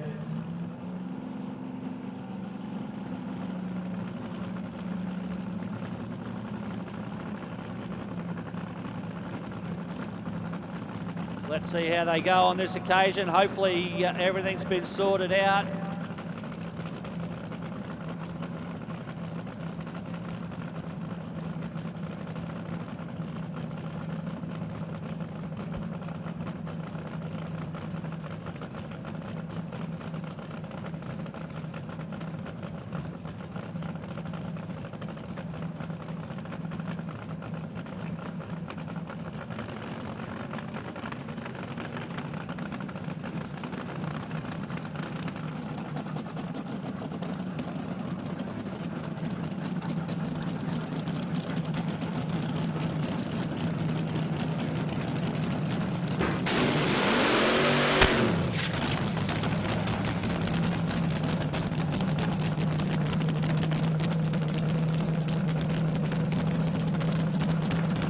Stuart Pryor, Uncontrolled Insanity Racing, still doesn't sound quite happy there. Let's see what they can do. So probably one of those things where it's a matter of creeping up on the issue, just fixing one little thing at a time until you've got everything running right.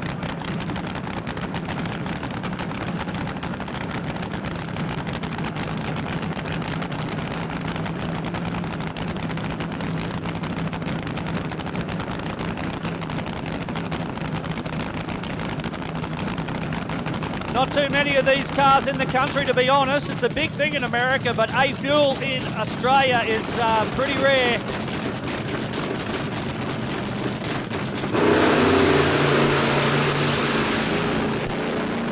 Still hosing a lot of raw fuel out of the pipes. That time did look a little bit better than last time, but still got issues to sort out. 799, 139 miles per hour. Certainly sneaking up on the tune on that thing. As I said, not a lot of those A-Fuel dragsters in the country, so obviously not a lot of data to really glean from, so they're kind of just, I guess, just have to sneak up on it, fix one little issue at a time. But certainly, you can definitely smell that nitro.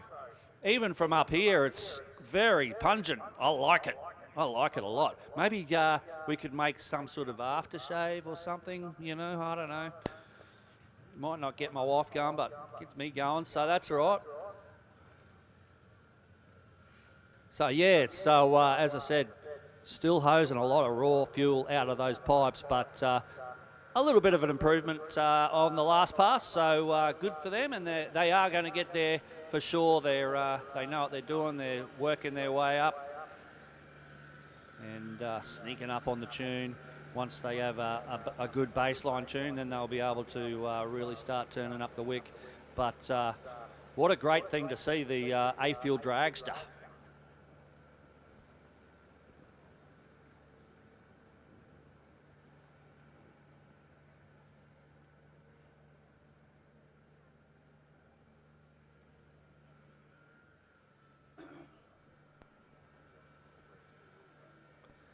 Just a little quick sweepy sweep with the sweeper. It's a lot of sweeping there.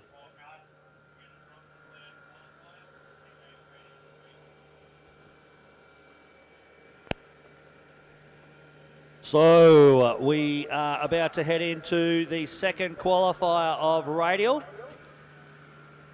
And then we are, straight after that, we'll be going into racing. That's right, folks. We're just gonna have the 2 rounds of qualifying, and then we're gonna move into racing. So we've had a few breaks today, and we're behind schedule. We're also a little bit worried about any possible rain that might be on its way. So we're going to drop the 3rd round of qualifying and move straight into racing as soon as this second round of qualifying is done. Of course, we've just got Radial to go for round 2 qualifying, and then, as I said, we'll be moving straight into racing, and we'll be starting that off with, as I said, Young Guns and Young Guns bikes.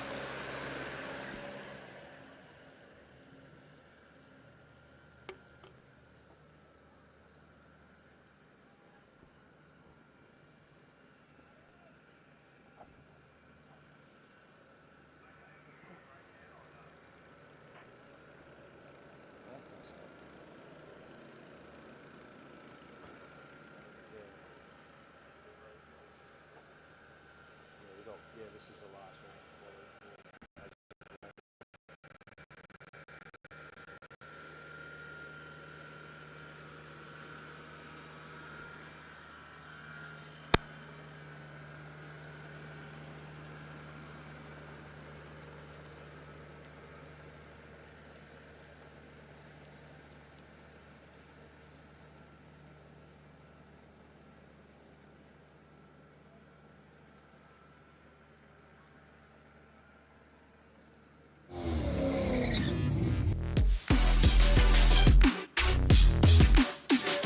So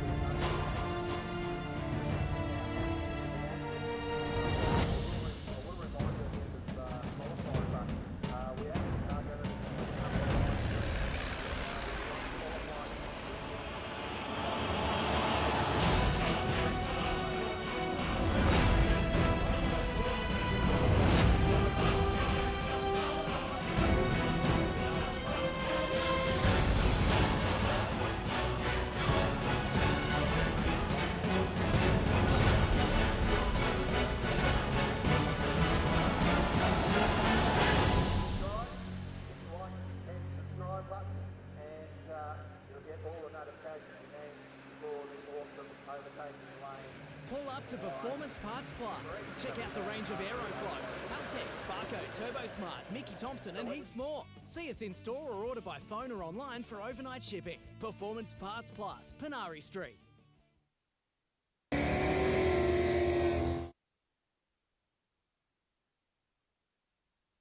End of qualifying and then restarting a new live stream for racing. It's all to do with the way YouTube does their things. It's like a time limit on it. So if you don't stop and then start again, then it cuts out on you and you miss all the action, and we don't want that to happen. We want you guys and girls to be able to see everything. And so we'll be starting a new live stream as soon as racing starts. But as I said, I will remind you of that. In the meantime, well, we see Chris, the magnificent beast, on the tractor, sorry. He's finished by the looks of it, and that means once the tractor finishes, usually means we are about to get underway with racing again. And as I said, qualifier number 2, the second and final qualifier for Radial. That is a 28-inch tyre versus drag radials. As I said earlier, it's the second time we've run this bracket here at Warwick Dragway, and it goes really good. We had some great action in the first round of qualifying, and we're about to see more of that.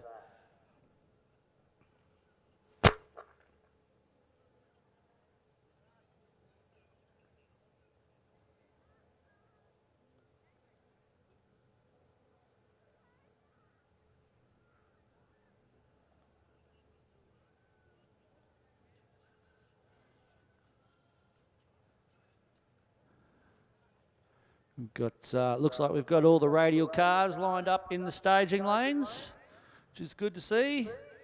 And as I said, we will be getting underway extremely shortly. Just to remind folks, keep the speed down in the staging lanes and on the return road. Got to make sure everybody stays safe.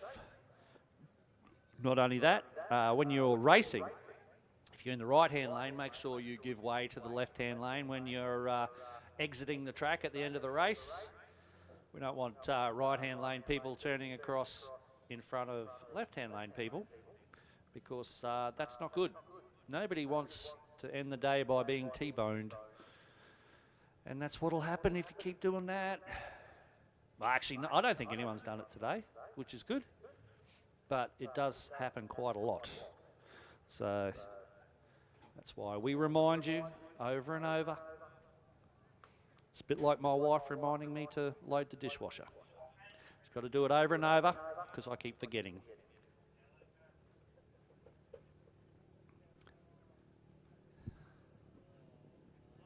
No, I'm actually getting better with it, to be honest. I'm actually getting into it. I'm getting into it, like loading the dishwasher. It becomes quite a challenge to get everything in there and in the right way. Yeah, it's like Tetris, that's right. Bit of dishwasher Tetris. I'm quite enjoying it, actually.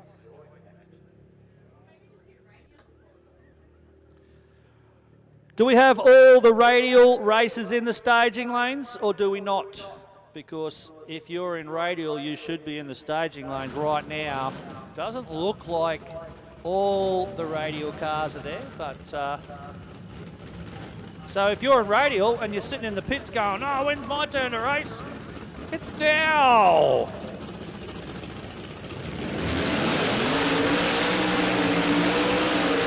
Scotty Cortina burning out in the Holden. He's up against Matt Rogan in the IROC Z Camaro.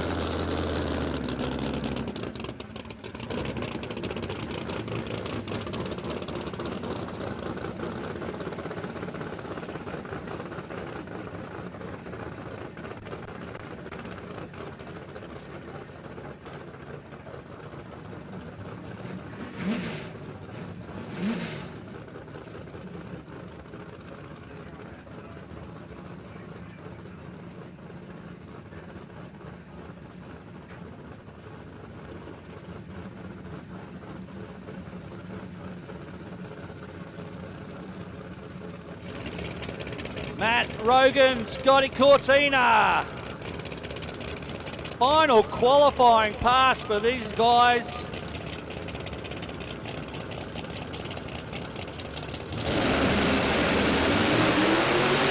Zed with the wheels in the air, but Scotty Cortina is out and gone. Runs an 8.14, 128 miles per hour. And Matt Rogan in the Camaro goes 9.22 with a 2. Scotty Cortina had the best of the reaction times. Matt Rogan was slightly quicker to the 60 foot, but the power of the big Holden just drove him down the track to an 8.14 and took the win. Luke Cullen now, this beautiful purple first-gen Camaro up against Andrew Lang in the orange Tirana. I've followed this car for a long time. Andrew Lang's owned this car for many, many years now. He's started off with a fairly mild sort of combination. He's worked his way up to, I think he's had a turbocharger on it once. Supercharger on it one stage. Gone like the turbos now, and this thing is a wild bit of gear. Out like a rocket. 0.23 reaction time for the Tirana, and just runs away with it. Pure power, 8.10 on 135 miles per hour, takes the win. Luke Cullen in the Camaro had his issues and ends up rolling off the throttle and just rolling through the finish line.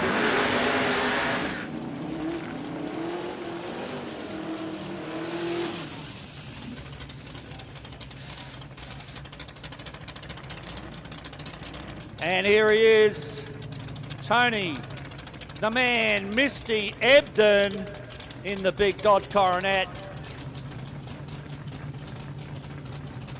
This thing has got a lot of potential, let me tell you. Over 1,000 horsepower on the dyno recently. Still getting a handle on the tune-up, the driving, all that sort of business. But I'll tell you what, this thing is going to be something to watch out for in the future. He's up against Mark Vandertog, the beautiful Falcon over there in the far lane from Pro Street Radial. Misty off with a nice pass. Looks like the Falcon's going to run him down though. This could be close across the finish line. No, it looks like the Falcon got there quite easily in the end. Runs 7.84, 176 miles per hour. Best ET, best mile per hour for that car for today. Misty Ebden also got PBs in both of those with a 9.38 at 128.5 miles per hour. So both cars improving nicely on their last pass.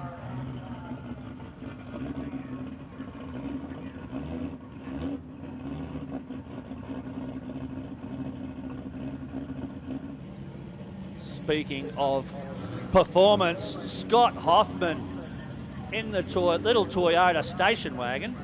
You'd call that a delivery, I guess? I don't know. A friend of mine had one of these when I was younger. He had we call it a station wagon, but technically I guess it's not. It's not really a panel van either, but I guess you'd call it a delivery. Jamie Swift in the Commodore is there as well. Scott Hoffman wheels up, but then ran into some issues. The Commodore is going to fly past him. Unusual for Scotty Hoffman to have problems with that car, but Jamie Swift goes through with a very nice 8.95 with a 100.08 miles per hour, and Scott Hoffman just rolls across the finish line.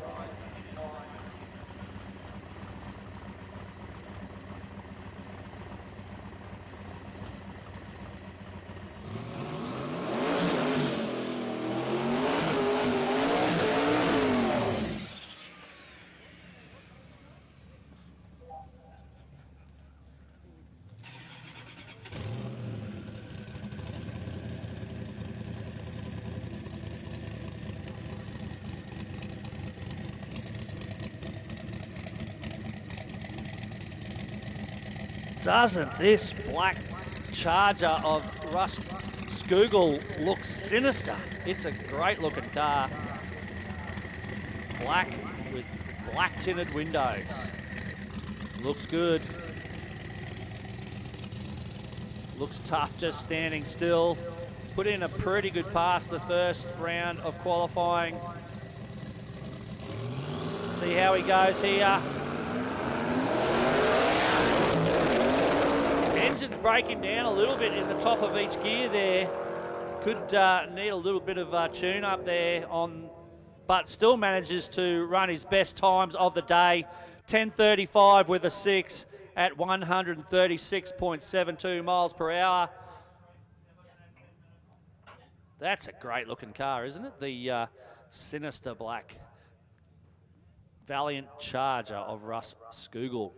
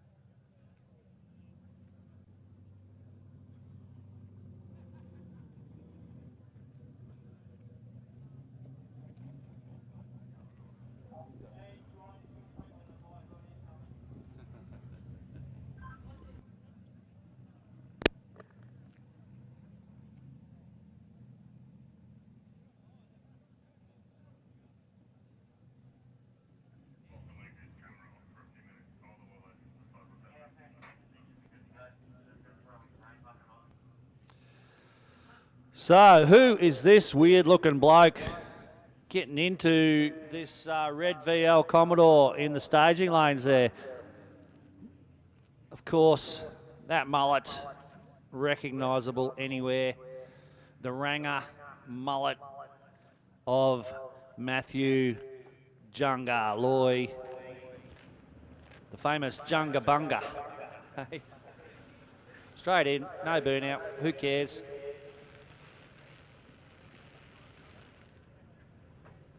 Here he goes.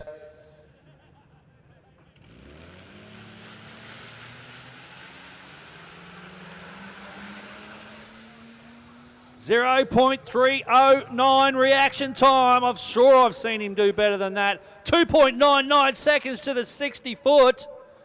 What an excitement machine. 15 seconds to the 1,000 footer and runs the quarter mile in 19.43 seconds. 58.5 miles per hour. Somebody just up here just said, bit slower than he's used to. Yep. But it's all racing, isn't it? We all drag racers will race anything. Let's face it, we're tragics. We'll race anything.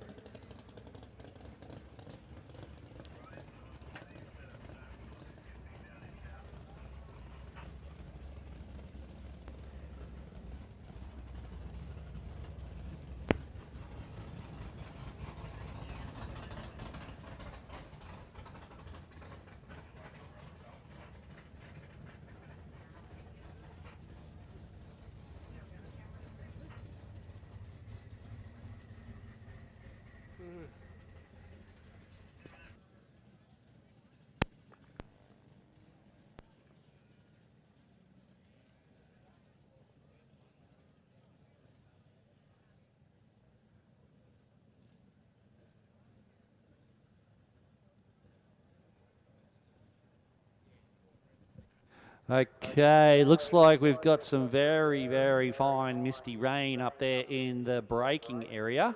It's fine here. It's not raining down this end, but apparently just some very fine. So we're going to take hopefully only about a 10-minute break, and that is the end of qualifying anyway. So hopefully in the next 10 minutes we'll be able to get back into first round of racing. So we will need... Well, not just yet, we don't need them, but first up we'll obviously start off with the Young Guns and the Young Guns bikes. But we'll let you know when you need to come to the staging lanes. I won't make you come out until we're ready. But yeah, I'll let you know. probably in around about 10 minutes' time. Until then, talk to you later.